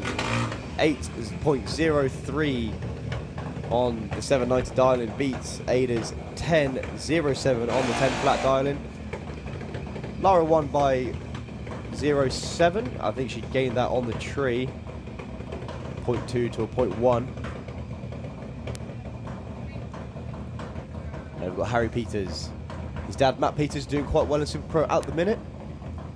He's looking for an 895. This is another one of these junior modified versus a junior modified advanced race. Luke Mugridge. He was number 2 in the championship last year. He's looking for an 8.07. And in fact, his championship race went right down to the last event, up against Luke Fulton last year. Looking for redemption this year. A little bit of a cough and a splutter there from Harry's car. Luke's off chasing. You'll probably hear him pedaling it at the top end. There he goes. So yeah, he runs an 8.20, but of course he was feathering that for quite a while. Unfortunately, because of the splutter, I think Harry's reaction time was affected as he goes 0.3. Luke goes 0.6 on the tree. Well done to Luke. Right, a Byron then for Max Love with the new to him Mad Max Dragster. This is the only bye in Junior Dragster because he got past Kai Cooper, the #1 qualifier, if you remember, in eliminations round 1. Gets the bye here. So the matchups will be Mackenzie Love, as soon as he takes the light here, will be taking on Daniel Todd. Lara Bartlett taking on Liam McDonald. Max Taylor has got Harry Redshaw, and then Luke Mugridge and Harley Corsell. Max's car's actually got quite a lot of history in the class, driven by the likes of Nick Mugridge, Tom Kay, Saskia Fenton-Gel, and even Jess Bishop. It's been around, it's been actually quite successful in the past, so hopefully he'll do well, just as well in it as all the previous drivers. And that is one of the best things about Junior Dragster. The cars that stay around forever, even though the drivers age and progress into the adult classes, the cars just keep changing owners. And you know, they all have stories to tell, which is absolutely brilliant. What was it like calling a full session Junior Dragster when you used to race in it? How was that? That is very odd, I must admit. It would have been nice to see the reaction times while I was in the car, though. That would have been quite... yeah, but that's a big no-no, mate. Right, here we go then. It is Modjestang Pro ET Eliminations round number 2. Chloe Wilkins. What a fantastic race she had with Mason in round 1. And the reward for that, a race here with Lee Morris, the green with MV Jaguar E-Type in round 2. Dial-ins. Lee, 10.05. Chloe, 9.24. Oh, bit of a staging duel, but no, Lee goes in. There goes Chloe. Oh, Chloe goes red. You could see that happening as soon as the car started to move before the third amber basically lit. She knows she's down there.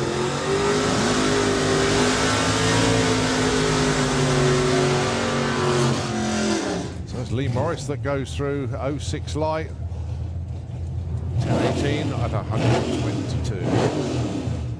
I think Chloe saw her red then and obviously backed off a bit. So do you think she stopped swearing yet? No. I don't think that's going to stop for about an hour.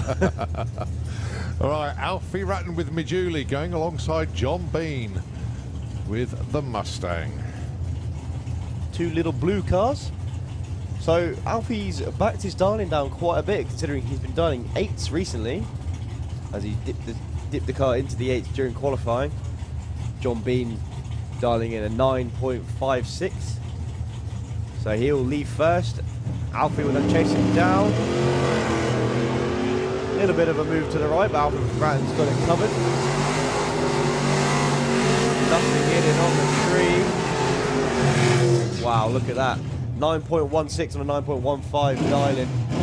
Alfie Ratton takes the win, and he'll be going through to the next round. As I just take a glimpse of the top end highlight reel there. That was brilliant. That was a nicely close race. 06 at the finish line. And from that finish line cam, he put 2/10 on him on the tree, and then he just goes a 10th over on his dial-in. That was a very, very good run from Alfie. Oh yeah, I was just looking at the top end cam on that one. He only had it by about half a car. And I think when you said 10th, I think you meant hundredths. How about this one then? Mark Huxley and Don Scott. Don will be chasing that pesky little Toyota.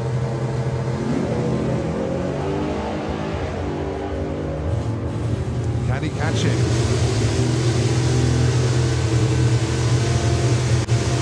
He can. Oh, look at the win margin. Look at the top end camera Let's on have a this look at one. this. Oh, Nothing. you couldn't tell. There is it was nothing. 0008 at the stripe. 987 against a 970 in the end there. The win margin 0008. They were both 03 on the line, and so this could be the Bob's Photo finish. I don't know if that's running this year, but it is. Right, we're now going to find the distance, and that is going to be like less than a centimetre, I reckon. 2 inches. 2 inches. 2 centimetres. 2 inches. 2 inches. 2 inches. Wow. Right, Amy Watkins, Brett Featherstone. Heads up race, both dialing in 9.45. Oh, we like it. Then we can see who flinches first. Off the line. Brett fluttering the stage bowl. Oh, they're basically. Oh, my eyes couldn't pick it.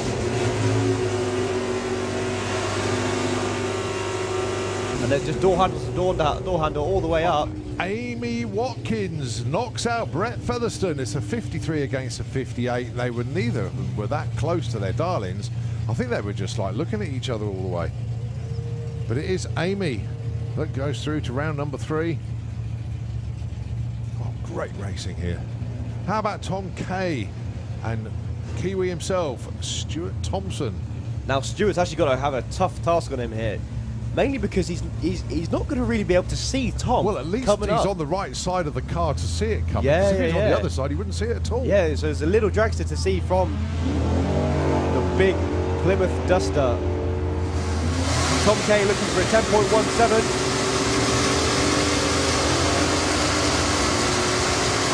Oh, got another one. Oh, there's no way. A 0009 this time at the stripe. Tom Kay takes the win with a 10.21, lose out 9.74. They were both identical reaction times, 0.136. Phew. And I think the mile an hour was racing. slightly slower on that race, so the distance is going to be a little bit closer, I think.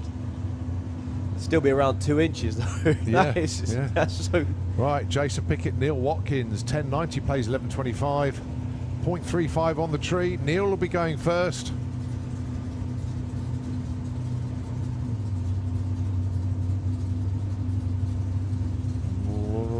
Nobody's flinching. They're both bouncing their way Jason in very went in. slowly.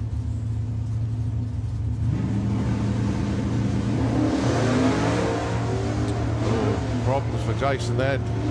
Looks like he jumped out of gear. So, Neil Watkins. He had a similar issue in the round 1, but I think he got a little bit lucky. But Neil Watkins takes it through 11.30 and 11.25 dial-in.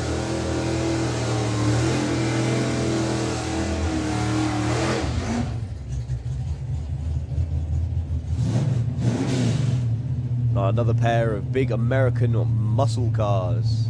Adrian Portelli usually runs in Nostalgia Superstock, but he's having a lovely time. Qualifying number 2, he's into the second round. He's got a tough customer in Tom Watkins with Doris the Charger. He had a huge wheel stand the run before. Keeps his dial in though, 895. Adrian looking for a 1083.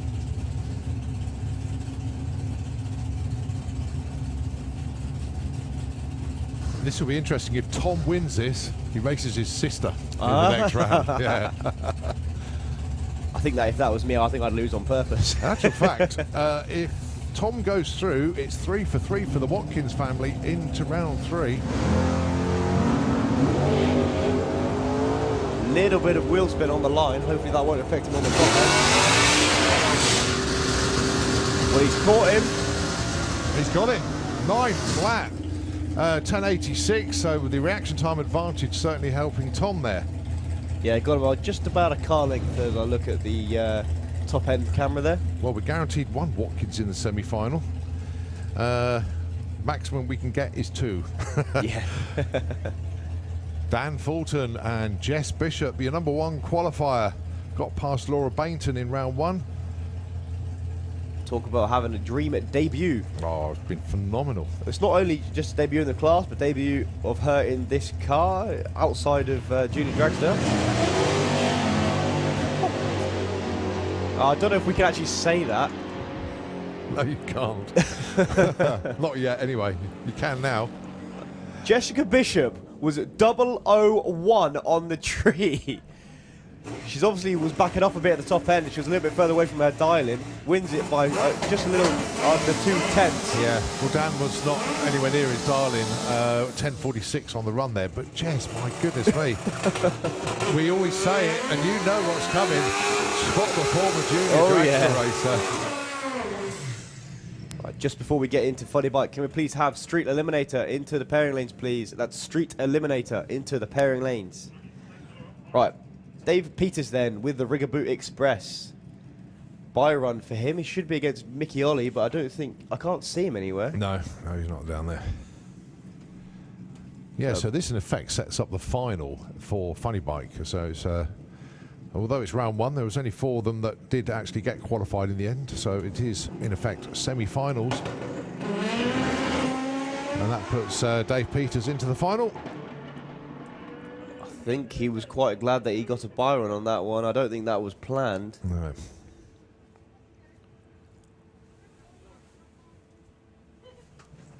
And here come the other 2, the Storm Bike taking on the Boxer Frogs.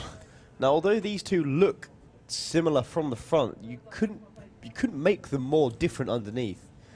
Compound turbo setup of Lorcan Parnell with the Storm Bike is taken on the supercharged setup of Roger Moore. Both of these guys seasoned racers. Roger Moore's just been getting a handle on this bike, seeing as he spent quite a lot of time running door cars, and he ended his career in door cars with the Pro Mod. Obviously, nitrous combination in that thing back then, so he's gone to a supercharger now for his bike, which I quite like. Well, Rog did take a Motorsports UK National Championship with the Viper, and car even appeared at Motorsports House when they did the presentations in London that time. Yes, and, I remember that. Yeah. That was quite a moment there for Rog and the team. So both of these bikes are capable of, well, outstanding things. Lorcan Parnell is currently your number 1 qualifier. He's run down into the 6s. Roger Moore's bike can run down into the 6s, but he's got it very consistently now in the low 7s. 7.3 is what he's qualified with.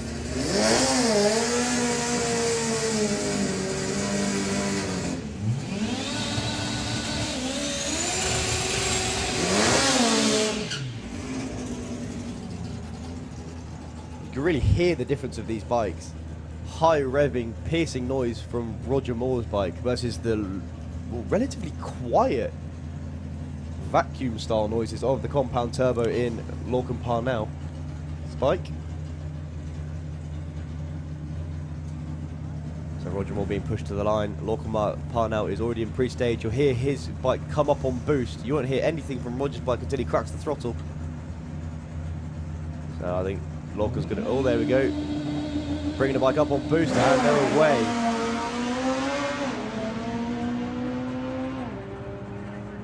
Little puff of smoke about 8th mile for Lorcan. Roger Moore gets the win, 7:51, 174 mile an hour. Issues for Lorcan to a slowing 8:75. Right, as we get ready for junior drag bike, once again, I have just got to put a shout out. I can't. Ian Blackett, again. He's sent me just, this is what Callum does as well for me. They send me pictures that they get literally off the back of the camera. And this is a shot at 330 foot of Jake Michelle airborne. How about that? Oh, wow. Yeah, there is no wheels on the floor. Jake Michelle's angle is probably 20 degrees where the front wheel's up. He's leaning over the front of the bike, but the back wheel is off the ground. Told you these boys were flying. Yes. And that proves it. Unbelievable. Great shot, Ian. Don't forget, you need to pop round to Blackett Photography Studios. Ian is out there snapping all the time. And then when he gets a break, which today he hasn't had many of, runs the memory cards round to Paula. Paula loads them all up, and it's for you to go and buy pictures of your car, your bike, or if you're a spectator or team, any car or bike you like. Some cracking shots in there. Just before we get into junior drag bike, can we please have Street Eliminator into the pairing lanes, please? That's Street Eliminator into the pairing lanes. So Lyra Humber then taking on Maggie Smallman. Just had a small issue with Maggie's dialing not going through, but it's through now. Oh, She can move. so she hasn't moved, but her light has gone red. I think there's going to be issues. This is, Well, we have to wait and see on that. yeah, look, her stage bulb's just come back on. She obviously hasn't moved anywhere. Lyra Humber goes through with a 16.2, but perhaps, I think there might be a rerun at some point. She's being sent down the track.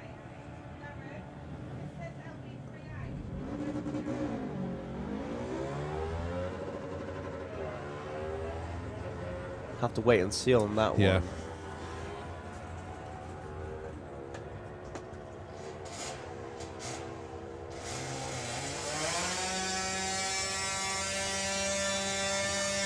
Yeah, team's being called over.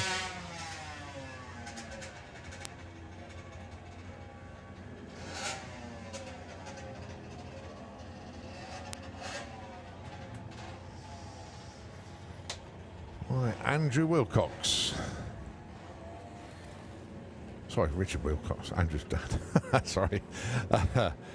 Richard Wilcox taking on Faith Morrison. So Richard's going to have to hold his nerve. See, this is the one of the more difficult things about this class is obviously they run a Pro Tree, which when you run a Pro Tree with a bracket class, obviously you've got no warning that your light's going to come on. With the Sportsman style tree, obviously it goes top, middle, bottom bulb. With this, it's just all three of them and then go. So Richard's going to have to wait there for... Well, plus the fact he's going junior dragster, junior drag bike, junior drag, so he's like, it's changing all the time, isn't it? Yeah, and he's going to have to wait there for a little over 9 seconds. Away goes Faith Morrison looking for an 18.30. Richard sat there waiting. Oh, he's pushed the bike over the line. I think his bike's died. But he's off and running now. Faith looks like she's slowing. She takes it. Faith Morrison. Richard actually, quick reactions there when his bike turns off, quickly fires it up. He pushes the bike forwards to get a better reaction time. And in fact, he actually did get a better reaction time than Faith. And then got his bike fired off and went.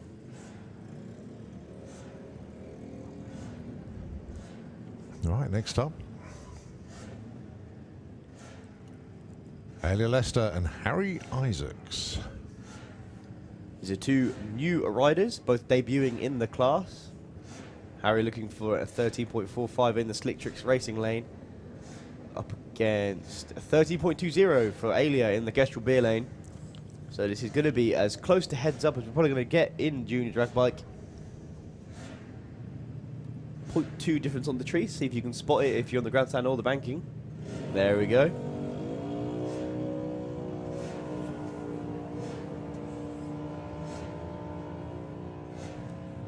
Alia's just about to pull alongside. But Harry Isaacs gets the win, runs a 13.90 on his 13.45 dial-in. Alia Lester was only 0.2 off her dial-in, running a 13.22 on the 13.20. But with an over a second reaction time, I don't think there was much she could do about that. Jackson King then looking for 13.12 and Nuke Bergering looking for a 13.54. And Nuke's been having a few issues with her bike over the weekend.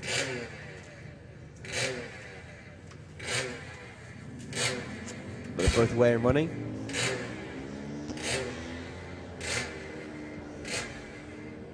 pretty much neck and neck all the way up the track. You can tell that Nuke's looking at Jackson as she drifts over towards the center line, pulls it back into the middle of the track, but she breaks out, runs a 13.0 on the 13.5 dial-in.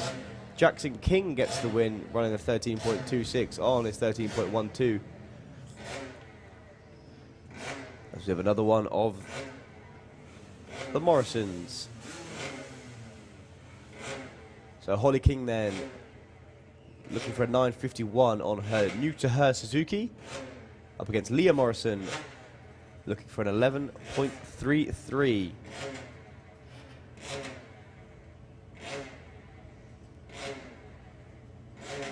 So they pull the bikes into stage. The tree's going to run for Leah first, Holly then second.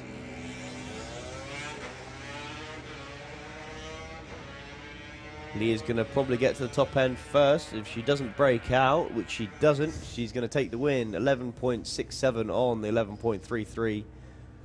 Holly runs a 10.17 on a 9.51 dial-in, but Leah, a good reaction time there with the 0.2. Yeah, Leah just put out last year's champion there. Next up then, again, another Morrison. On his little bike, it's Brad Morrison. He's looking for a 14.65. Grace Pollen looking for a 9 flat. Now, I think she ran an 890 in the round before, but obviously the track's getting a lot stickier now, and that does drag these bikes down quite a bit. Not very big engines in these things. Brad's bike only running a small 50cc engine, and Grace has only got a small 125 in there.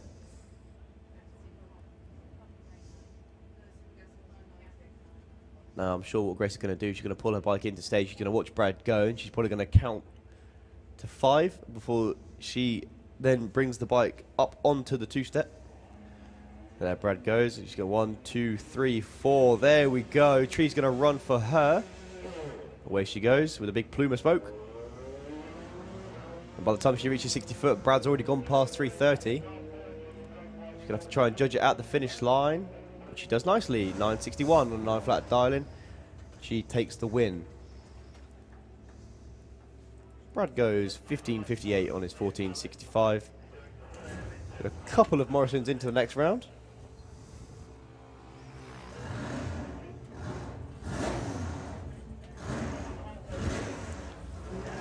All right, we move on into a Super Comp.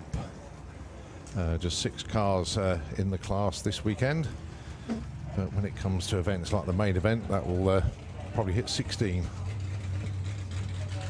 Right, can we please have ET Bike into the pairing lanes, please? ET Bike into the pairing lanes.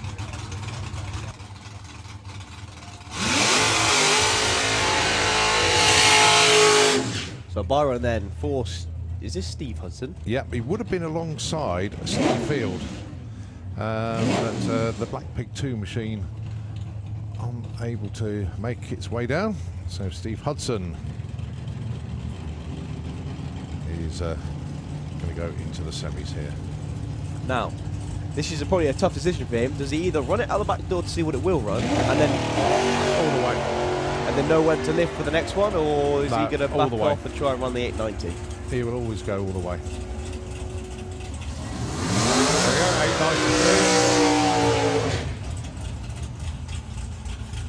893 then sets him up well for the next round. Of course, the person who runs always the burnout.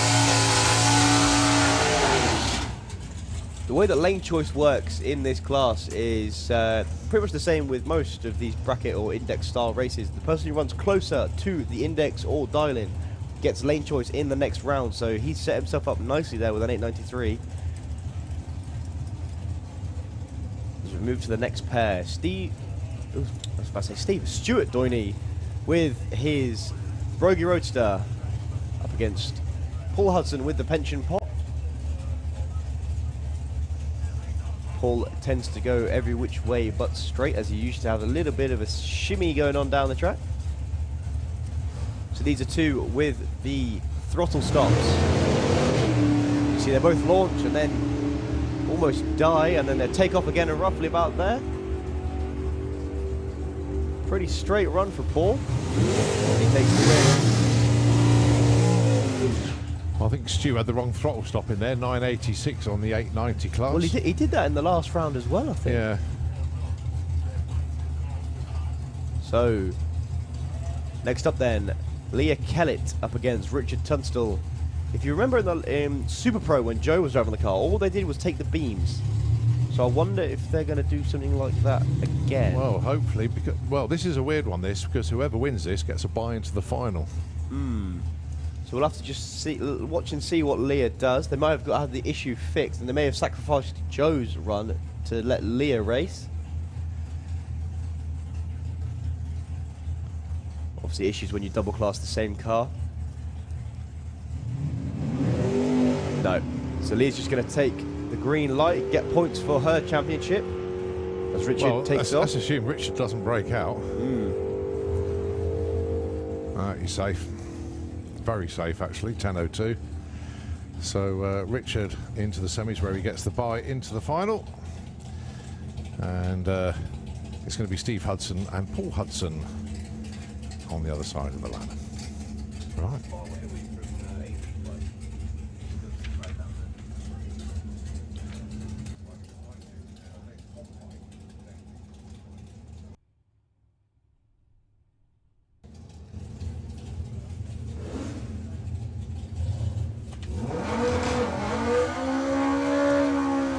So Leah is still driving the car, so I think she's probably going to drive that back down to the pits. Oh no, she cuts it off now. So we've got 950 bike, Rick Sawatsky was your #1 qualifier. He's going to get the bye. And then it's going to be Rob Stanley taking on Carl Thomas. Dave Hall against Zoe Hallett.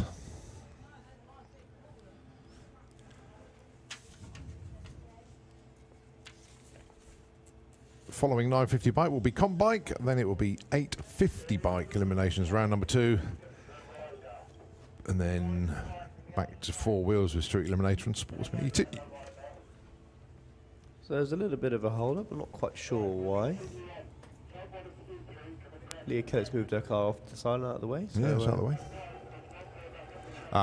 Some rags coming up, so there could be something down there on the line. Let's have a quick look.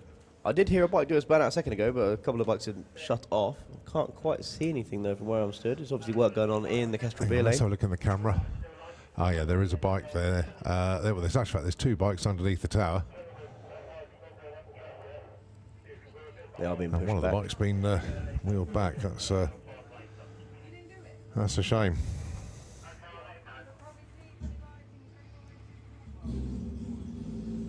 So I assume it'll be a solo then for Zoe Hallett. Yeah, Dave Hall just pushing the bike back and be here for 2 days, have no issues at all. Comes to eliminations when you need it. And you know, with a bizarre twist of fate here, Zoe Hallett will take the light here, and then she's got a bye in the semis all the way to the final. I think this is her debut weekend as well, It isn't is, it? yeah, I think so. So yeah, that's one way of making your debut.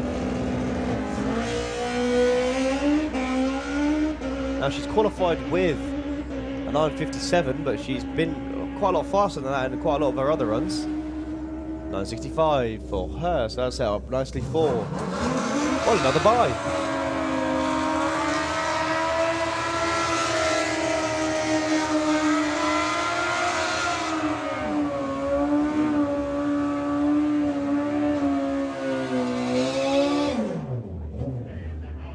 The race this time, though, between Rob Stanley and Carl Thomas. Carl Thomas has managed to go every single round without running anything slower than a 950. Rob Stanley has done pretty well at it so far. Rob Stanley's reaction times, though, are just incredible. I don't understand how he can get the bike. Oh! And just as I say that, he goes 004 red.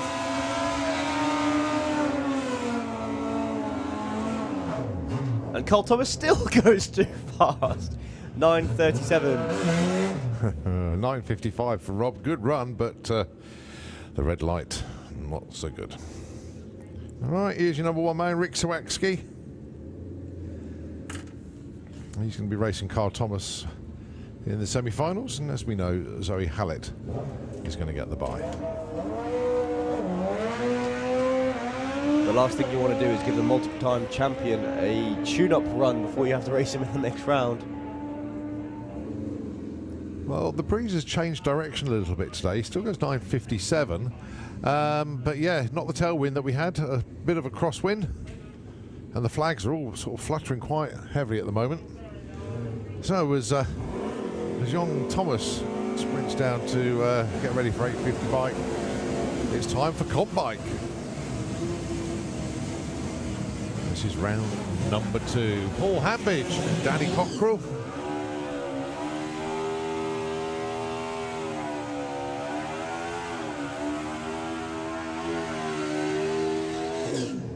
Good burnout there from Danny.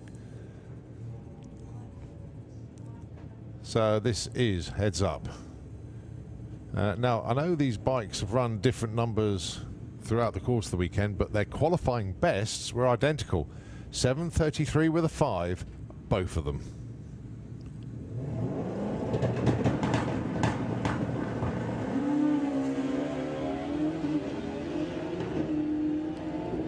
Only 100th between them off the line. And Paul Hambidge takes that one. 7:38 with a 9, beats a 7:41 with a 5. So Paul Hambidge, the silent assassin, takes the win. The win margin is .015. Danny had the better light, but Paul Hambidge had the better package and takes the win.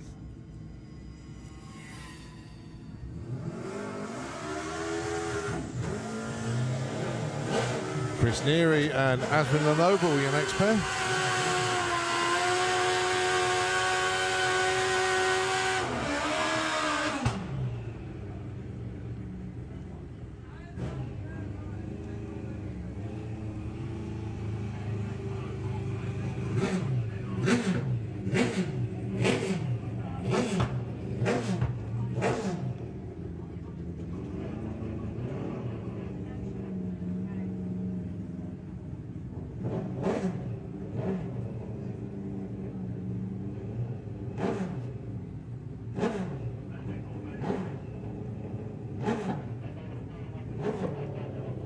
So Chris qualified at number 7 spot, 7:61. Aswin basically here for extended testing more than anything else. Oh, unfortunately, Aswin goes red. So it is going to be Chris with an 02 light, albeit a red as well, but takes the win with a 7:66. Aswin goes through with an 8:74.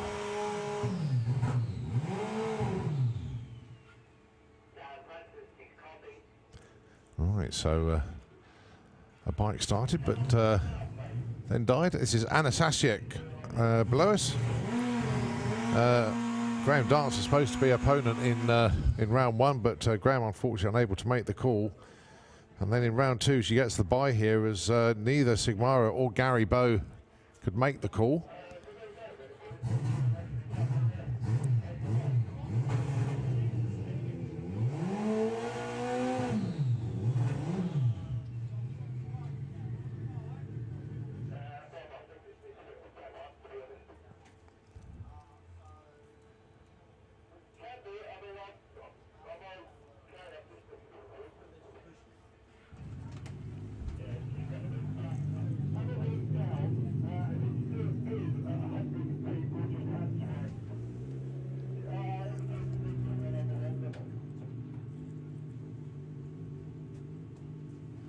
So Anna Sasiak brings the bike up to the line.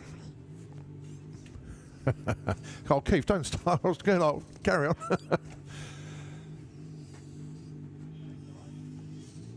So I think this is more break the beams and go for a full bore run here. And that's exactly what Anna has just done. So she's saving it for the next round. Basically, the reason for that is the bike wouldn't do a full burnout there. So they'll get back to the pits. Just go through all of the systems on it. Just make sure everything is A-OK. Because she's now into the semi-finals where she's going to be racing Chris Neary. And if she can keep going the way she is, you never know, she could make that final.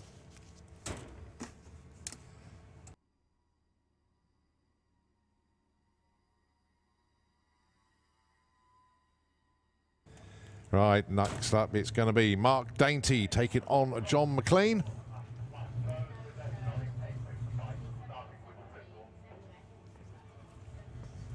The last pair in comp bike for round number 2.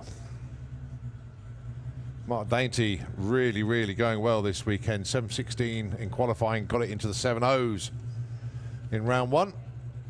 John McLean also having a great weekend, into the 7.6s.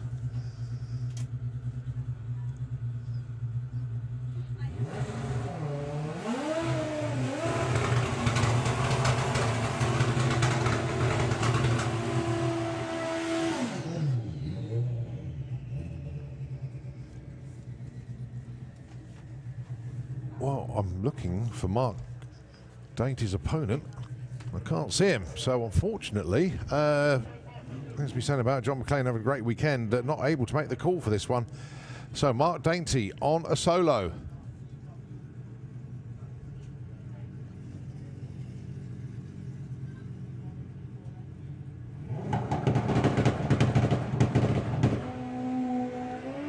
.122 to 60 foot. That was a cracking launch. Excellent looking run. We're going to see 7.0 again. Yeah, indeed we are. 7.07. 198 mile an hour. Very nice run indeed there for Mark.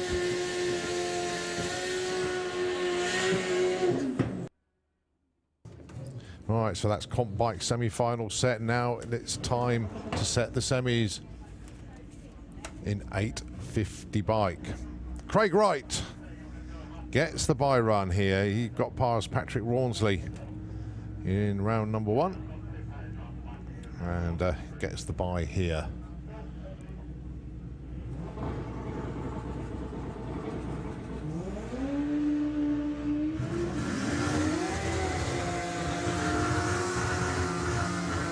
Good looking run there for Craig. Now has he got the numbers to match it? 8.62 at 156. That'll do. The win light is more important than anything else at this stage.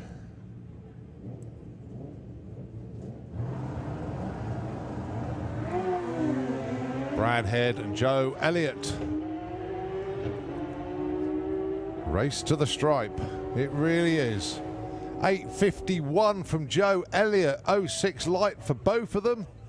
But it is Joe that is continuing in eliminations. Unfortunately, Brad came up against a tough customer there, just fell slightly short.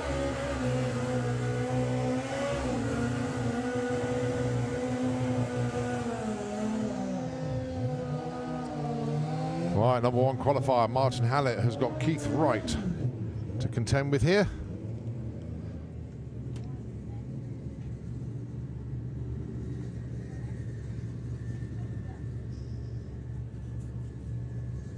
Winner of this takes on Joe Elliott, who we just saw take that previous pairing win.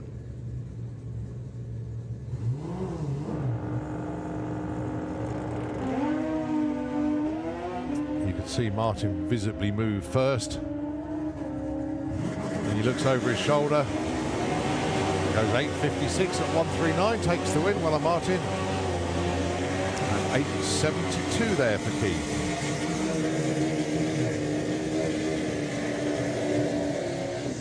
Right, last pair then. Dan Diaz taking on Stacey Reed. Well, one thing we've learnt about the reigning champion, Dan Diaz, he is razor sharp off the line. That's how he wins races, basically. Stacey Reed, we know she has got a phenomenally quick bike. I see she's trying to slow it down enough.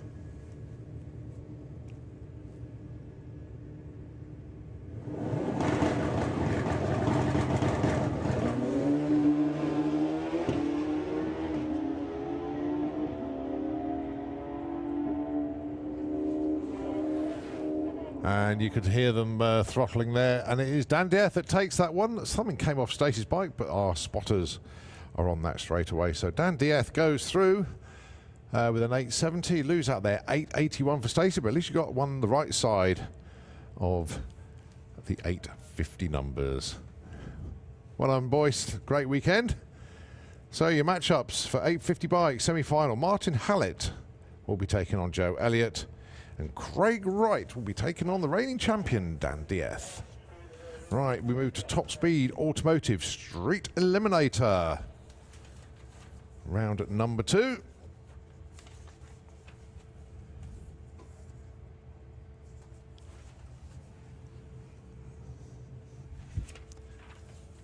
Just waiting for them, a little bit of spraying on the start line. The matchups. Just having a quick look in the lanes, just make sure. Well, I can't see all of them, obviously, but great weekend for the Hales so far. Ricky Hale got through round number 1. Unfortunately, due to a breakage from Anthony Higgs, broke a rocker arm. And so Ricky is going to be taking on Rob Slater. Only the second event back in action for Rob. He did appear late last year for his first meeting back in the car after a huge rebuild. And of course they drive this car all the way here. Well, Ricky does as well, but then considering Ricky's car is based just outside the gates, that's not an issue for him. But 2 cool cars indeed.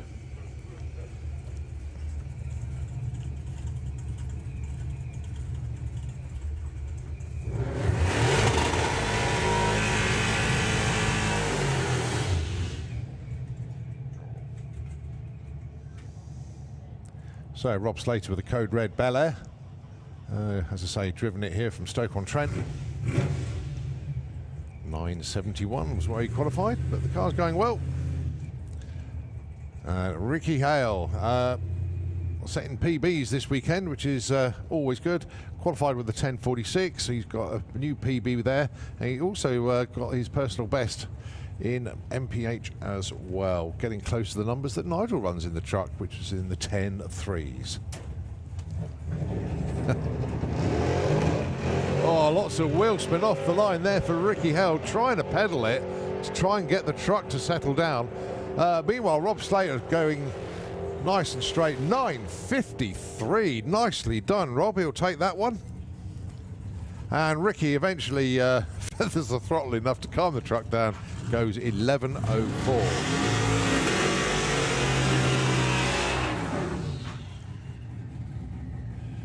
Percy the Passat. Rob Carter going alongside Nick Hale with the Mercedes.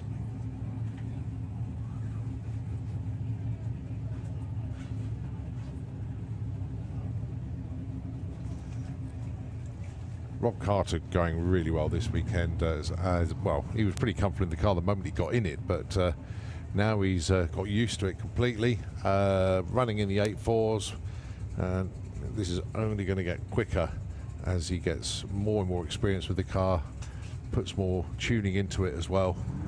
Here we go then, lights go green, Nick Hale gets the jump, but Rob Carter by him already. 8.53, 163 to a 10.67, 122.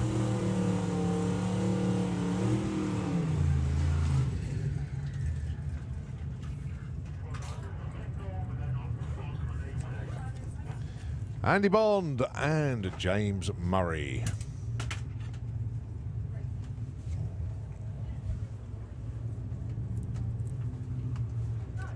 Andy Bond, the speed and ET record holder for the class.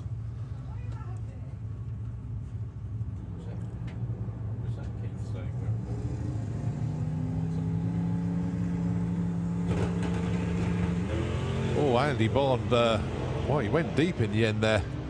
That's a lot quicker as well. And he's still got the brakes on at the finish line. And still goes 8.34 at 124 and takes the win. James Murray, though, 10.30 at 132. That car is just getting quicker and quicker and quicker. He just went, well, he's matched this. Well, he ran it in qualifying, actually. Well done, James. Junior dragsters to the pairing lanes, please. Can we have junior dragsters? Yeah, one of us has to sit here without sunglasses on, because otherwise we can't see the... That's see the screen. The polarising filter on these lenses. Exactly what it is. Poor old Julian. I had him up here last year going, I can't. It's not on. I can't see. And he goes, yeah, it's not. Take your sunglasses off, you idiot. Yeah, there we go. Right. So by run for Al Mac. I presume he's going to take it easy because of turnaround times. Pro ET to the lanes, please. I presume for round 3. Yep.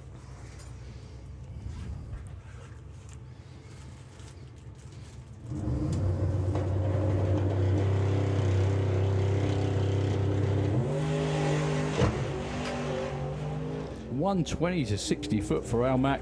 That's probably what they were using that run for, just to see what they could get away with on the start line. That's pretty damn quick for that car.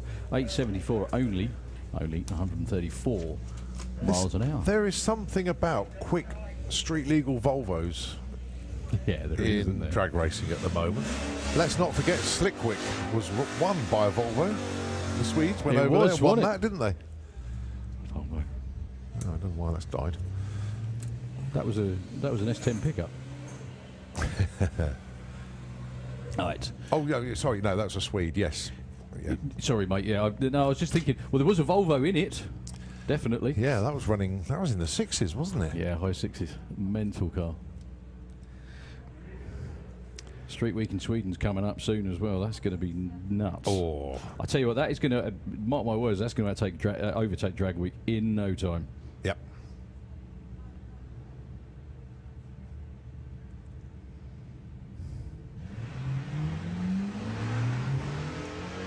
Well, game over for Liam, unfortunately. Puts a cherry on the tree. So it is going to be Jago Stokes, who dials 1340. Pretty irrelevant what he runs now. Goes 1354, but red light for Liam spelt the end of his day. So Jago Stokes into round number 3. Stephen Giles and Gary Lake. 14.16. Gary Lake with the Arabian Night will be leaving first, and then Stephen Giles with the Subaru Forester, 13.60. Both of these have been to Darling Day School, if you like. Gary Lake a few years ago, Stephen Giles a few weeks ago.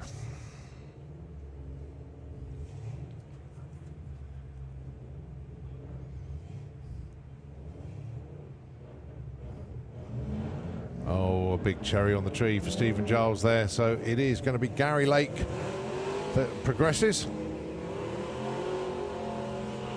Let's have a look at his numbers, because he'll still want to try and see what the car's doing. 14.16 was the Darling. 14.18 was the run. Very, very nice job indeed. How about Ashley Simons with the Dream Wrecker Skyline? 13.10 is his number of choice, and Simon Swarbrick with the Ford Pop, 12.01.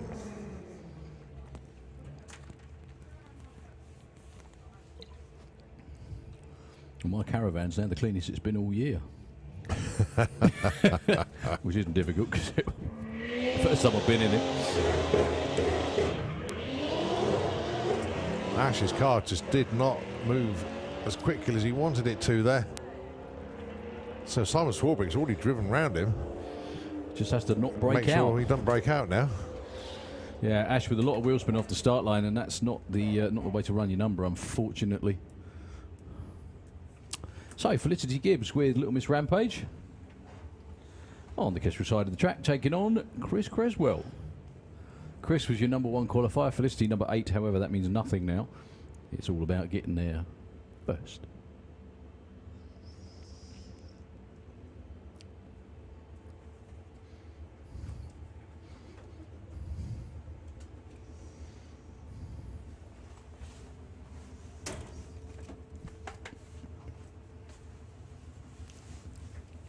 Oh, I get a massage too. How nice is that? Thank you,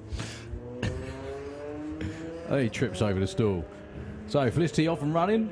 Out in front, couple of seconds on the tree. The advantage. That is a heck of a good race, actually. Nothing in it all the way to the finish line. Chris Creswell, look at that. 15.20 on a 15.20. Felicity breaks out. She took the stripe first, just by 0.1. There were hardly anything in it in reaction time. They were both 0 lights. That was a great race. Steph Bateman and Michael Franklin. 3.5 seconds and a little bit of change on the Darling difference. Range Rover going first.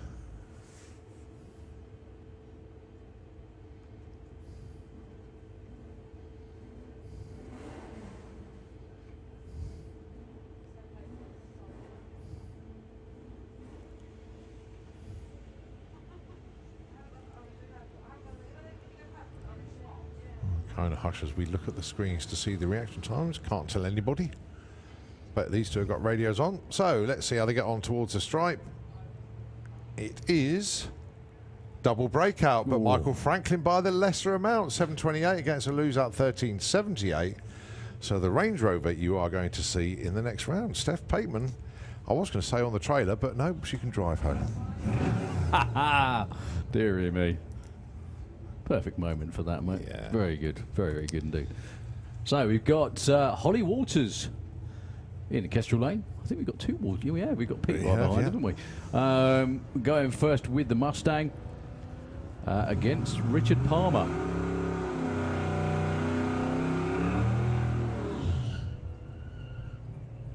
Close race, close race. Holly's in front, and Holly takes a win. Very nicely done as well. 15.37 on a 33. That's so good. So good. Yeah. Right, are we going to have 2 for 2 for the Walters family, or is Kirsty Tram going to stay in? 2 round wins for the price of 1 here. Whoever wins this gets a bye into the semis.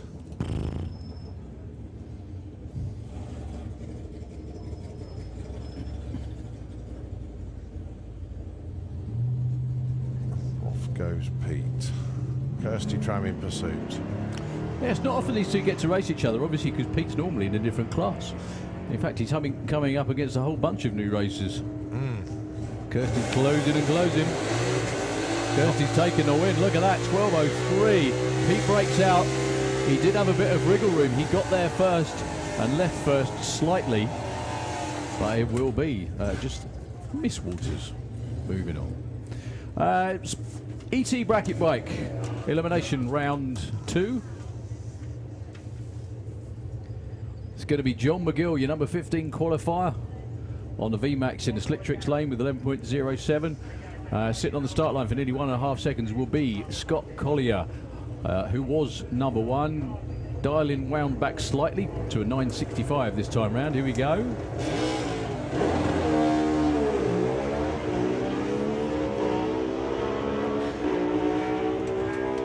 Unfortunately, Scott Collier goes 0.5 red. It will be the man in the other lane who massively breaks out as well. Just had a bit of insult to injury there. 0.34 he was on the tree. Scott was 0.5 red. Just anticipated it just that little bit too much. Sadly, starts out the way this season the way he finished the last one too. What he wanted. So next up, Gary Hester and Phil Harrison. Gary Hester in the Slick Tricks lane, 8.80. And Pete Harrison, 10.78.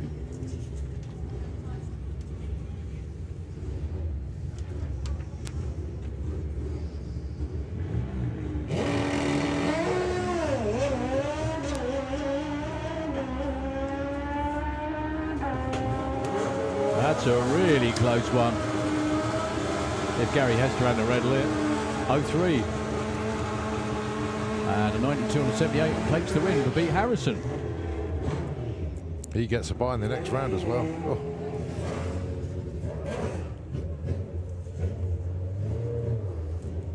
So Carl Hester up next, taking on Blade King. Blade does 9 flat in the Slick Tricks lane. Carl Hester with a 10.90. Got round 3, I think, of Super Pro sitting there ready to go.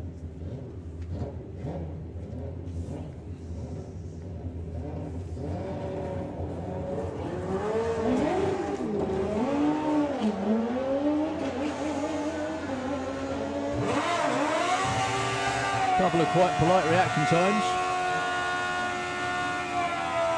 Well, unfortunately for Carl Hester, he slowed up too much. He was looking over his shoulder at Blaine King, Ray King running him down, and he did by 0.1 of a second. 9.18 on a 9 flat. He was a lot worse on the tree, frankly. But it was the top end charge that made the difference. Dave Grundy and Liam Holgate this time.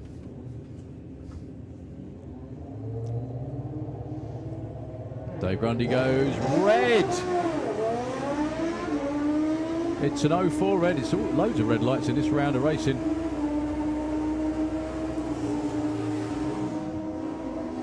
And a breakout as well, but Liam Holgate knew he could take that through the finish line without worrying about getting beat.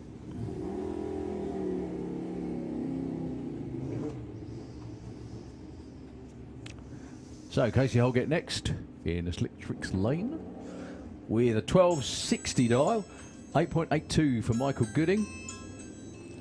It wouldn't be a weekend without that happening, would it? Yeah, sorry folks, if you've got a Ring doorbell at home, that was mine that went off then. Sorry about that.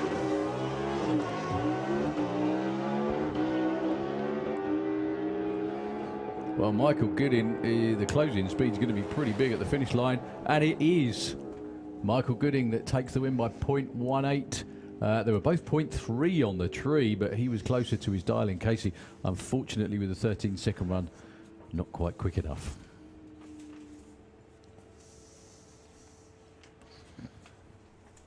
So, not sure whether we're going to have... Junior Dragster next. Ah, yep, it must be there. I can see Pro ET getting ready to go as well.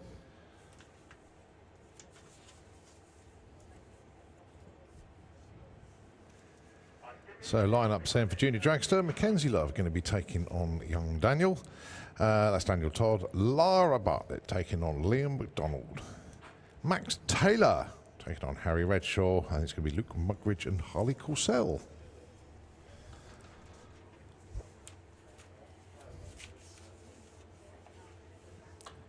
Amazing. Yesterday, tailwind. Today, headwind. Oh, it has moved around completely, isn't it? We'll need that soon.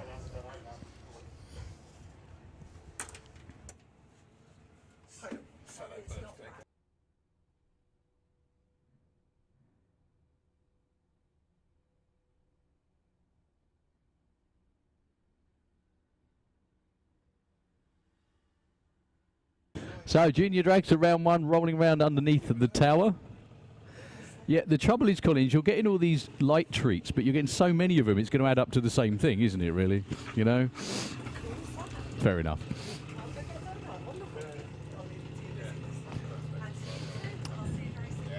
So, the next round of Junior Dragster elimination, round 3, actually, this for a place in the semis. Funny, because obviously it's my birthday tomorrow. It's Liz's birthday tomorrow as well. Obviously Thomas's birthday tomorrow as well. And we've just exchanged swimming world and lightweight gifts between us. How about that? That's what happens. Happens at a certain age, isn't it, mate? I know. So Max Taylor down there in the Kestrel lane. 960 against Harry Redshaw. Now, even though the Redshaws didn't qualify that well, if you notice, they're still around late on race day, almost every time.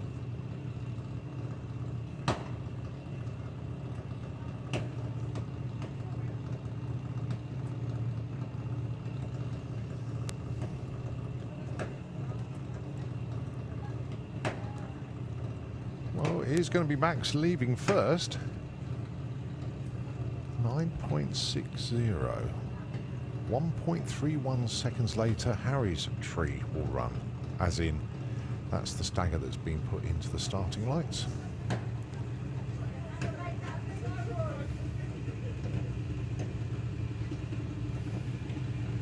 Well, we need to go into pre-stage before we even get close to going into stage.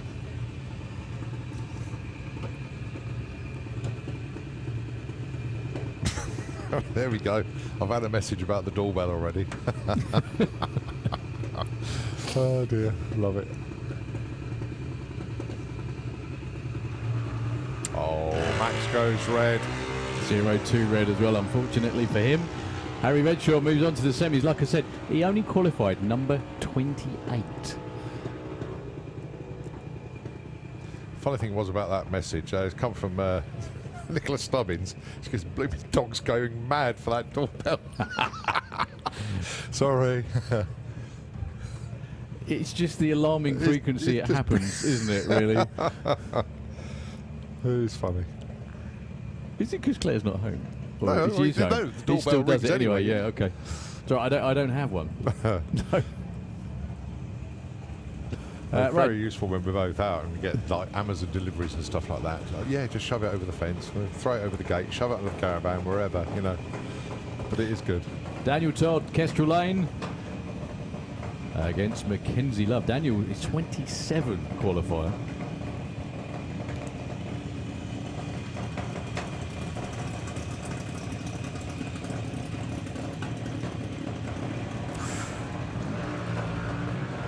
The reason I went, because I thought that was a red light. He was moving way early by the look of it. It wasn't a red light though. Luke is out in front.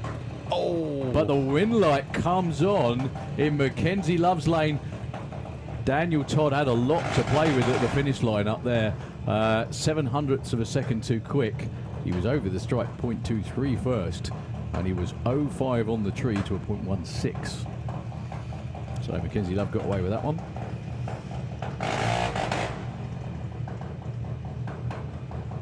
I think the best word to describe Daniel Todd's weekend is he's keen, because he's like he just wants to get on with everything. He goes quick. Well, dialing change going on down on the start line actually. Nick Mugridge making the call to change the dial in for his brother. I think that was going to be to an 8.10 actually by the sounds of it. Yep. Yeah, 8.10 for Lukey in the Kestrel lane.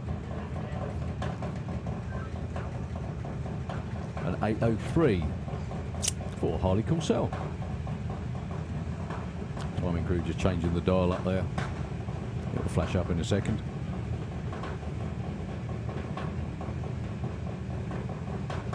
There we go.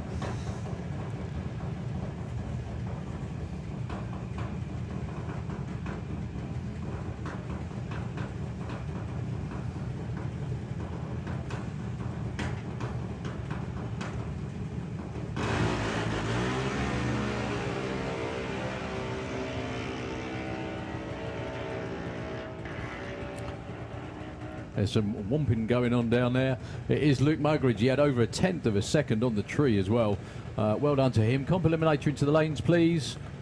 Yeah. Oh, and super guest, please. Thank you very much indeed. I'm presuming that's what happened because the screen's not, our screen isn't clearing. Anyway, super gas into the lanes as well, please. Right, last pair for this round. It's the Lara and Liam show. Lara Bartlett. 7.99 on the dial-in, but it's going to be Liam. His tree is going to run slightly quicker, 8.10, or slightly ahead, I should say. So this for a spot in the semi-finals to take on Mackenzie Love.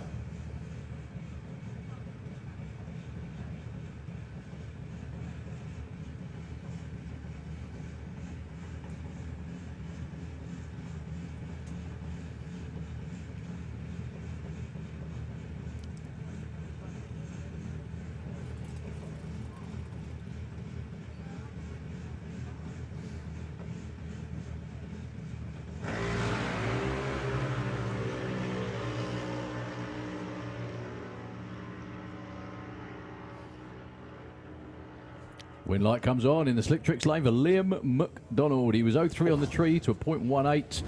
Yeah, 7.99 bang on the money for Lara Bartlett, but unfortunately the reaction time cost her that time around. Liam was 0.12 off his start and still took the strike by 0.3. Well done to Liam and the team. Super Pro ET round number 3 coming your way. Kieran Ashley as well, having his best day ever in Super Pro with the dragster.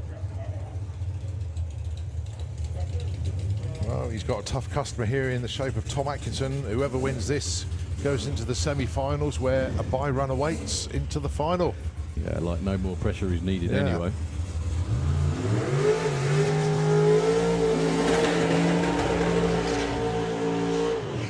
It's going to be that closing speed thing again, isn't it? It is. Kieran's going to go flying past him. The thing is, though, does he go flying past him before the stripe or after the stripe?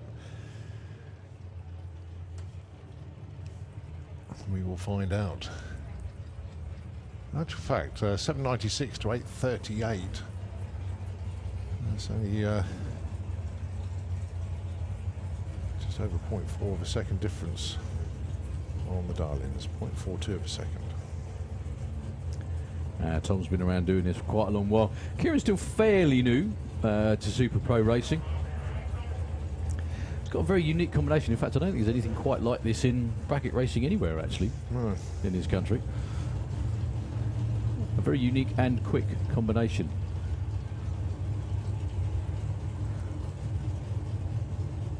So, 8-second door car, 7-second dragster. Pick your favourite.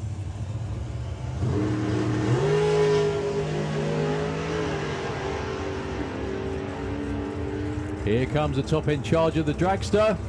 But I think Tom's safely there. He is. Kieran, 8:39. I think he may have... Oh, he didn't click it off. He didn't click it off. Didn't quite run like it did before. Tom was bang on the tree, 0-3. He had enough to back out of it a little bit at the top end. Took the stripe by nearly half a second, actually. But still, great day for Kieran. Into the sevens for the first time, and a whole bunch of 170-mile-an-hour timing tickets to take home.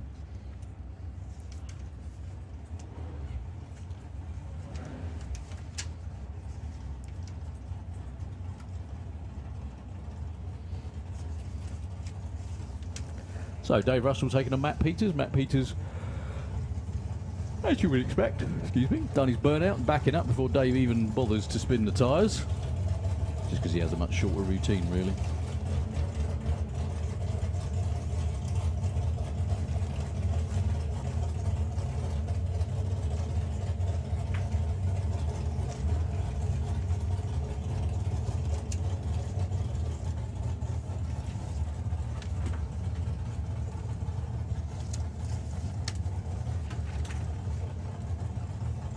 Well, we're going to be waiting a lot longer for Dave Russell to do his burnout because he's not here. Unfortunately, low oil pressure. Thank you very much indeed, Simon. After the run before. See, Kirsty, this is why you need to come up and do colour stuff for Super Pro. Help us out and make yourself famous. 762 on a 58. Another nice run for Matt Peters into the semis.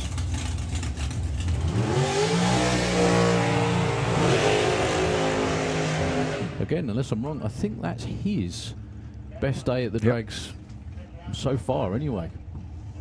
So this is the last pair. On the other side of the ladder, Tom will be in the final because he's got a bye run to get there. He'll be racing one of these two.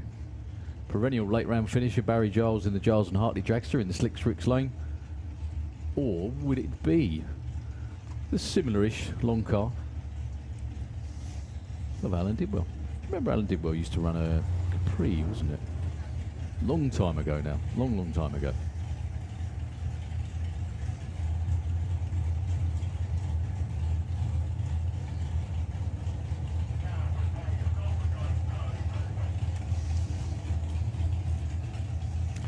Fairly evenly matched in ET. The orange flame car in the Kestrel lane is going to be going first.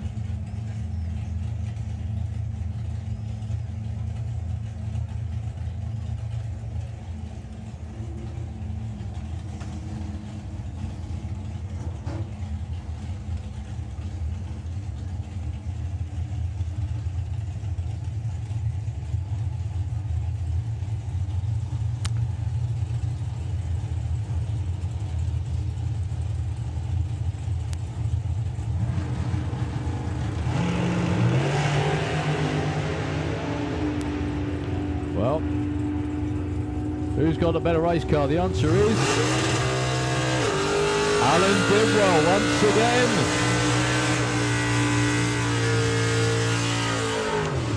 100th in it on the tree. Very unlike Barry Giles to be a 10th of a second off his dial, though. To be honest, Alan Didwell with a 763 took the win by 0.6 at the finish line. This is quite an interesting moment just a second ago. The two crew chiefs, one has a dialing board and one has a marker pen on a white melamine board, both holding up 9-10. Just as it was a weird one, that. So it's a heads-up race. Yep, it is. By heads up, we mean that the tree runs at the same time for both cars. They still can't break out. Yeah, they still exactly that. Pro ET, round number 3. Is the dream debut going to continue for Jessica Bishop, or is young Alfie Ratton going to continue on his way? Well, both of them having terrific days at the racetrack. One of them's going to be going to the semis, I think, for the first time ever. Well, definitely for Jessica, because it's her first weekend in the car.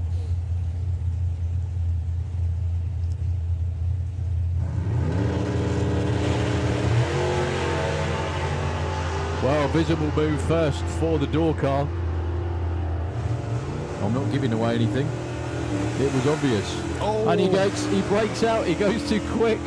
He had quite a lot in hand at the finish line as well, nearly 2/10. He could have backed off earlier, but he didn't. Jess Bishop moves on. Number 1 qualifier going to the semis at her first ever event in Pro ET. They're all smiling down there, but it's a The relief. Rattans have had a great weekend. I'd caught up with them in the pits, and they just say they haven't even started pushing that car yet. And so there's so much more to come out of it. But yeah, very happy this weekend. I was going to say door car against dragster. Pickup truck against dragster. Sorry. Neil Watkins. 11:29, excuse me.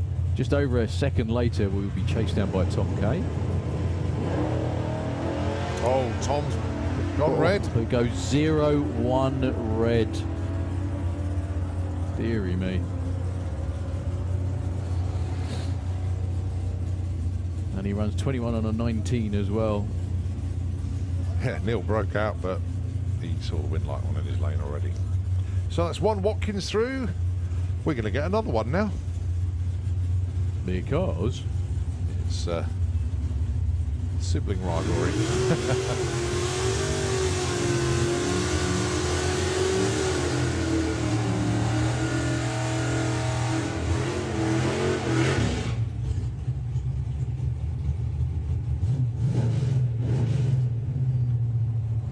So Tom Watkins and Amy Watkins.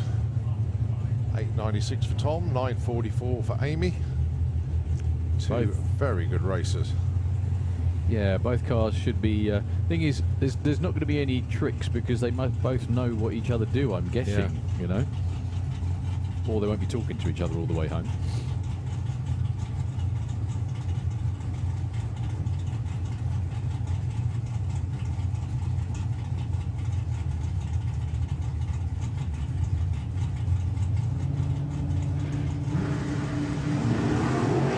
Amy goes red. Curse of the left-hand lane. Actually, saying that, Tom went red as well, but he did it second. Amy's red light was already on.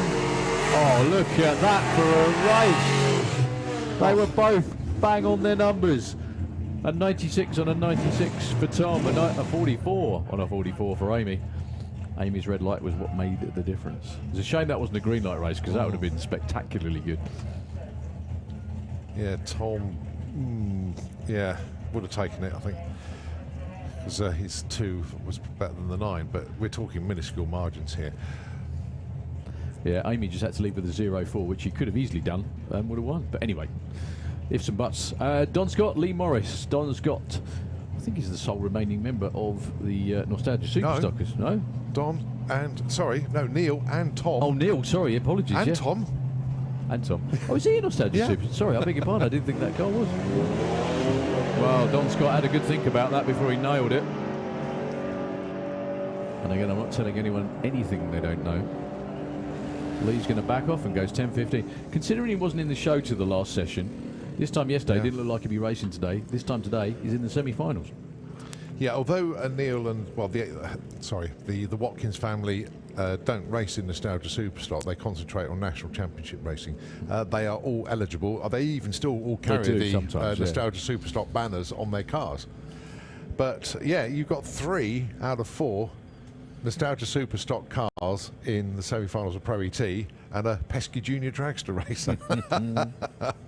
Ah, dear, love them all. Right, junior drag bike eliminations, round number 2. This is Jackson King and Harry Isaacs. Outlaw Anglia, I think, into the lanes, please. Outlaw Anglia into the pairing lanes, please. So this replacing the semis. 1380 replaced 1320 on the dial-ins.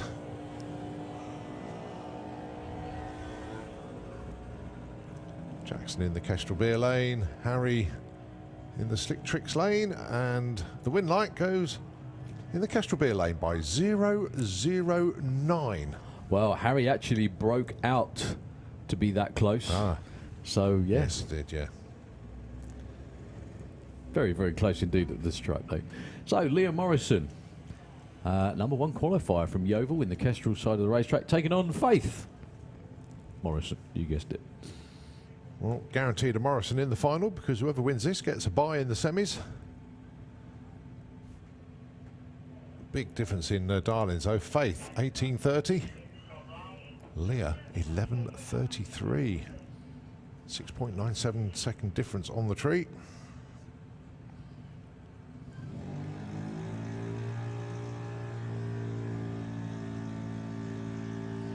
That's a while. Junior drag bike, unlike other classes, they run a pro tree. Did you notice? Yeah. I think the only other one that does is Wild Bunch. Well, Leah is already way out in front, and she doesn't break out, so takes the win. Problems for Faith, scooting the bike off the start line. But Leah Morrison, moving on. Right, Lyra Humber and Grace Pollen.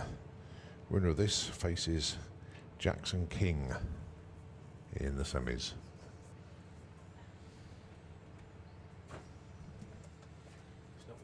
not working. No, it's not working. We can't clear it or anything, so we don't know what's going on. Can we have Sportsman ET into the pairing lanes, please, for your next round? So Lyra is off and running. That's another long wait, isn't it? For Grace Pollen.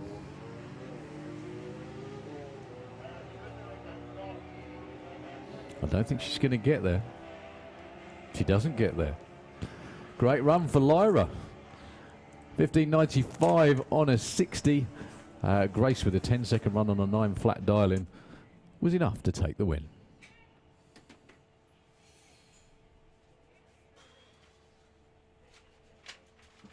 Somebody said you're having issues with the...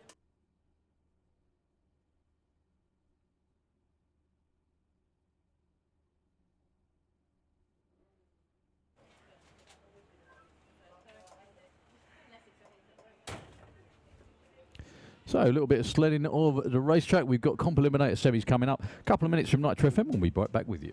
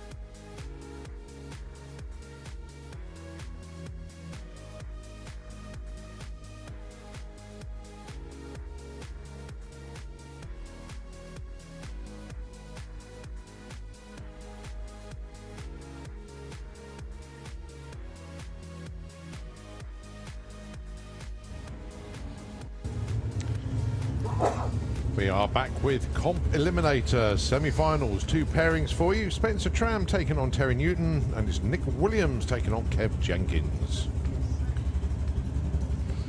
So Kev Jenkins has been creeping up on it this weekend. Well, back to where it was last year. See what they've got this time round.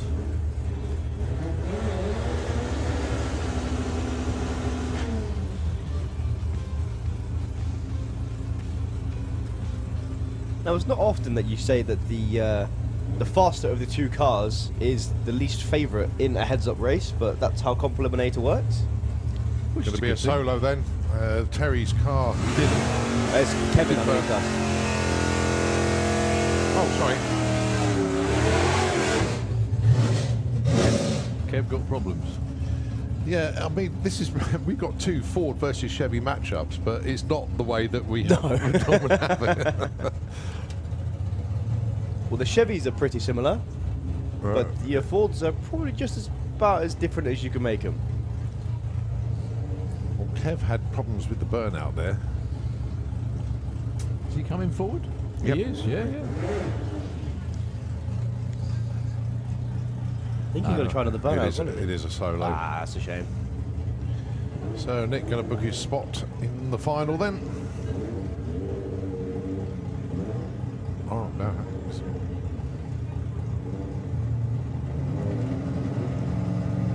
He's already been given the... Oh, straight into stage, no messing.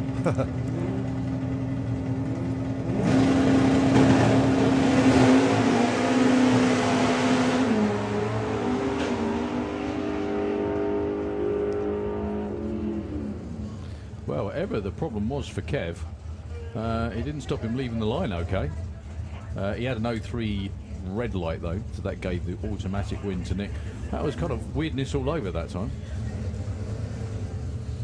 Nick backs out of it, runs 10.26, only 91 miles an hour.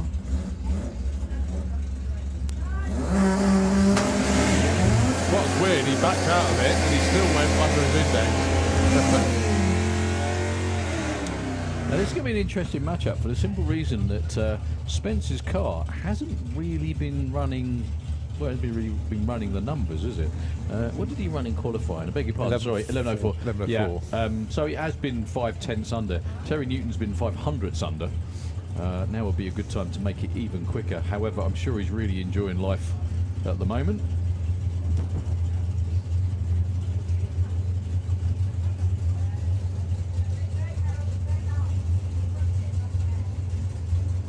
So Spencer Tram's going to leave first. Terry Newton's going to be chasing him down the track, and he's going to try and overtake him before the finish line, as this is a heads-up race. Ah, but he goes red. Sort of big red. 2 red lights in a row. Yeah, but come on, this could be a good-looking ET for Terry Newton. Lovely and straight. 9:21, 152, but it is Spencer with that.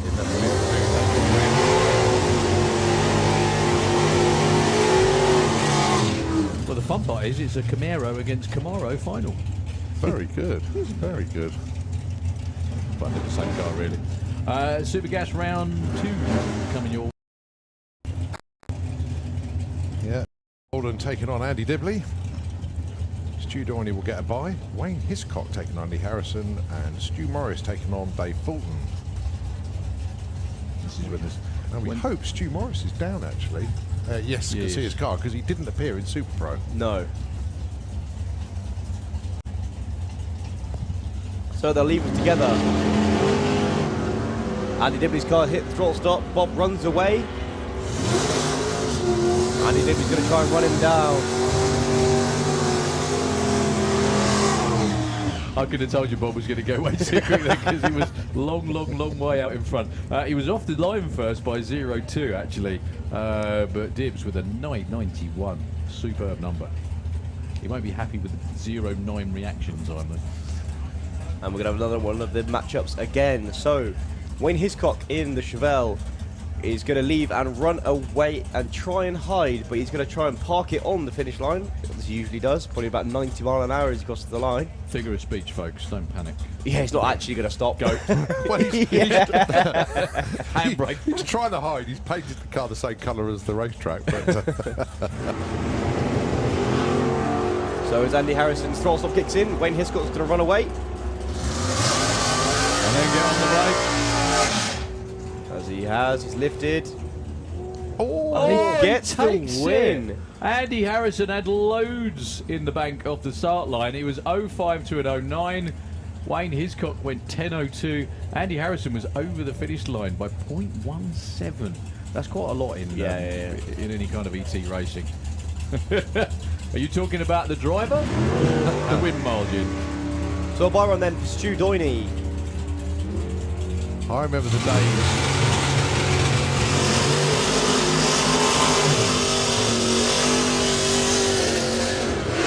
I remember the days when he said, "You don't want to give Stu Doiney a freebie," as he had a time. He goes 9.93. You can tell he's coming back, can't you? Yeah. Well, he's been practicing for Supergas even when he's been running in Super Comp. He ran pretty much 9.90 exactly. twice. That's exactly what he's doing. Yeah. He did indeed. He is a very shrewd man indeed, is our Stu. Great match up this one. Your number one qualifier, Stu Morris, Slick Tricks Lane against Dave Fulton. I can see his brother down there on the start line. Looking on. A lot of the Fulton squad are down there. To watch him leave second, but not by much.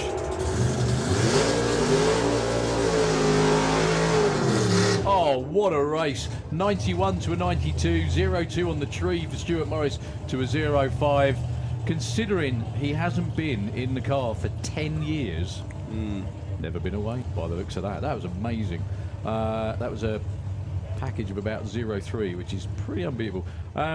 Tim Moore, I think time trial run. It is, yeah. He didn't. He's also rolled through stage. Tim, back a bit.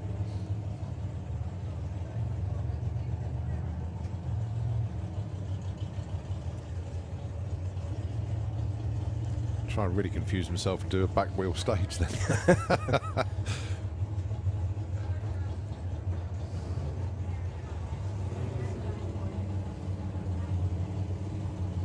Yeah, he was obviously just looking down at something when he kept rolling and rolled through stage and didn't notice.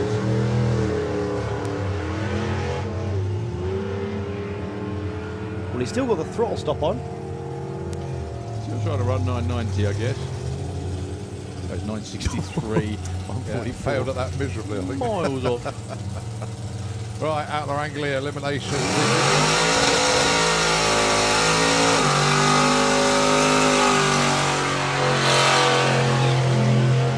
This is to set the final, and this man is going to book his spot there. Wayne Power with the stressed out Anglia. He qualified last, and yet here he is getting a bye run into the final. Have to be in it to win it, you've got to turn up. And although I'm saying he's qualified last, it's not slow. It's still running at 10.3 for his qualifier. Car has been into the 9s before. If you like the look of Outlaw Anglias, check out Dragster this summer. Oh boy, yeah. It's going to be a monster amount of them.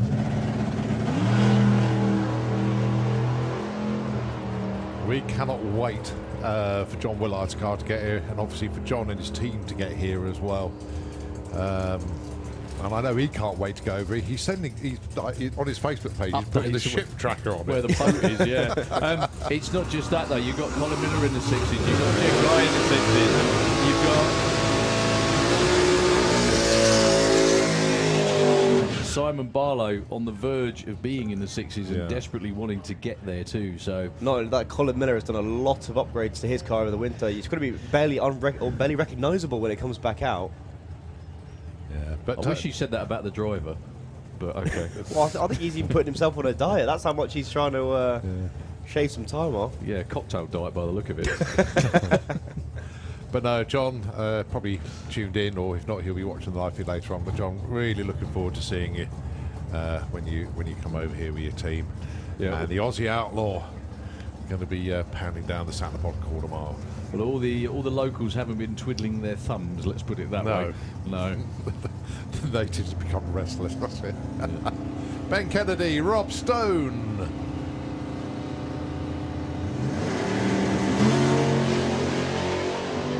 Big wheelie there for Ben. See if Ben can nip in the 9s again. Rob Stone's got this one sewn up with an 841 and a 980. Nice pass for Ben.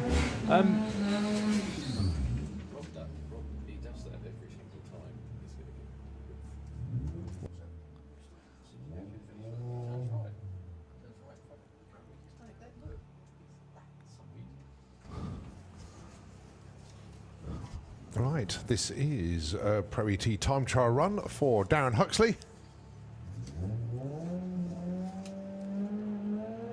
He's obviously done something to the car, 'cause he's put 11.1 in it. That's a lot more stout of a launch than he's had previously. I haven't heard him come up on the 2-step before. Obviously trying something out. 1167, 118.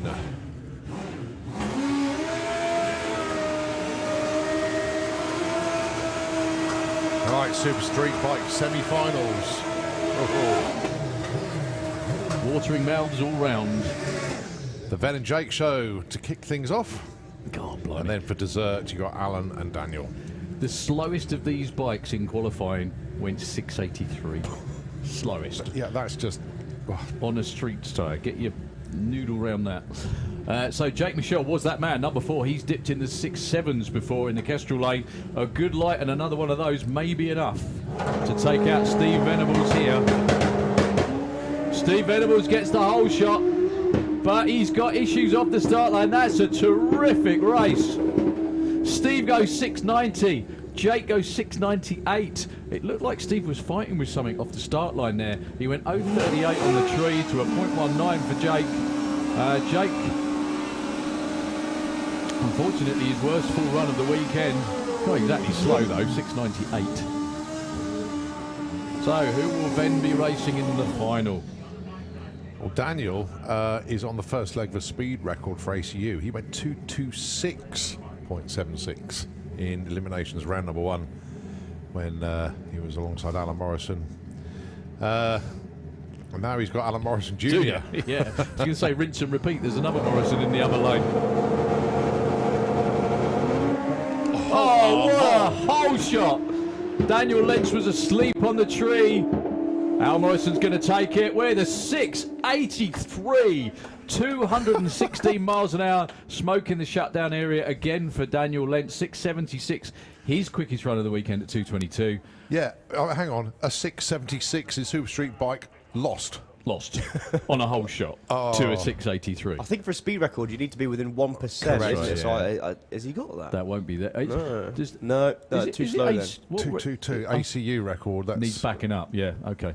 Anyway, but they're checking the lane for Daniel. They did have engine damage yesterday. They were changing a motor. I hope he hasn't done the same thing again, unfortunately. He really was asleep at the tree, though. 0.4 to a 0.6 for Al Morrison Jr. Al Morrison Jr. had the chance and he took it. Yeah, we're rolling with clean-up stuff at the top end, unfortunately, folks. So I do hope Daniel Lentz hasn't hurt it too much, because the trip from Hungary is a long, long one, obviously, and you don't want to go home with lots of broken stuff. It's not nice to go around the corner doing it, let alone all that way. Especially when you've got spare motor, you think, just in case I'll use that, and then you go and bust both of them. Right, so we're going to be down for a few moments, I think. Yeah, Ian's in the tractor. I think it's right up the top end, so hopefully it won't be too long. And your final in Super Street Bike is Al Morrison Jr. and Steve Venables. Nitro FM for a few moments. We'll be back ASAP.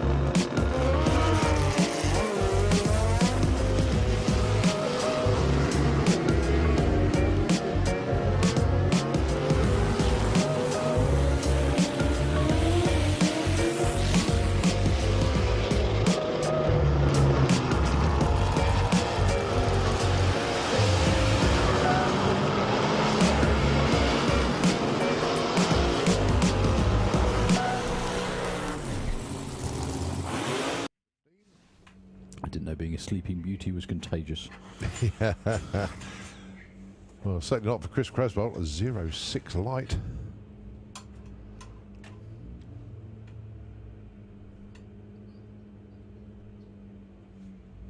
How well has he judged the ET? 15.21, not too bad. Wow. That could be worth a lot of money. Well, sentimental value, it's immense to the team, obviously. Absolutely that. Well, look at those reaction times. Oh, wow. Spot the difference. Wow.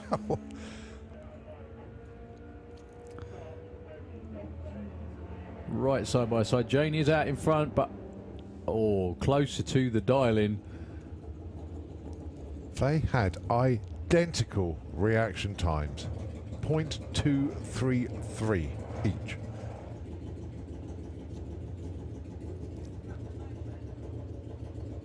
There goes Brian. And there goes Jago Stokes in pursuit. Not the weekend that Brian started, not the car the weekend was started for Brian. But this is what he's going to be continuing with, hopefully. No, he's not.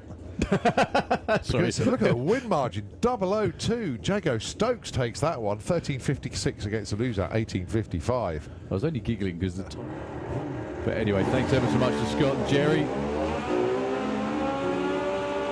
and Sky and Sharon. By run for Scott being number 1 qualifier, 9.62. Falls off slightly. The same kind of thing you've been watching. Oh, Justin goes red. Oh, I was going to say same kind of thing you've been watching with. They predict their own times, and then the tree runs in a stagger based on that. Oh dearie me, 10.09 as well for Justin Morton, but a 0.24 red. That's quite a big one. Yeah, it just rolled forward. It would be the Triumph in the Kestrel Beer leaving first, and then Robbie on the Honda goes red. Oh, so Dave Grundy is through to round number 2.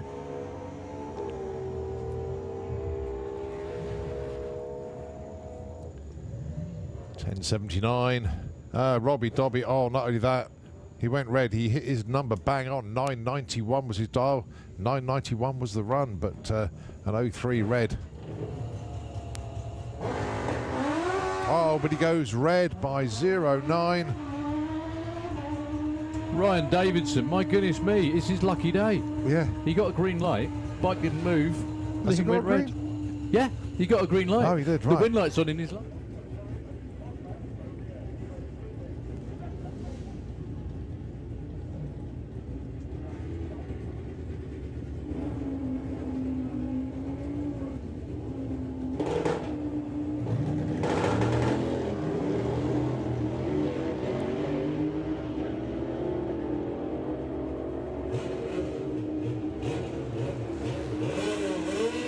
Win light goes to Michael Gooding with a 9.12. Chris Venn goes through with a 10.21, but at least they've started to get some laps on the bike now.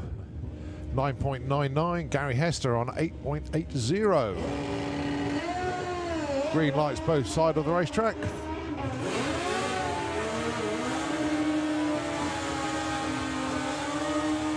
And the win light goes to Gary Hester by 0.2, 8.82 against a 10.13.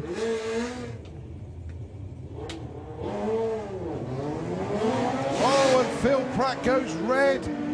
Oh, boy.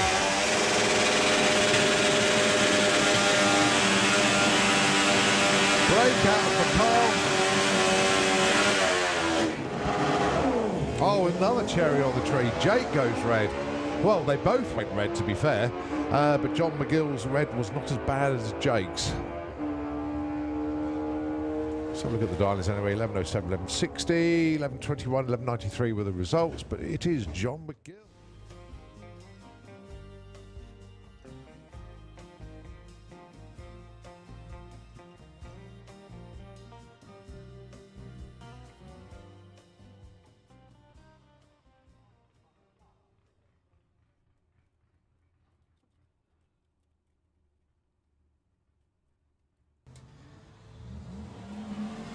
And we're back. Sportsman ET, Gary Lake is beneath us. In just Don't be so rude about him. Oh, you mean under the tower? Sorry, I know what you mean. Oh, dad jokes just my thing these days. Taking on Holly Waters. Yeah, sorry, Gary. He didn't mean that.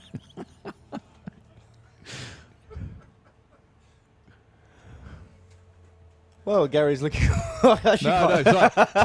Thomas getting above his station in his first weekend. Deary me. Right, Holly Waters out there. Kestrel Lane. I think we lost Colin for a little while. Slick Trick side of the racetrack is Gary beneath Thomas Lake. Oh dear, that's a really horrible image. Sorry about that. Right, moving swiftly on. Second on the tree for Holly. I've done it now. For Holly Waters. Right, they're having to stop to have a laugh now. Right, so they're away well. I can't say too much because these guys do have their radios on, as most of these are just daily drivers. Gary Lake is the winner because Holly breaks out. He was also 0-3 on the tree as well and got over the stripe first. I don't think there's any way looking at the maths on that one. No, I said maths, folks, not math. There's no way he was going to win that. So, Mick Franklin and Jago Stakes. The longer you do this, you realise that there's certain things that like niggle both of us about. Mine is pronunciation of words, definitely, and also the difference between fast and quick. I'm so glad you've said that. I wind so many people up with differentiating the two. Well, don't do it to me. No, I'm only kidding. But no, it's other sports commentators that should know better. They should know the difference between, that was a really quick speed. No, it's not. There's no such thing as a quick speed, ever. Right, so Mick Franklin off and running, as is Jago Stakes. Mick's having a pretty good day with the Range Rover. This is for a place in the semis, Cole, is that right? Yep. 17.29 the target. He gets 17.39 the story continues. Well, breakout for Jago. Yeah, there's no way Jago was going to win that one. He was 0.26 slower on the tree. Chris Creswell then having a wonderful weekend in his Ford Fiesta ST. He's your number one qualifier and he's currently in round 3 looking to go further. Simon Swarbrick is going to try and stop that in the Ford Pop, dials 12.01. A little over 3 second wait for Simon, so you'll see Chris go now.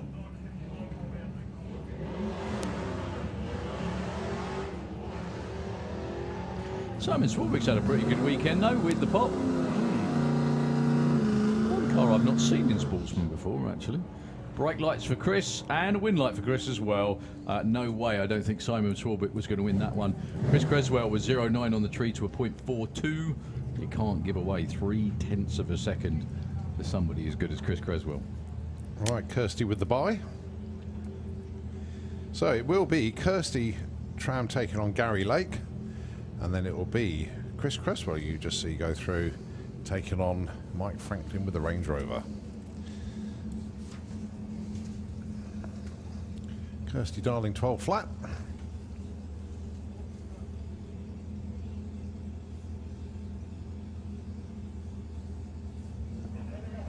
I think we're just waiting for a little bit of a timing issue maybe.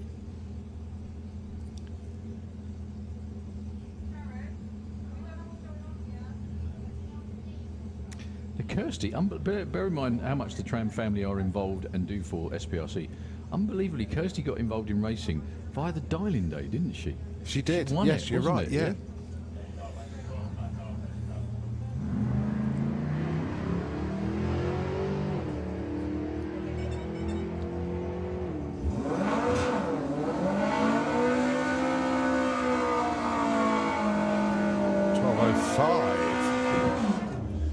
And that sounded flat out. It didn't sound like she lifted at all. Well, tune-up run whenever you can get. Kirsty and Tom both through to semi-finals in their respective classes. Who's got? And Dibs is through as well, so good for the team. I was going to say I've got a bigger trophy than yours. It's a good argument for the way home. Right, 950 bike, round 2. Zoe Hallett takes the bye run into the final. She will be getting a trophy later on today. And you can really tell how good the conditions are by how fast these bikes are going. Most of these are naturally aspirated machines. say that. She runs under the index, goes 9.62. But it doesn't matter, she's on a bye run.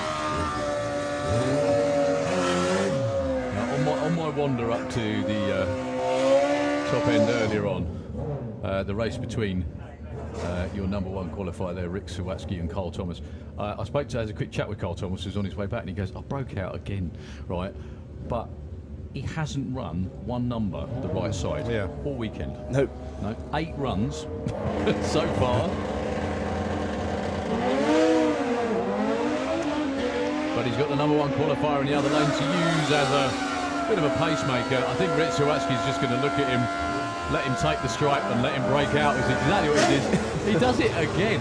Carl Thomas is outstanding. That's 9 runs, all too quick. Rick takes it with a 9.63. I think he misunderstood the rules. I think he thought it was 950 bike without going over. Something like that. That's the only thing I can think of. He did actually say though that because he has to do it with the throttle, he wants to go quicker, and that's always the problem. So Liam Holgate and Blake King, excuse me, ET bike elimination round 3. 9.57 takes 9.10. And no doubt Blade is going to count his lucky stars. Deary me, yeah. An 08 red for Liam Holgate. Blade doesn't even make it to much past 3:30.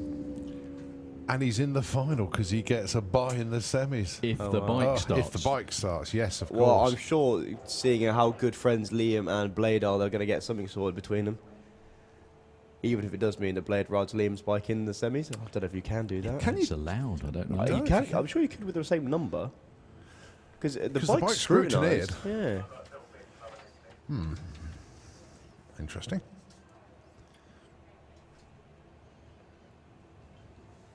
But I'm sure there's nothing too major wrong with Blade's bike. He's been having issues setting the clutch up, seeing as this is the first weekend out with the bike. So a little bit of R&D for him. Right, still to come, John McGill taking on Michael Gooding.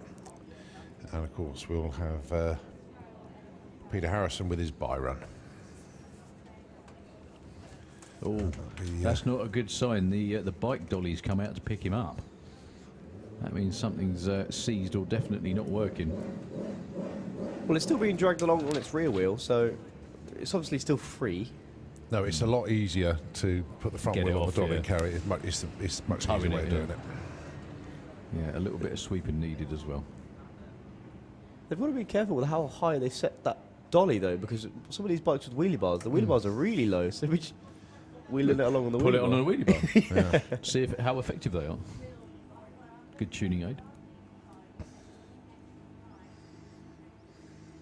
So, Thomas, hope you've enjoyed your weekend up here. What's the highlight of it been, you think, so far? Ooh. I mean being here. I don't mean anything racing-wise, but what have you enjoyed about sitting up here? Don't say the smell. Well, I think it's just the perspective. It's very rare someone gets... Well, I'm sat. I don't know if everyone who's out there can see where I am. I'm above the Slitrix lane. I'm pretty much slapped. So the moment a car walks or a car moves just slightly, I can see it, which is not a perspective you usually get from anywhere else. And it's close as well. Yeah, because an awful lot of the like the towers and things like that in the States are either off to the side of the track, or even if they are to the back. Yeah, they're a long way. So they'd effectively be, you'd have a whole building where Nitro FM is right back there. It's a long, long way away.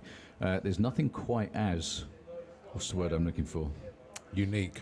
Immersive, I think was actually the word I was looking for, is this. As well as the VIP, both VIP areas, and the grandstands as well. The grandstands and banking are an awful lot closer than most places. I mean, if you've ever been to... The only place I can think that's even remotely as close as that grandstand that we have is the one that the temporary one that they put in place in Hockenheim. Yes. That's pretty close. The Top Eliminator Club there. The grandstands in Tieppe are considerable distance from the racetrack. Or they do wrap around. They're very, very smart, don't get me wrong, but they are a considerable distance from the track. And again, the commentary position in TAP is a long way back behind the start line instead of being plonked right over it, basically. I also didn't realise how much the cars would just vibrate the tower. You haven't had any cars vibrate it yet? No, you felt No, nothing. No. I always thought it'd be really cool to have a Perspex floor. Actually, but then everybody below us really wouldn't have the best view in the world, would they? No. But yeah, a one-way, there we go, one-way Perspex floor, so we could look down. Or even like a seismometer on the floor. Just to see how much this thing really shakes. It's a bit like now, isn't it? Yeah. Well, if you imagine how much it wobbles with your right foot, you imagine what it wobbles with something a little more aggressive, shall we say, than your right foot. Yeah, so Blade's bike is being taken off. The sweeper following him up. I can see Blade's crew down there on the line, obviously having a little look around. For bits, by the look of it. Ooh, that's probably not Ollie. good. It's like, yay, we're in the semis. Boom. We might have broke it.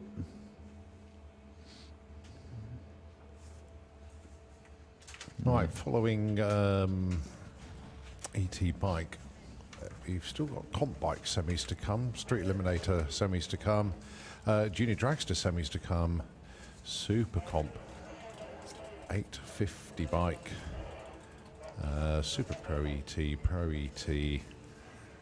etc. So in actual fact, most of the classes are in semis, so it's in basically ET bike is the last class to go to semis, looking at this.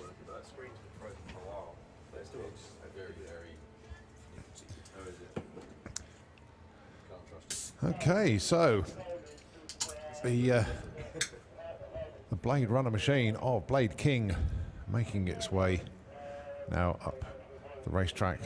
The tractor's done what it needs to do, so as soon as Blade's bike clears the track, we can continue. And just looking around to see who it will be next. I can see 850 bike are down there.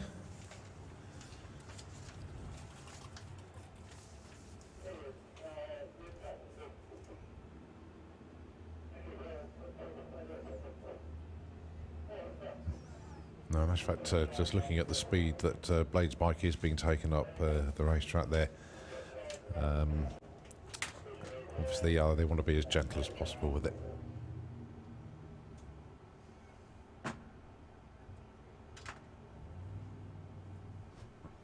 And as what Thomas said, is absolutely spot on. Blade is still sat on the bike, but yeah, the wheelie bar is off the ground, but only just. So, glorious afternoon here at Santipod Raceway for our first national championship event of the year. It would have been the Festival of Power, but obviously due to rather waterlogged fields, we couldn't have anybody camping here, and there's so much that goes on at the Festival of Power. Obviously the live action arena, all the side shows, and a bit of a jet car jamboree as well, and the evening entertainment, you name it, the whole lot is here at Festival of Power. And we have a lot of people that stay on site, and of course we couldn't have camping. We can't use the fields as a car park, so decision, and the right decision at the end of the day, was made to switch the events around. So this has now become the Springspeed Nationals.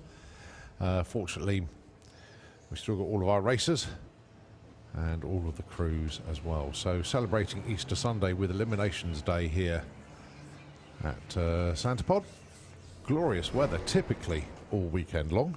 It was a bit wet in the week leading up to it, and tomorrow the weather forecast is not very encouraging at all, but typically race weekend has been absolutely brilliant. Very cold overnight some of the nights, but daytime temperatures have been absolutely fantastic. Very enjoyable event so far, and no doubt that he's going to continue right up to the end, as we are deep in eliminations now. So just 2 more races, if you like, to get everybody to semi-final stage. All right, Blade is nearly at the top. We'll be turning left in a moment and just going through the exit there. Hopefully they can get whatever it is broken fixed, And the signal is being given to the bikes behind to get ready. So we can fire them up, and you can just hear engines starting.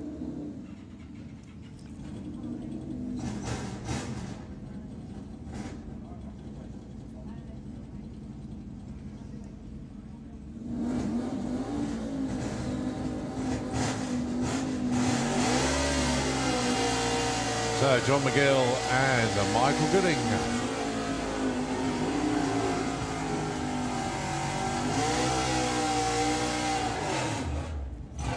So Michael Gooding dialing in 8.90, John McGill 10.75. 1.85 difference on the tree. Little John McGill that will be going first. I don't know what happened to Michael just then, but it looked like he was about to climb off the bike before he pulled forward then. I don't know what that was. It seems to be all right now.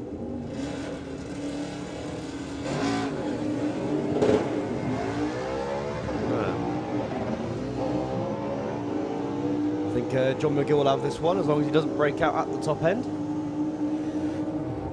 Yeah, takes that one. Problems there for Michael, but he sort of coughed and spluttered and wouldn't give him what he wanted. Still went 144 mile an hour at the stripe, but not enough to catch John McGill. So this is Peter on a solo.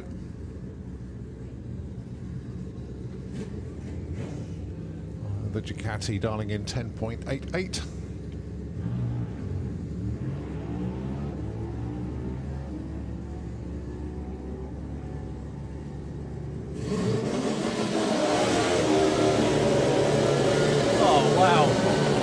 To waste on a bye run. 1088 with a 1 on a 1088. At least he knows it's dialed. This is a good matchup. Craig Wright, Dan Dieth. This is 850 bike. Semi-finals to set the finals here. Well, Dan Dieth didn't have a great time in qualifying. Craig did eventually. None of that matters now. Oh, Craig Wright left way before the tree. Dan Dieth goes into the final. 882, 150, that didn't matter. Oh dear, Craig's got a long drive home to think about that as well. The reigning champion makes it through to the final. But who's he going to be racing? Martin Hallett, #1 qualifier, or is it going to be Joe Elliott, qualified #3? Both within 100th of a second of each Indeed. other. Now, the only real advantage that Joe has is his bike is all motor. No power adders, no nothing, I think. And on a flat-out run, it'll run 850. Well, but what that does mean, though, is that he's very weather-dependent. Correct. On other days than today, obviously. Yes. Martin Hallett on the nitrous-assisted Suzuki. Joe with a hand clutch on the BMW goes through.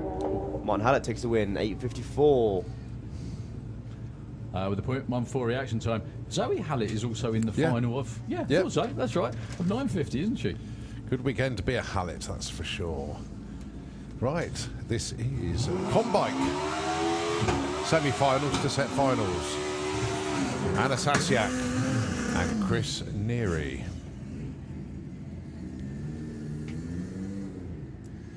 So, Anna had a couple of issues last round. She just staged the bike. I've got to ask this. Is that legal? It's got to be, isn't it? Don Scott, towing... Here, look, you see it go past over there. Just 2 seconds. Dodge Ram, followed by race car on trailer, followed by caravan. Yeah. Yeah, because he's dropping the caravan off at the compound. Oh, okay. On Airfield Road. So, heads up race. Chris Neary leaves the line. Anna doesn't, unfortunately.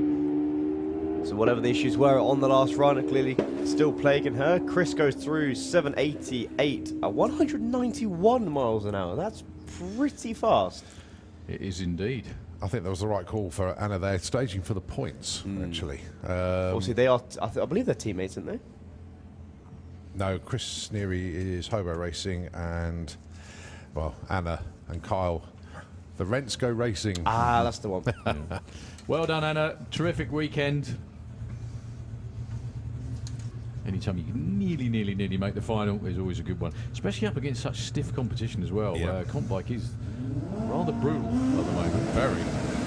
Right, Mark Dates and Paul Hampage. This will be a race. Number 1 and number 3 qualifier. Mark's 18 on one of these Super Street bikes. So Still could be a current Super Street bike. Yeah, it's still I current think. spec. is it? Yeah. Paul Hambidge is the outlaw one because it's got the slick tyre on the back. But anyway, a couple of tenths apart in qualifying times. None of that matters now, obviously. Mark Dainty, though, has been in the 7.0s just about every run. 7:07 on the last run. Chipping away at it.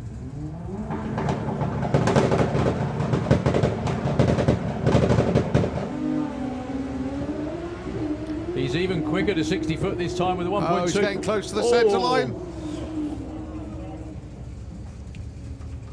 7:32, 191 mile an hour win for Paul Hambidge. Well, an instant at the top end there. Nitro FM, if you can please take over the airwaves. Thank you very much indeed.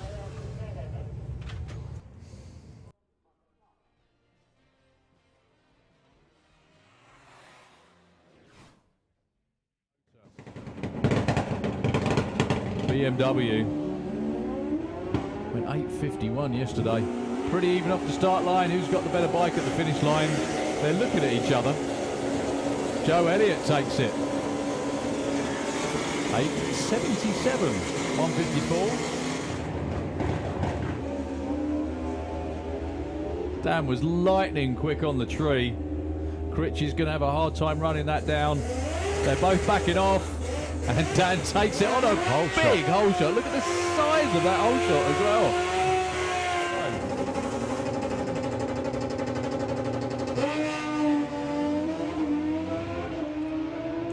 Well, I don't need to tell you who was quicker off the line that time. Oh my goodness me! He still broke out.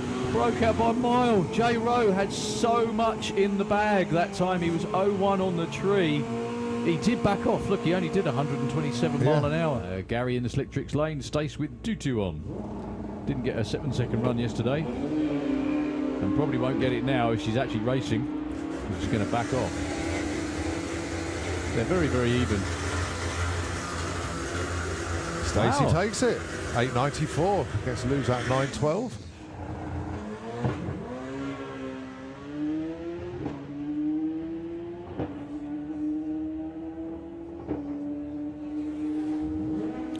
.98, 159. The bog off the start line probably cost him a good half a second. That was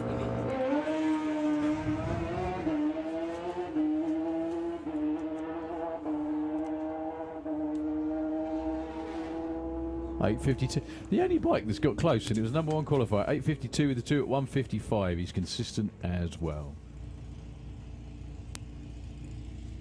Right, the tree now set, and the tree counts down, and Caitlin makes a move, and off she goes.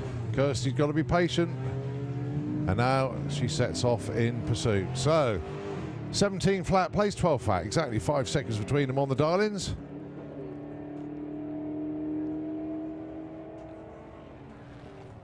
$17.47, not enough. It's a 12.11 for Kirsty Tram. She takes the win, but a 0-1 light. Pete's in stage, as does Carl, and they're off and running.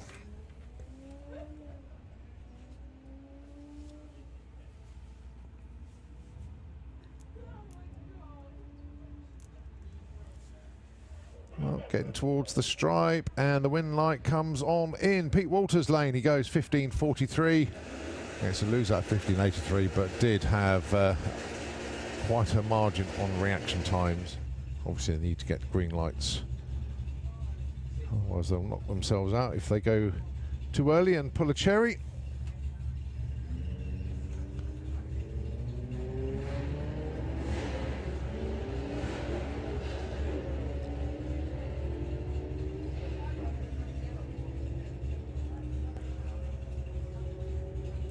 So Felicity approaching the finish line. 17.10 the dial, 17.45 the win.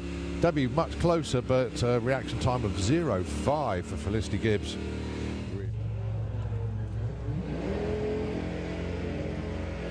Green lights a pair, always good to see. I'd rather lose a race at a stripe than on the start line.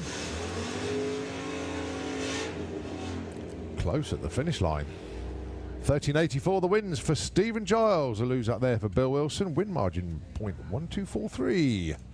So that is Stephen Giles that goes through into round number 2.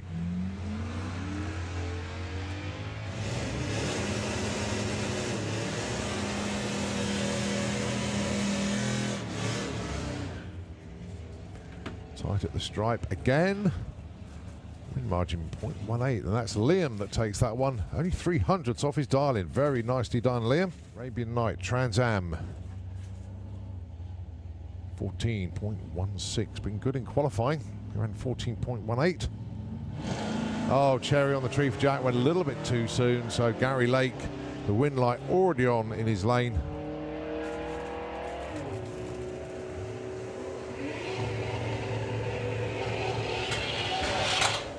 14.22 was the ET in there in the end there. Let's say he won the race before we even started. On the track.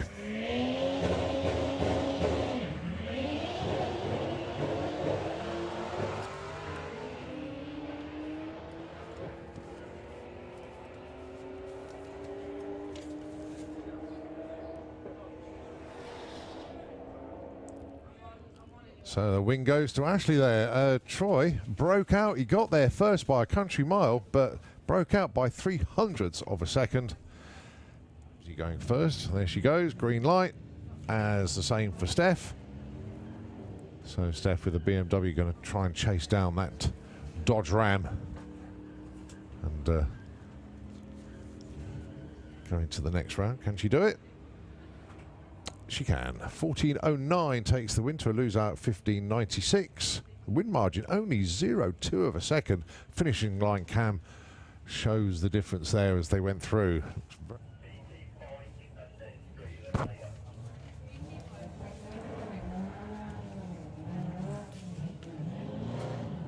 So Matt Halsall off and away, being chased down by Simon Swarbrick. We definitely can't say reaction times because an awful lot of these are street cars and do have radios and the like in them. Looks like Simon's actually caught and passed Matt already. Takes the stripe quite comfortably actually. 12.18 on a 12.01. But again, as we've said many times, it's all about consistency and running your number. So Holly's at Ashley's at 3:30, pretty much before Holly even leaves the start line. And Ashley's at the finish line before Holly's caught her as well. She's yeah, braking. That's going to be a breakout. Look at that, 17.58 on a 19.40. Well, look at Holly, 15.36 on a 13.5 and an 06 light as well. An 0.34 light for Ashley, and that was unbeatable. But my goodness me. I bet she did wonder why she was that far out in front, thinking, hang on a minute, what's going on? Ashley was so far in front, she could have driven back into the pits and had a look at the scoreboards to see Holly go through. So going to be going first is Mick Franklin. Yeah, 17.32 plays 14.19. There goes the Range Rover. And there goes Mr. Mellors.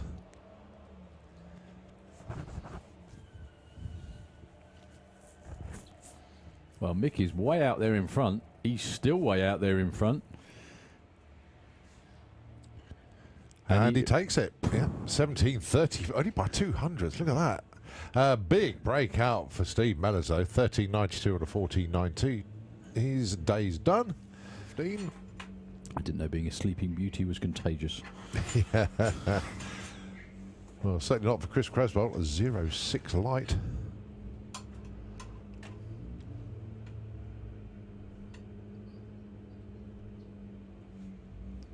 How well has he judged the ET? 15.21, not too bad. Wow, that could be worth a lot of money. Well, sentimental value is immense to the team, obviously. Absolutely that. Well, look at those reaction times. Oh, wow. Spot the difference. Wow.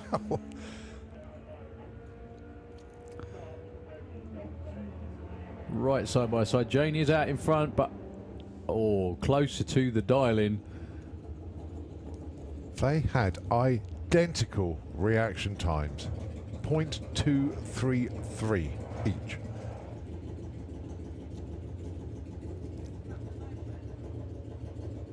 There goes Brian. And there goes Jago Stokes in pursuit. Not the weekend that Brian started.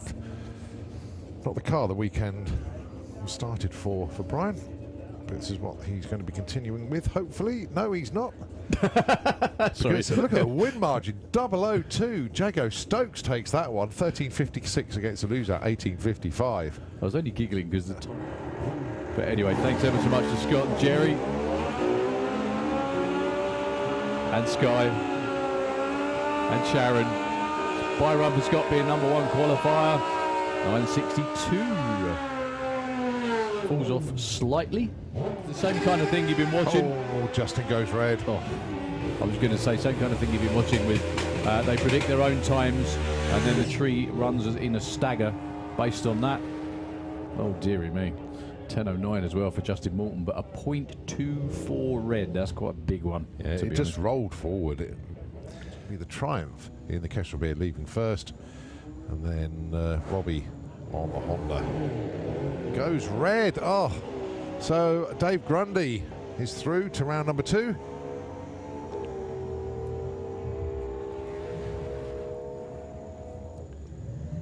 $10.79. Robbie Dobby. Oh, not only that, he went red. He hit his number bang on. 991 was his dial. 991 was the run, but an 03 red. Oh, but he goes red by 0.9. Ryan Davidson, my goodness me, it's his lucky day. Yeah. He got a green light, bike didn't move, Has he then got went a red. Yeah, he got a green light. Oh, he did, The right. wind light's on in his light.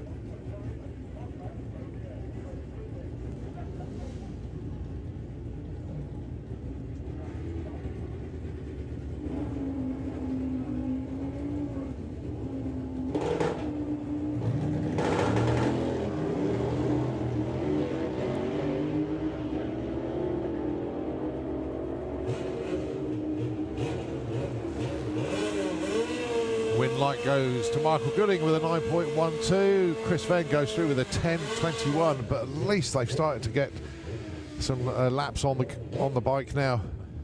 9.99. Gary Hester on 8.80. Green lights both sides of the racetrack.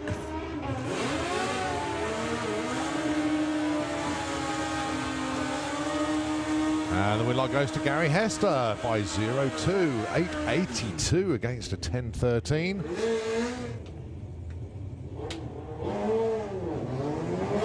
Oh, and Phil Pratt goes red. Oh, boy.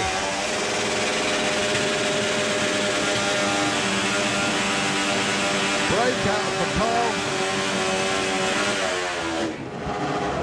Oh, another cherry on the tree. Jake goes red.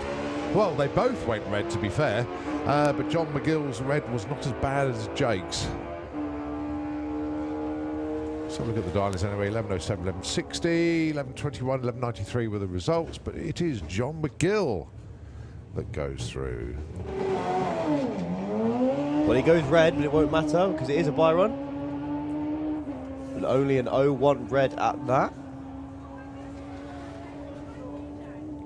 Goes 9.50 on his 8.95 dialing, so he'll be through to the next round.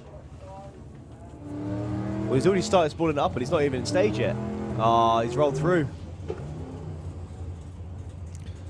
That'll be a buy run for Nick Hale. Yeah, Mark Sheridan trying to spool it up, but the brake's not holding it, or the line lock not holding it on the start line. Not quite sure how that works. H has got his head in his hands. More work, he says. Well, you actually saw him. He started spooling the turbos up before he was even In near, stage, or yeah. even pre-stage. that off at the top end, but the good news is that Mark is conscious and alert and was talking to the medics. They obviously don't let the rider get up until they've had a look at him, and he has now gone over to the medical centre for a checkup. So good news that Mark is conscious and alert, and obviously talking to everybody up there. So obviously we do have a little bit of a clean up at the top end to contend with there, and all our best wishes to Mark, and hopefully he will clear the medical centre as soon as possible, and he'll be back in the pits or whatever.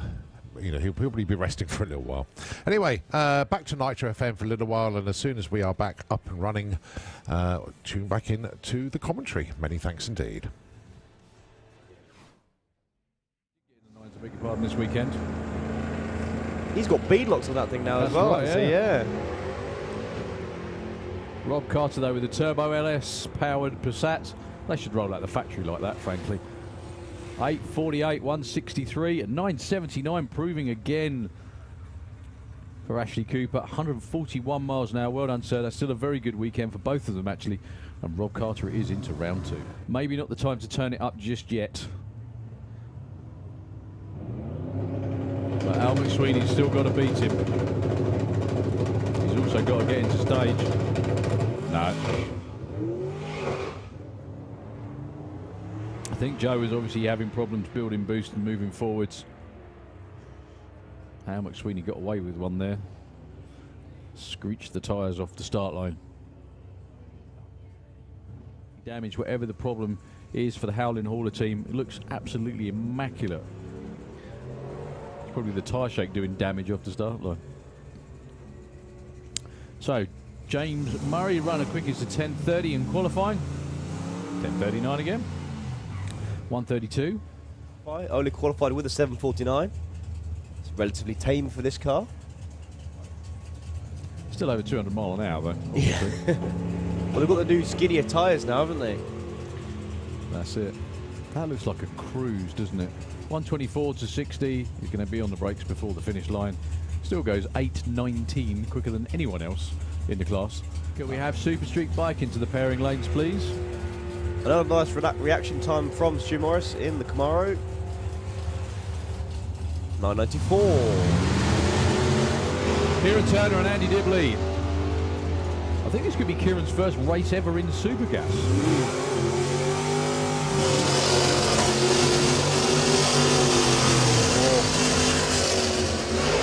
Breaks out with a 985. He wasn't going to win that one though. He was nearly 004 at the finish line. My word. That's right, Thomas. We get used to when they leave the line. We do that every time. We look left at the screen. What a great race that was, especially if your name is Andy Harrison. Win margin 0-1 at the finish line. Gets the by run. Oh dear, problems for Dan. As long as Stu doesn't break out though. He's been around long enough to know. He's still going though, and he doesn't break out. 10:14 at 1:43. He was 0-4 on the tree. I know. And absolute commiserations for Tim Moore. Lifting out 1,000 foot, coasts to a 981. Kicks back in again. There we go. So Bob's going to disappear. Throttle stop comes back in on the roadster. Bob's then going to slow down, and they'll go over the finish line almost exactly at the same time. Bob, 997, beats a 10 flat. He was 400s in better in reaction time off the start line. The issue is, hope it's not too serious.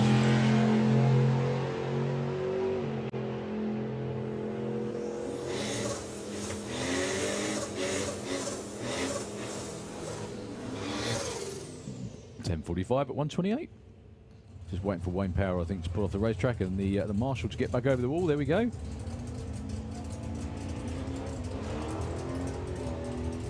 Now that's more like it. That's a lot quicker. That car does have 9-second potential. Like that. 987, 130 for Ben Kennedy. That's it.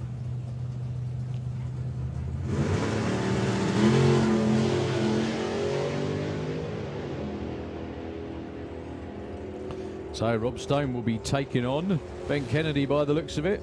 8.65 at 150. A nice lose out. 10.33 at 131. That's the champ. Now, in eliminations for Comp Eliminator, you want to protect your index. If you go faster than a roughly 0.6 under your index, it will change and it will be lowered. Permanently. Permanently. So what you'll see is Buzz Champ probably get himself about 8th mile and then he'll lift off. No, I think, you know, he could run it out the back door. You reckon? He hasn't got in the 10 yet this week. Oh no, he has done the right thing and lifted. He right, 8.48. As although you'll see a staggered start like that, it is a heads-up race. First to the finish line wins. So Nick wants to win, but he doesn't want to win by too much. There we go. Yeah. He's shadowing him just to make sure he takes the win line, which he does. With a 10.35 win margin of 0.7. Nick's been around doing this for a while now. Yes, a long time. He knows how to do that, doesn't he? Pass, so yeah. You can hear the tyre chatter, the front-wheel drive car screaming away. He ran 9.14, which is his quickest ever run. Goes 9.27, again a booming speed of 153 miles an hour.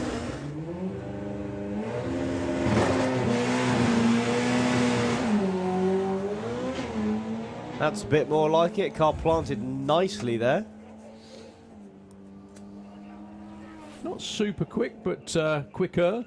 8.76 at 157, something to work with, most importantly. That's his fastest run of the weekend by a second as well.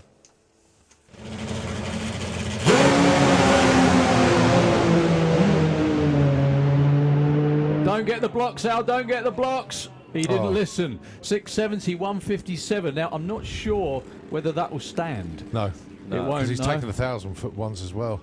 Oh, Al, what a great shame. Well, Neil Midgley gets away with one. Really gets away with one. Shook the tyre about 100 foot out and backed off the throttle. Al Smith kept going because obviously he didn't know where Neil was, and he knows that Neil's got a serious top-end charge. Stayed on it, stayed with it, and tried to keep it in his lane for as long as he could, but just punted the blocks right at the finish line. Straight on this one.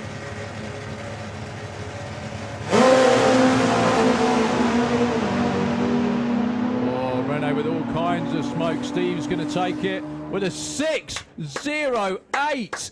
232 miles an hour, knocking on his quickest run ever. 105 to 60 foot for Steve Willett. 398, that's where you want to be on a fuel bike. 191 at the 8th and 6.08 at 232 over the straight. Rene's bike looked very, very worse for wear as soon as he cracked the 7. Oh, game over for Rob. He went deep and then triggered the red light. So did Kieran, actually. 7.98 for Kieran, nicely done. Rob, 8.48, car going straight again, good news. 8.38, plays 8.75, green light drag race.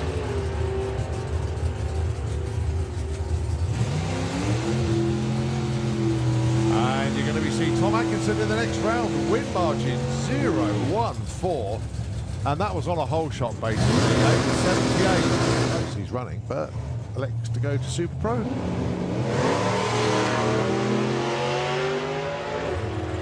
Moved quite heavily over to the left, but he's pulled it back nicely, and he's going to run over the finish line. I think he's going to get there first. No, look at that. Wow, he backed off too much. He had a double 02 right. Dave Russell, late. First pair you're going to see is a pair of tri-Chevys. Do you know what I love about the coordination? Is that just as I said, if we got a start line crew, they walk out from underneath the tower, and I just look up to see if the fire crew and everybody are back in place, and guess what appears? An ambulance, right just there. So, commiserations and get well to Mark Dainty. He was having such a good... It's always the same, isn't it? It's like you're running personal best, running quicker than ever. Something's always lurking round the corner just to bring you back to earth, unfortunately. Yeah. There you go. Anyway, get well soon, Mark. You're going to feel sore, obviously, but hope you're back with us soon. So, battle of the Tri-Chevys, 56 and 57. Both twin turbo. Both used on the street an awful lot as well. I think I've seen pictures of both of these things outside of a Greg's at one point. Not saying the drivers are, you know, rotund. Andy Bond certainly isn't. Dear me. Good old racing snake is Andy. Right.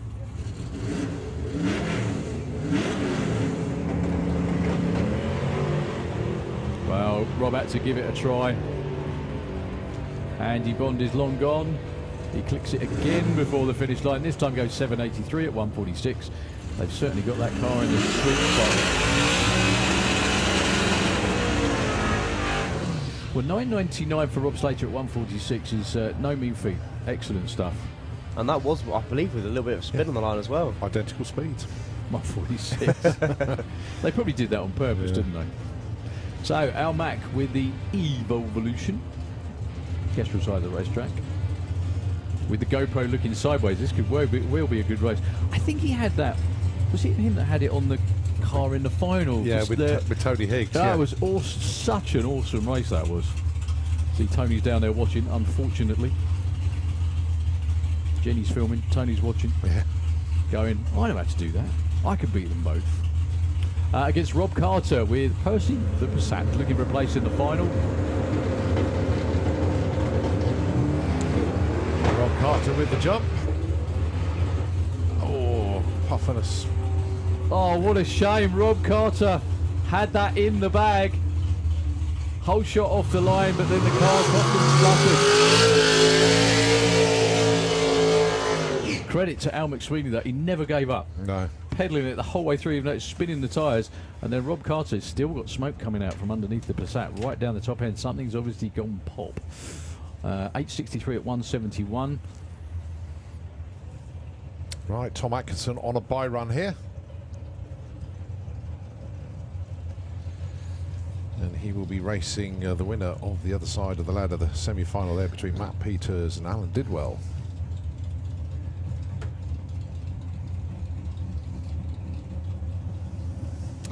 First time final for one of those two, I think.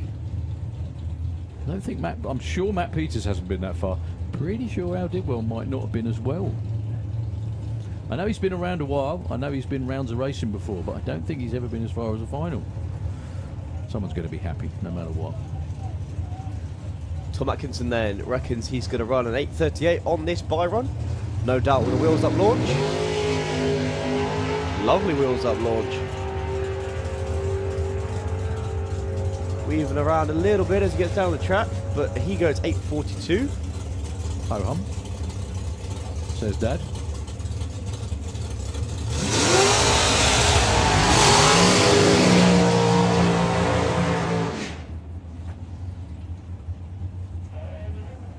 So, both suspended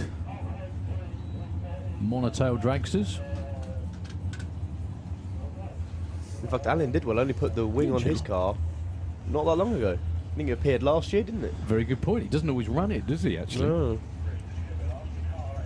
Although it does suit it well.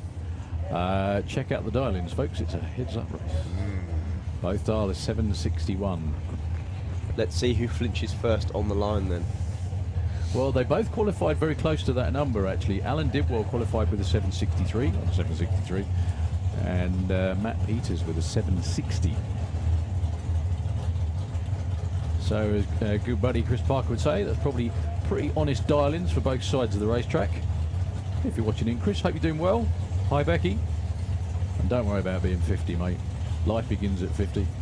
At least if I could stop my legs creaking, it would. Oh, dear. You've got all this to look forward to, Tom. It's a good laugh.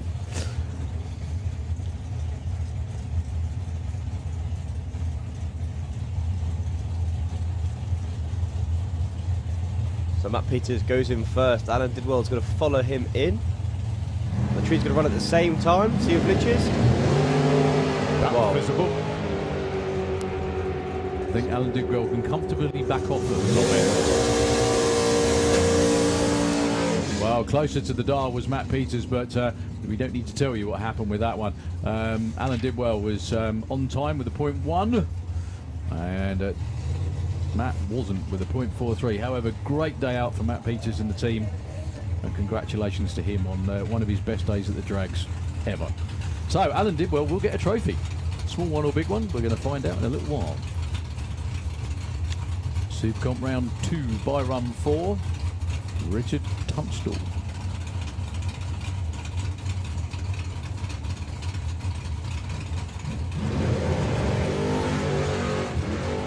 Good job he did that on the bye. 005 red. Oof, he was trying.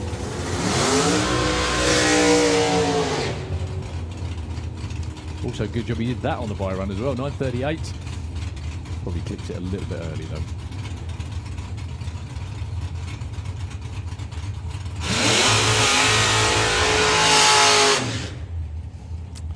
So on the other side, we have a race of the Hudsons. No relation, I don't think, anyway.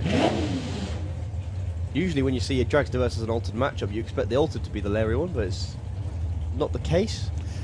Yeah, it does like doing a bit of weaving at the top end. There's Paul Hudson's pension pot car. Well, I think I liked your analogy of it's just scrubbing speed. That's what it does, yeah. Just to make sure he runs the dial in, gives it a wiggle. Yeah. It's like Ron Boggs, when he used to run a fuel nitro altered injected, he used to get bored on the burnouts, so start weaving on the wheel. That's the way it works. So Stephen and Paul going at it. Stephen a long way out ahead, but I'm sure Paul's going to run him down as he does his characteristic wiggle at the top. Well, he takes the win by not breaking out, would you believe? Steve Hudson had that one sewn up. He was 600ths better on the tree, but he was 200ths too quick and even backed off early as well. Only 128. He's not going to like that timing ticket, especially considering Paul Hudson went 907 at 160, pretty much sideways. Super Gas elimination number 3, placing the final. Is Jasmine Tunstall still in Super Gas? No. No. Okay, that's good then. Because he's going to have to be running that car back, but... yeah, there's hot lapping and, you know, straight back. Yeah. So Dibley's car making the characteristic move, right? Stu Downey having a big weave at the top end and backs out of it. And a win there for Andy Dibley, 999 at 140. It really was weaving about up that top end, actually. 038 to 06. Great to have Stu Downey back, though, in competition. Yeah, taking it all the way to the semi-finals as well. So, I don't want to say it quite like that, but real big surprise to see Wayne Hiscock round for the semi-finals. They're just checking the lane out there as well, actually, just to make sure. Looks good. So, defending national champion through to the final. Now, 2 drivers haven't raced in Super Gas for a long while, actually. Wayne Hiscock actually runs either in Pro ET or Super Comp normally in the Kestrel lane. Well, I'm going to start calling Wayne Hiscock's car the anchor, because that's what he throws out about 1,000 foot. As long as he doesn't misconstrue what you said. That's right. Yep.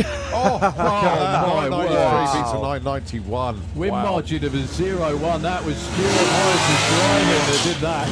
Still a fabulous weekend for Wayne Hiscock. Do you know what? Wayne Hiscock would have won pretty much any other race with that. 991, terrific stuff. 05 on the tree, was beaten by an 02 and a 993. No shame in that whatsoever. Difference between that is Stu's is tuning by getting the delay right. Wayne's is just sheer driving, knowing when to lift. And doing it very, very well. Very well, yeah. Pro ET semi-final, Jess Bishop and Neil Watkins. First final of the year beckons, ladies and gentlemen. Is the dream going to continue for Jess? Or is it going to be Neil? Well, I've noticed Jess is facing a little bit left, but I'm sure she'll be able to sort that one out as soon as she moves. Staging, oh no, Jess has gone in, Neil's gone in. Burned down in Pro ET. Green light for Neil. And a green light for Jess.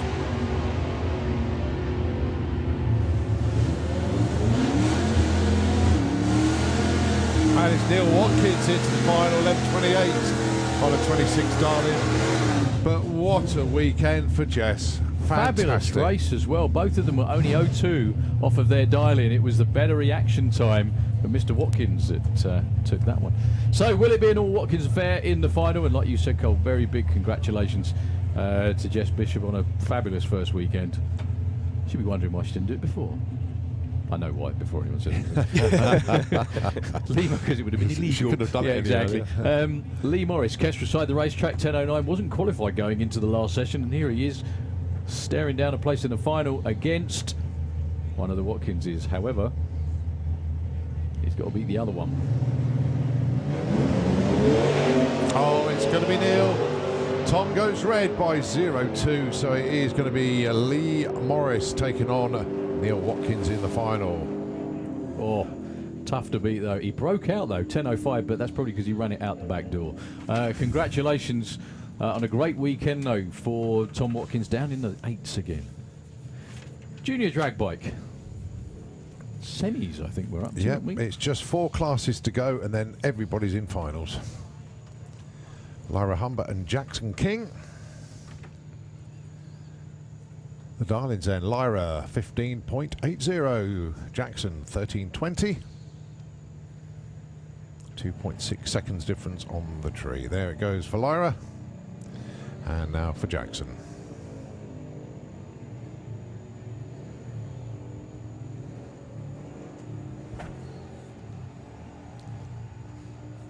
Pretty close race as well, Yeah, nothing it in is. it whatsoever. Win light comes on for Lara Humber. Well done, Lara. 15.99 on a 15.80. Bit closer than Jackson's 13.50 on a 20. They all look very happy indeed. Is that my run for Leah Morrison into the final? Got Dave Smith round here with the Pro Mod as well. Fingers crossed for Dave.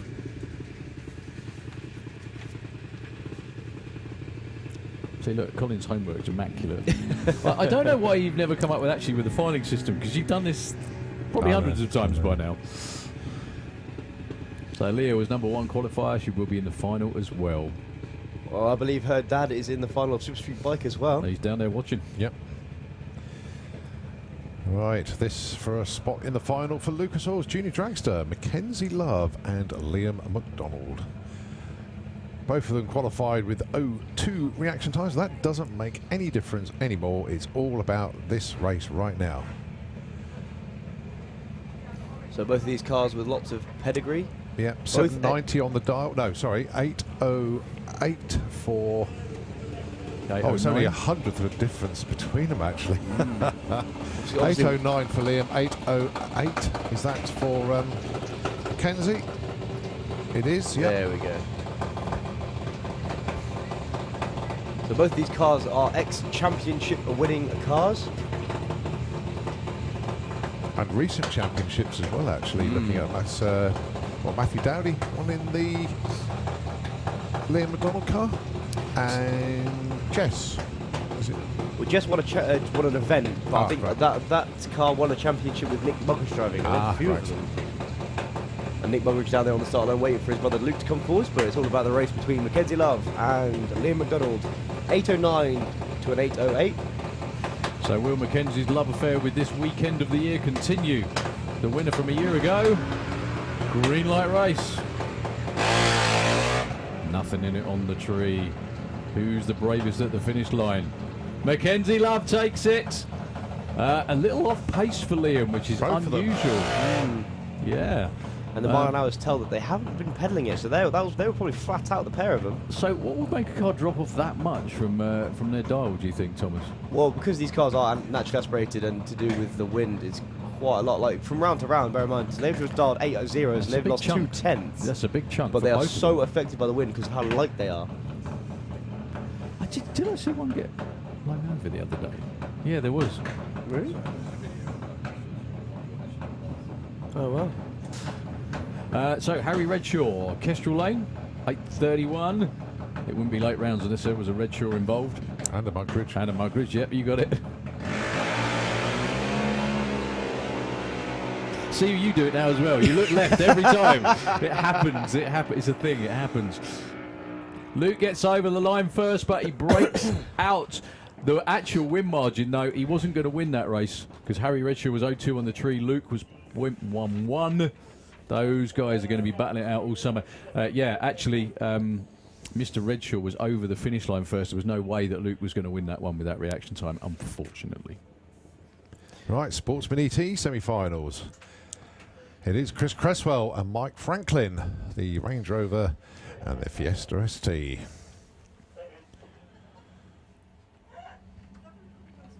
Darlings then, 17:38, plays 15:25.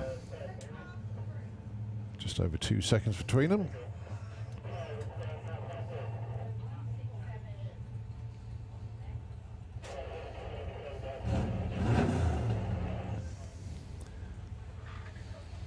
Ooh, a little bit of wheel spin there for Chris Cresswell. Oh, yes, and some work to do as well to try and catch up for that little chirp of the tyres.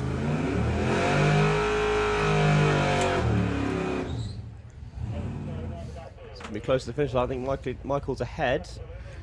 Double breakout, but Michael Franklin gets it. He breaks out by 400ths compared to, well, 1400ths from Chris. So Mike Franklin with the Range Rover into the final. Do you think he's got room to put a trophy in there on the way home? He could get a victory, as they call now the right, yeah, the big trophies. If he gets a big trophy. So Gary under Tom Lake and Kurt Tram. Sorry, Gary. Don't go there again. You don't. The nickname nobody wanted. Sorry, it could be worse. Could be under Colin or me. Well, this is a 3rd gen Kawara versus taking on a 3rd gen Firebird. Sounded like someone was creeping there. I think that was Kirsty I think trying it to was. brake boost it. So 14:15 plays 12 flat. And it's a breakout for Kirsty, 11.99 with a 5. Oh, she was there first as well. She needed every bit of it though. Gary Lake was off the start line first, 06.11. 500ths in the bag in bracket racing is always quite handy. So we've got the final top fuel bike lined up, ready to go. We also have Dave Smith with the Stranger Thing Pro Mod down there. We've got ET Bike semi-finals. I think we'll probably run through all the semi-finals just to set all the finals and give everybody a chance to get back round here before we run the Pro Mod. Well, they say the ET bike is the only class left not at final stage. And Blake King's down there as well, which is a good sign. So whatever the problem was, they fixed it. Mm-hmm. I can't stop thinking about what Callum Pudge did for April Fools. I'm just thinking about how quickly they'd be able to glue the track if that thing was pulling it. Yeah. That was cool as that thing, wasn't it? I would just want to see that car made and run at door slammers. Oh, yes. Yeah, that yeah, would just be epic. For those of you who didn't see it, it was a Photoshop done by Callum Pudge of the Gluebird, but Pro Mod spec. No, it just looked turbos, epic. wheelie bars, parachutes, everything. It looked a business, didn't it? Even Callum said one of my finest bits of work. Yeah, it was very, very good. It's a shame John Webster's gone home, because I'm sure we can convince him to build one. I'm sure he saw it and thought, that might work. Well, he has just squeezed a small block into an MGB. I don't know if you saw that. Yeah. That was the same one that, yeah. That was the engine that ended up in the Comet as well. That was quite a piece, that one. Same thing again. Small block, big turbo. Went like a stabbed rat, so to speak. So a little bit of glue going down. It does look like we're going to be running the Top Fuel Bike final before the semis of ET Bike.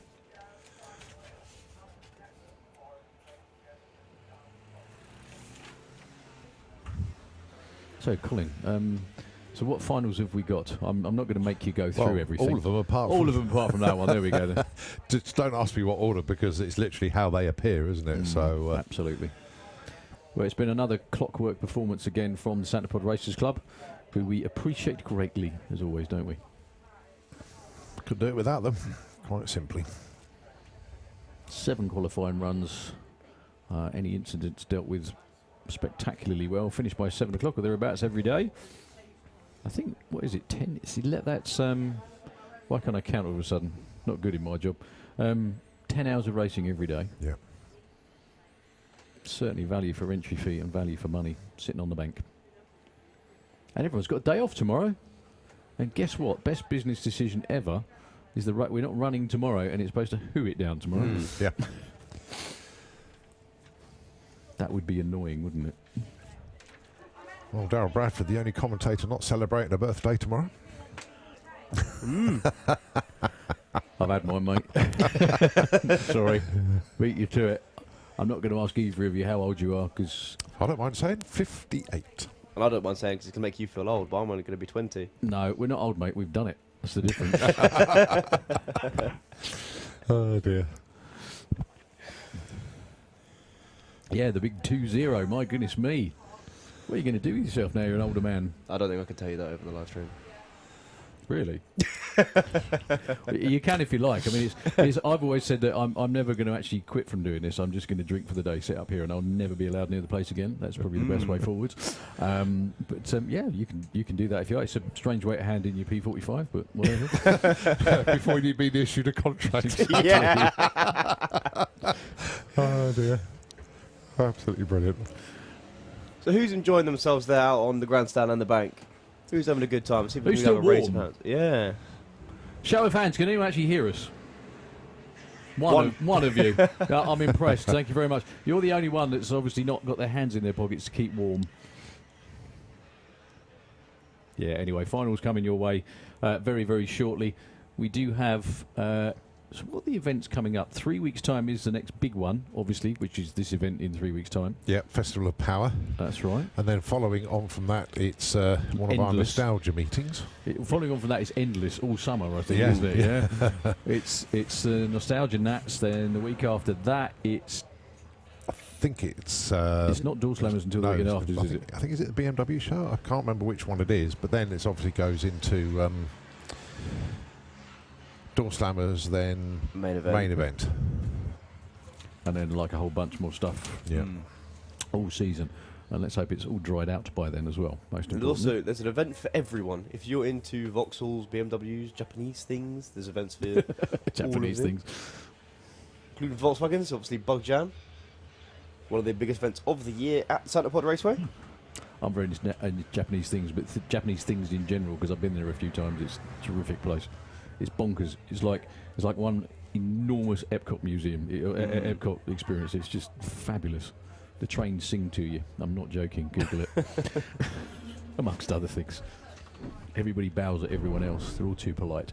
Anyway, it's like a real-life version of Bill and Ted's Excellent Adventure, with everybody being excellent to each other. It's very cool. Right, we're lining up our Top Fuel Bike finalists. Steve Willett, fresh off the back of a near PB 6.08. He hasn't run a 5-second run yet. He got very close a few years ago. I think he ran 6.06 off the top of my head. And then I remember watching it. He was side by side with Rickard Gustafsson around about 3:30, and the crank broke. And it was the thing was, it was very obvious something had gone majorly wrong, because the bike was flying like it always does on the wheel, front wheel up on the wheelie bar, and the front wheel just dropped, and that was it. But it's great to see him back in the 6.0s again. Let's see what he's got in the final for Neil Midgley. You all right, Colin? Yeah, just spotted an event Tuesday the 16th of May. Cars and kebabs. Hey? That sounds like fun. No, it is fun because it's all these high performers like Lamborghinis, Ferraris, all these Slow stuff is what you mean? Yeah. Yeah? Right. Yeah.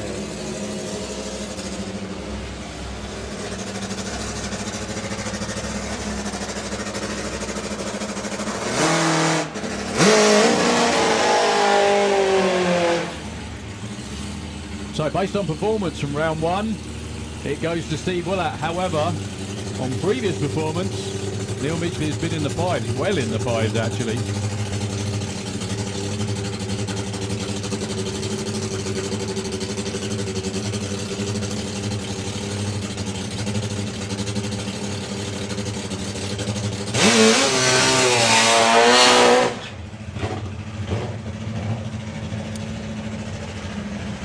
Steve's bike's actually hunting again, so I'm sure they're going to do the small adjustment they made last time. I think it's just the way they've got it set.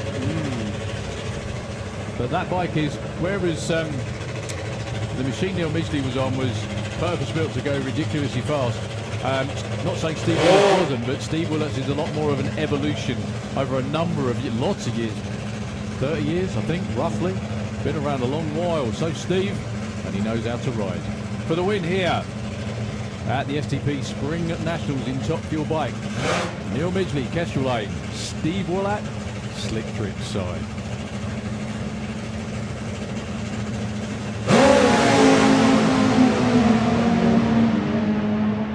What a race!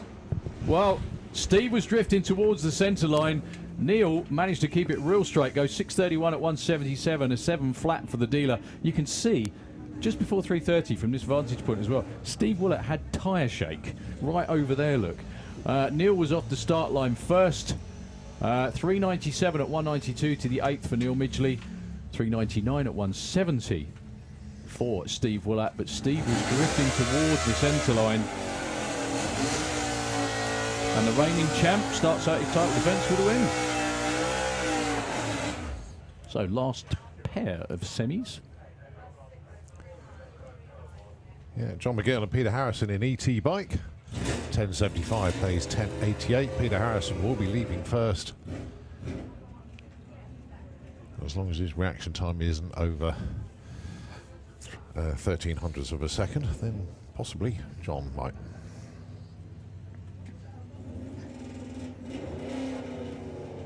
Also got finalists collecting as well.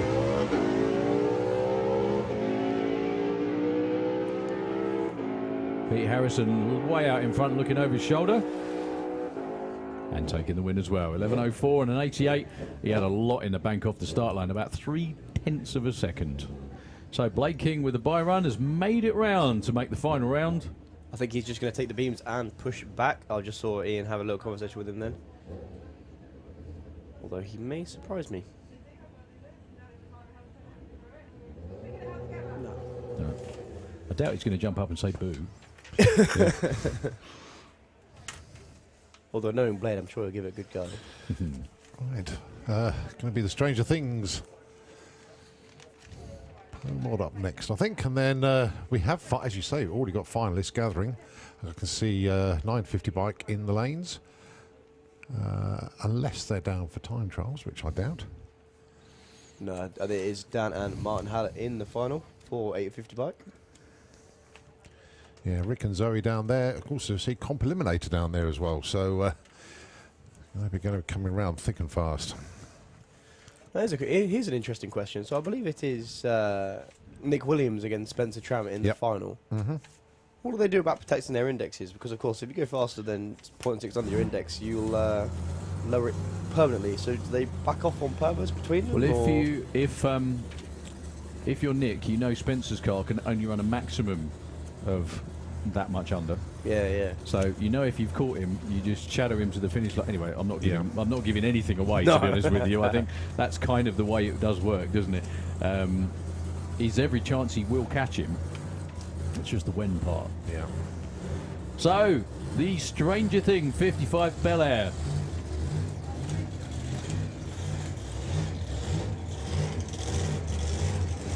Dave's been doing a wonderful job of driving this thing this weekend. Yeah, he just likes to be doing it with the shoots out at the finish line too.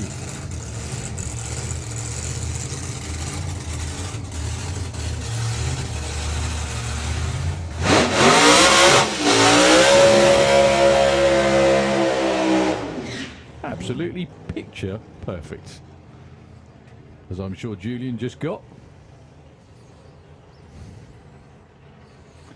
Now, if the car could do, well, what Primold cars don't do, which is go straight, then I'm pretty damn sure you'll see a 6-second time on the board up there, and a very happy Dave Smith in the car.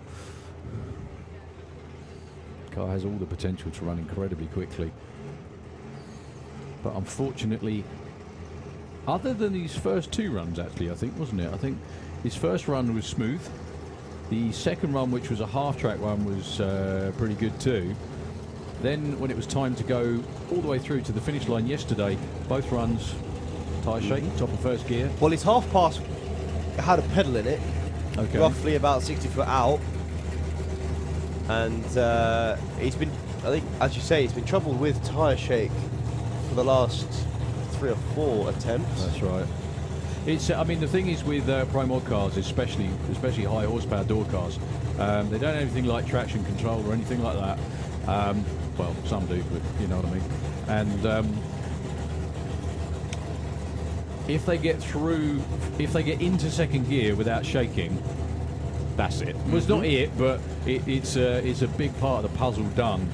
I've seen teams down there on the start line, all of them jump up in the air more when the car hits second gear than when they go through the finish line.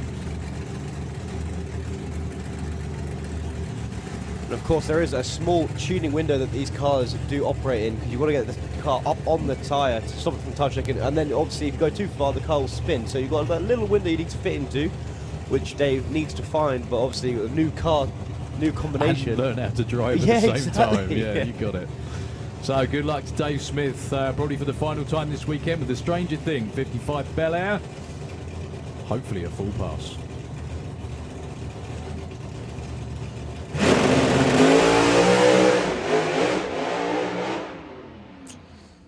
Well, 103 to 60 foot, but still not smooth, unfortunately.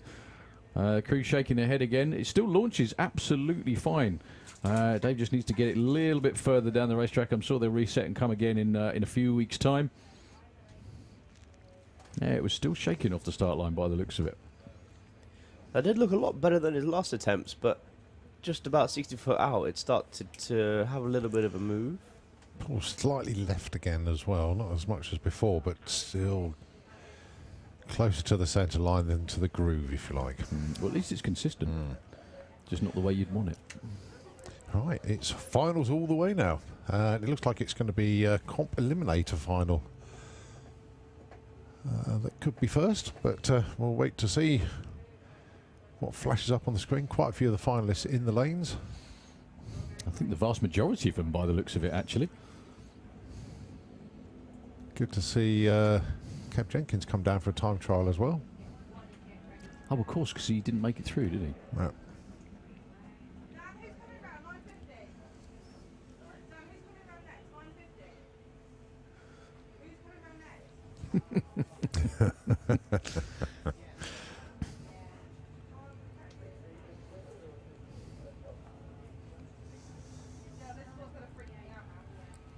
Bit of a conflab to see who's coming round next. So let's have a quick look then. In our bike classes, 950 bike, it's going to be Rick Sawatsky taking on Zoe Hallett. In 850 bike, it's Martin Hallett against Dan Dieth. Super Street is going to see Steve Venables taking on Alan Morrison Jr. In comp bike, it's going to be Paul Hambidge taking on Chris Neary. Junior drag bike, it's Leah Morrison taking on Lyra Humber. ET bike, it's going to be Blaine Dummer taking on Peter Harrison, and in funny bike, going to be Roger Moore taking on Dave Peters. On four wheels, comp eliminator, Nick Williams taking on Spencer Tram. In Outlaw Anglia, it's Wayne Power taking on Rob Stone. Street eliminator, Andy Bond and Al Mack. In Super Pro ET, Alan Didwell taking on Tom Atkinson. Super Comp, Richard Tunstall taking on Paul Hudson. In Super Gas, going to be Stuart Morris taking on Andy Dibley. Pro ET, Neil Watkins and Lee Morris. Junior Dragster sees Mackenzie Love taking on Harry Redshaw. And in Sportsman ET, Mike Franklin taking on Gary Lake. So that's all your finals.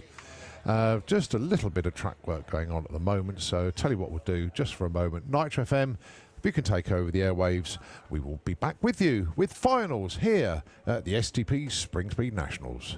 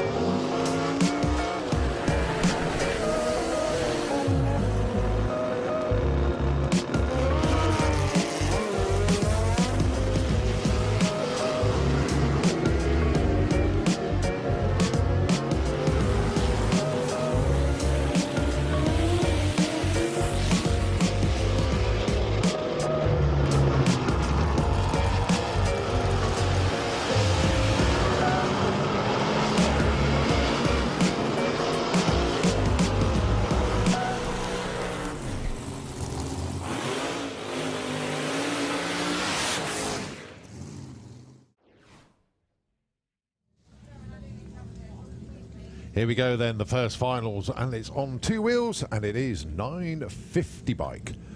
Rick Sawatsky and Zoe Hallett. Well, I don't know how many extra sets of shelves that Rick has had to put up over the years for all of his trophies, but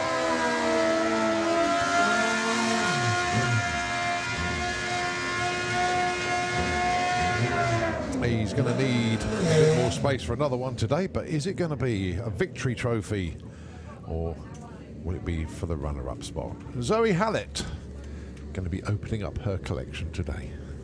Well, you can call it a really good debut in the class. She made it all the way to the final. Yep. She was your number 4 qualifier, Richard, of course, being your number 1.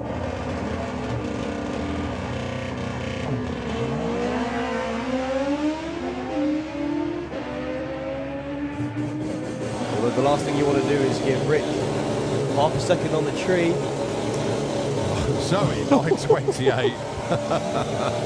Yeah, a bit of a breakout there for Zoe. So Rick Sawatsky, your winner in a 950 bike. Right, let's have a look at 850 bike. Martin Hallett and Dan Dieth. Now then, Dan, he was your champion in 850 bike last year, and a very good opening weekend for this year's championship campaign. But Martin Hallett, he was your number 1 qualifier. Dan only qualified number 10. Well, Dan's actually not been doing too well this weekend for someone who's been in the final.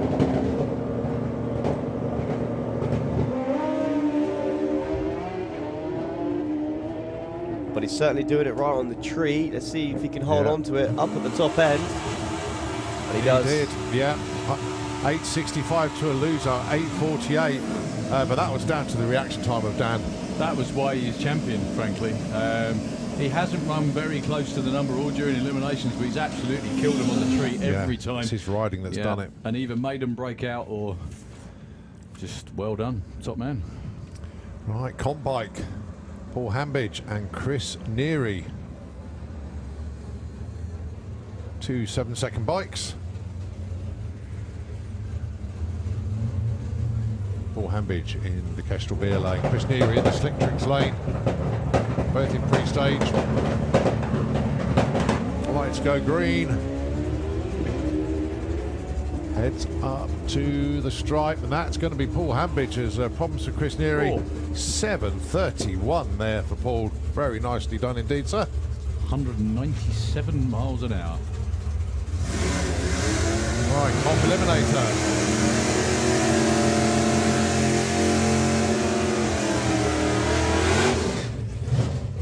Nick Williams and Spencer Tram. Indexes 1040, 1155. That doesn't mean anything at all. The only difference really is Spencer gets a 1.15 second head start. The rest of it, whoever gets to the top end first.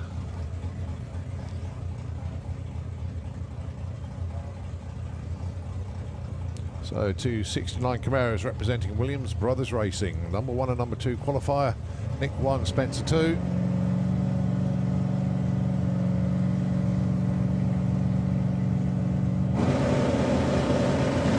Oh, it's game over already. Spencer went red by 0009. Oh, Nick Williams is the event winner. He can already see the wind light on in his lane. Backs out of it. 10-12. 96 mile an hour. But, oh, Spencer, oh, so close. 0009. He tried everything on that one. So Nick Williams opens his account for 2023 and compliments with a win. There's your answer. There's your answer about how they're going to work it out in the final. Yeah. Well, I'm not sure they planned that one. Right, funny bike. Dave Peters on his own. No sign of Roger Moore, unfortunately. So it is going to be the Rigaboot Express. Shame, because Roger's had such a good He's weekend. had a great up to that weekend. point. One of their best ever with the bike. He's still going to get his runner-up trophy.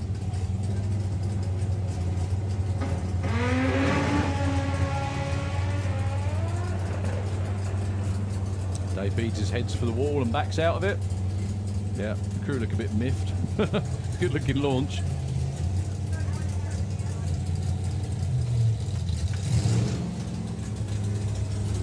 Outlaw Anglia then. Rob Stone taking on Wayne Power.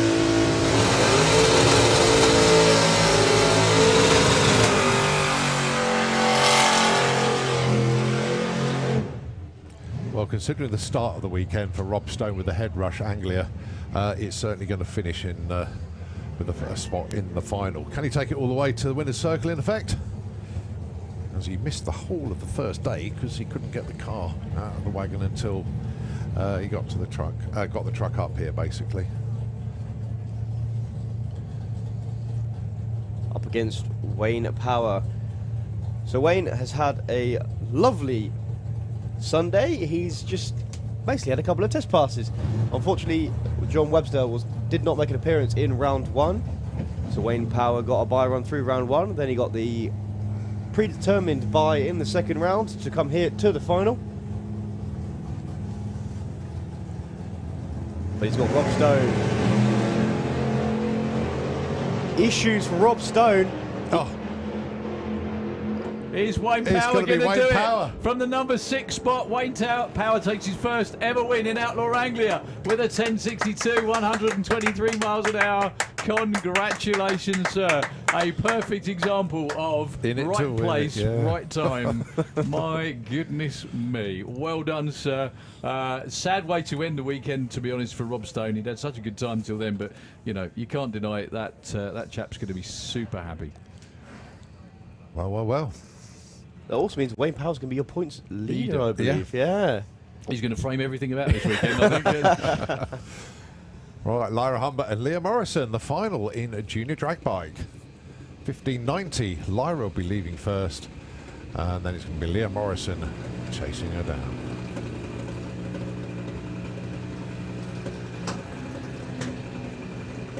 Lara looking for a 15.90. Leah chasing her down, trying to run 11.55. Both of these riders have been on form all day. Lara's going to get to line first, but she breaks out. Oh, Leah Morrison takes the win in junior drag bike. Lara Humber comes runner-up. only by 0.03 of a second that breakout. Now, this is the first run that Leah's dad wasn't watching. That's because he is in the pairing list on his super street bike, and I don't see a Danny Lenz for him. But anyway, junior dragster Harry Redshaw taking on Mackenzie Love. Both of these drivers are well familiarised in final rounds. Harry Redshaw, previous champion of the class, he's looking for an 8.31. Mackenzie Love did very well in the championship last year. He actually won this event last year. He's currently, well, he came 5th in the championship. So hang on a minute, 28.16. Your finalist. Mackenzie is going to be leaving here with a points lead because of qualifying points. Is that right? Yes. I believe Depending on so. Depending on the bonus you get for winning the round itself. Ah, right, yeah. Not much in it on the tree. Neck and neck the whole way up the track. I think Max is going to get there first, and he breaks out. Harry Redshaw is your event winner.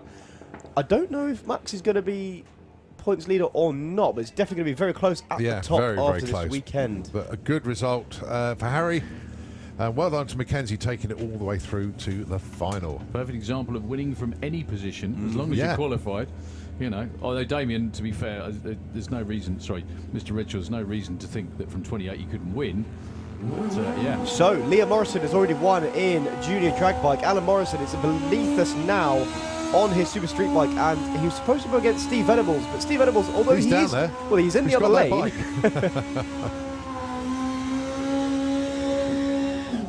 But Sam's bike, unfortunately, whatever was popping and banging on that last run, obviously was some sort of issue.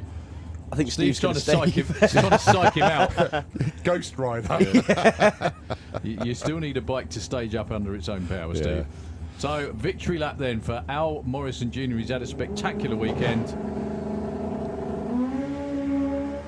119 to 60 foot. Oh, popping and banging and not shifting by the looks of things. Hitting the limiter, I think that 908 was, to wasn't it? 97. Yeah, it was, yeah. But nevertheless, Al Morrison. See, Steve, you should have staged up on the pit bike, mate. You might have had a chance. Right, your Super Gas final. I've been looking forward to this. Stuart Morris and Andy Dibley, battle of the 69 Camaros.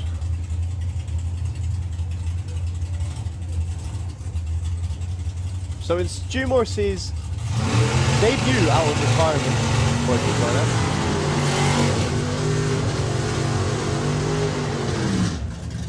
I say debut out of retirement. I say return. That was an interesting. Yeah. So Schumacher's return after 10 years out of the seat of the Morris Boys Racing Camaro.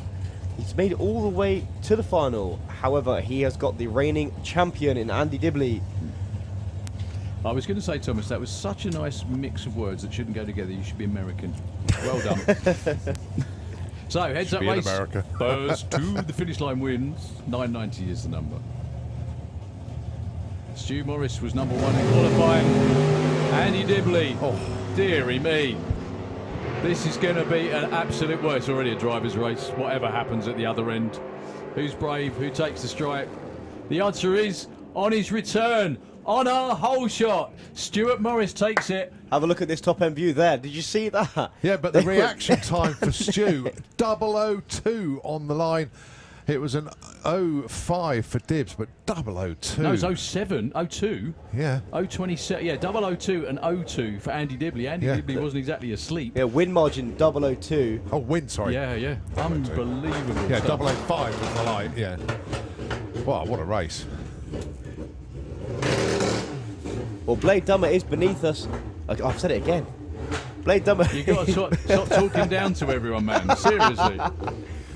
He's got a complex. He's only been in here 2 days. Got a superiority complex. That's what it is, isn't it? I think that's what it is. Well, Blade's made it out again on his ET bike. He's made it to the final. I can hear him down there trying to do a burnout. Alongside Peter Harrison for the big trophy in ET bike. Actually, this is our last bike class. Then it's cars all the way. Yeah, Street Eliminator coming up. Blade looking for a 9.10. Peter looking for a 10.88.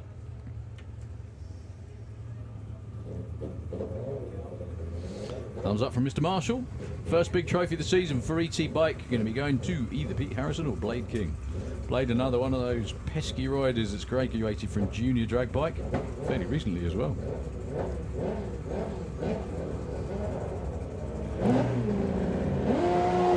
So it's a 1088 and a 910, the Darlings. One of the best launches Blade's had all weekend. To see, he's going to catch Peter, but can he do it without breaking now? Yes. Blade takes the win.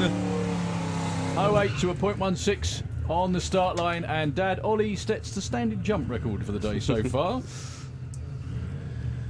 Well, after the problems they had, that's superb. Congratulations, King. Great final round. As hopefully this will be 2 side-by-side streetcars. 1 6 second, 1 7 second. However, it is a race to the finish line. Well, Al Mack was driving, well, the wheels off that thing in the last round to take out the Passat of Rob Carter.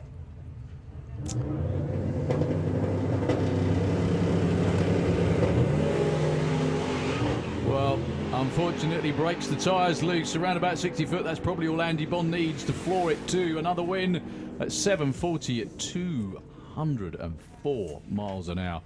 Almac clicks it off to an 819 at 154. Isn't that amazing? Streetcar clicks it off to an 8-1 at 154, and it seems slow, you know. But congratulations to Andy Bond. Starts off the season. He's another one of those racers because he keeps winning the championship. I can't remember the last time he must have paid to enter. He only runs in Street Eliminator. He's won the championship for a number of years. I think. And then when he does pay to enter an event, i.e. door slammers, he runs away with some prize money. Tons of money as well, yeah. Wins that and all. Yeah. Well, don't forget the year he didn't. Oh, yeah, that was good. Yeah. After the longest burn down. We won't let him forget that. No, we won't. No. Mick Franklin, and I'm just going to say his name's Gary Lake. There we go. I'm not going to give him his new nickname. I've just seen what's written on the side of Michael Franklin's Range Rover, and it says thick thighs and pucker pies, and I quite like that. Yeah, it's only about 2 hours late after I spotted it, but never mind. Oh, is it? Oh, my bad. It should say give you. Yeah. So Michael then looking for a 17.23, and he's off and running. Gary Lake's going to have to sit there for a while, looking for a 14.18.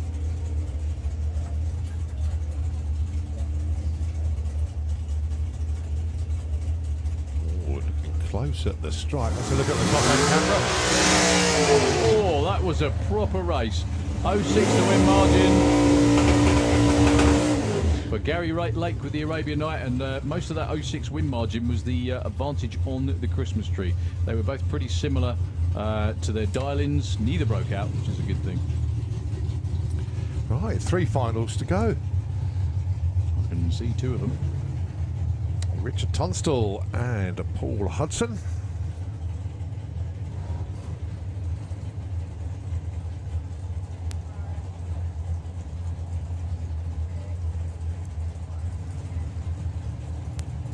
So Paul Hudson got round Steve Hudson in the previous round as the but the top end wiggle was the way he shaved off the speed, if you like. But, Richard Tunstall with the Roadster has been a winner in this car. I think he won this event last year, actually. And he's won this one as well. Paul Hudson goes red. So it is Richard Tunstall that's going to be taking the winner's trophy home. Goes 9:30. It's irrelevant there. 9:02 for Paul, but Richard Tunstall.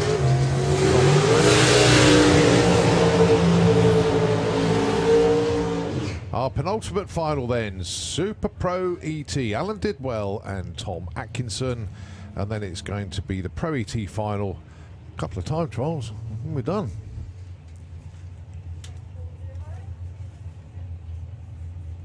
So both of these drivers have been, well, spot on all day.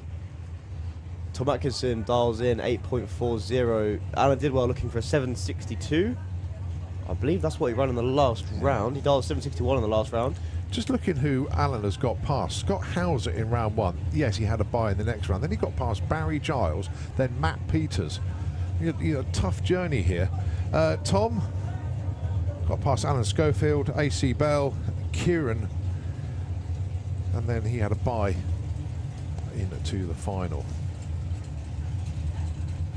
So 840 plays 762.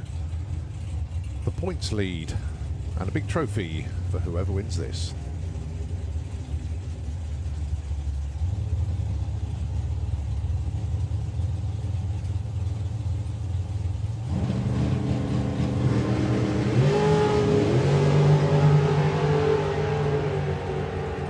So Alan in race mode trying to close that gap to Tom Atkinson, but at the stripe it is a double breakout, but it is Tom with an 8:37 taking the win.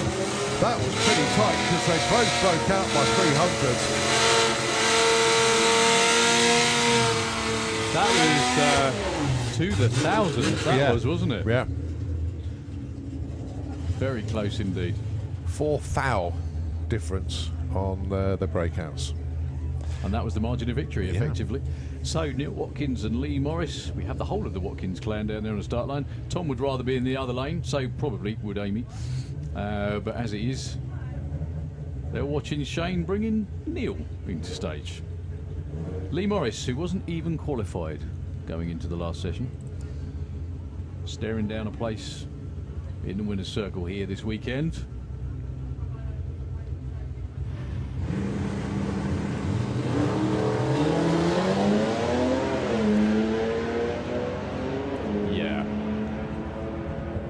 I don't think I'm giving anything away when I say the purple truck didn't move that quick.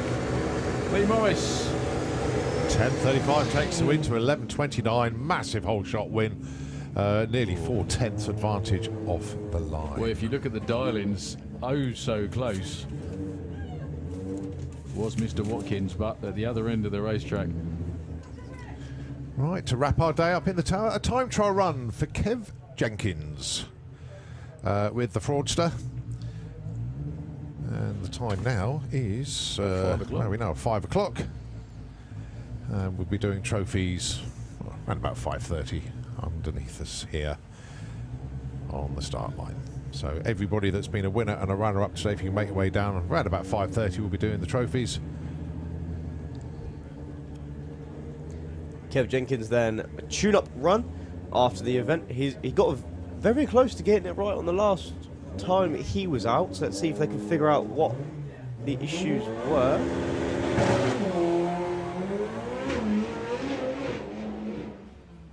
Well, it did take off when he hit second gear. and a bit more when he hit third, I think. But rounding out the weekend, Kev Jenkins trickles through the finish line. Once again, a huge round of applause, please, and appreciation for the Santapod Racers Club. Terrific event once again, absolutely flawless. Finished at 5 p.m. Thank you very much indeed for standing and applauding everybody up there in the grandstand. They have worked their tails off all weekend and thoroughly deserve that round of applause. So like Colin said, please join us on the start line in around about half an hour's time. We will be doing prize giving and come and celebrate with all the people that have been entertaining you all weekend. By that I mean the racers, obviously not us. Yeah. You know, we didn't. Thanks to everybody in the tower, from the timing crew to race officials, obviously to all of our track crew as well, our spotters, our pit marshals, everybody done a cracking job as per usual. And of course Nitro FM, that are always there for us when we're not on air. They are there supporting us. Darryl, been great to call it with you once again. And Thomas, well done, mate. Absolutely cracking debut. I'd like to say thank you very much for giving me the opportunity to come up here and commentate with you two. As I said before, growing up watching the Hot Wheels go down a little Hot Wheels track and commentating over that means that... That's what Colin did, funnily enough, didn't you? Sorry, yeah. No, all joking aside, that's sort of what Colin did, wasn't it? He's commentate on your model car stuff. Model car events, yeah. Absolutely. Sorry, anyway, carry on. Yeah, so yeah, just again, like to say thank you very much for letting me come up here and do it over the real thing. No problem at all. I think the court of public opinion will favour you coming back again. Yes, I think you could have a second shot. Yeah, certainly that. But no, thank you very much for your help, mate. Much appreciated. Hope everybody out there liked it too. We will see you again, all being well, in about 3 weeks' time for the real Festival of Power. Yeah. Lots of events. I think it's a run what you brung next weekend for us here at Santapod Raceway. So you'll have Luke back in the tower for that event.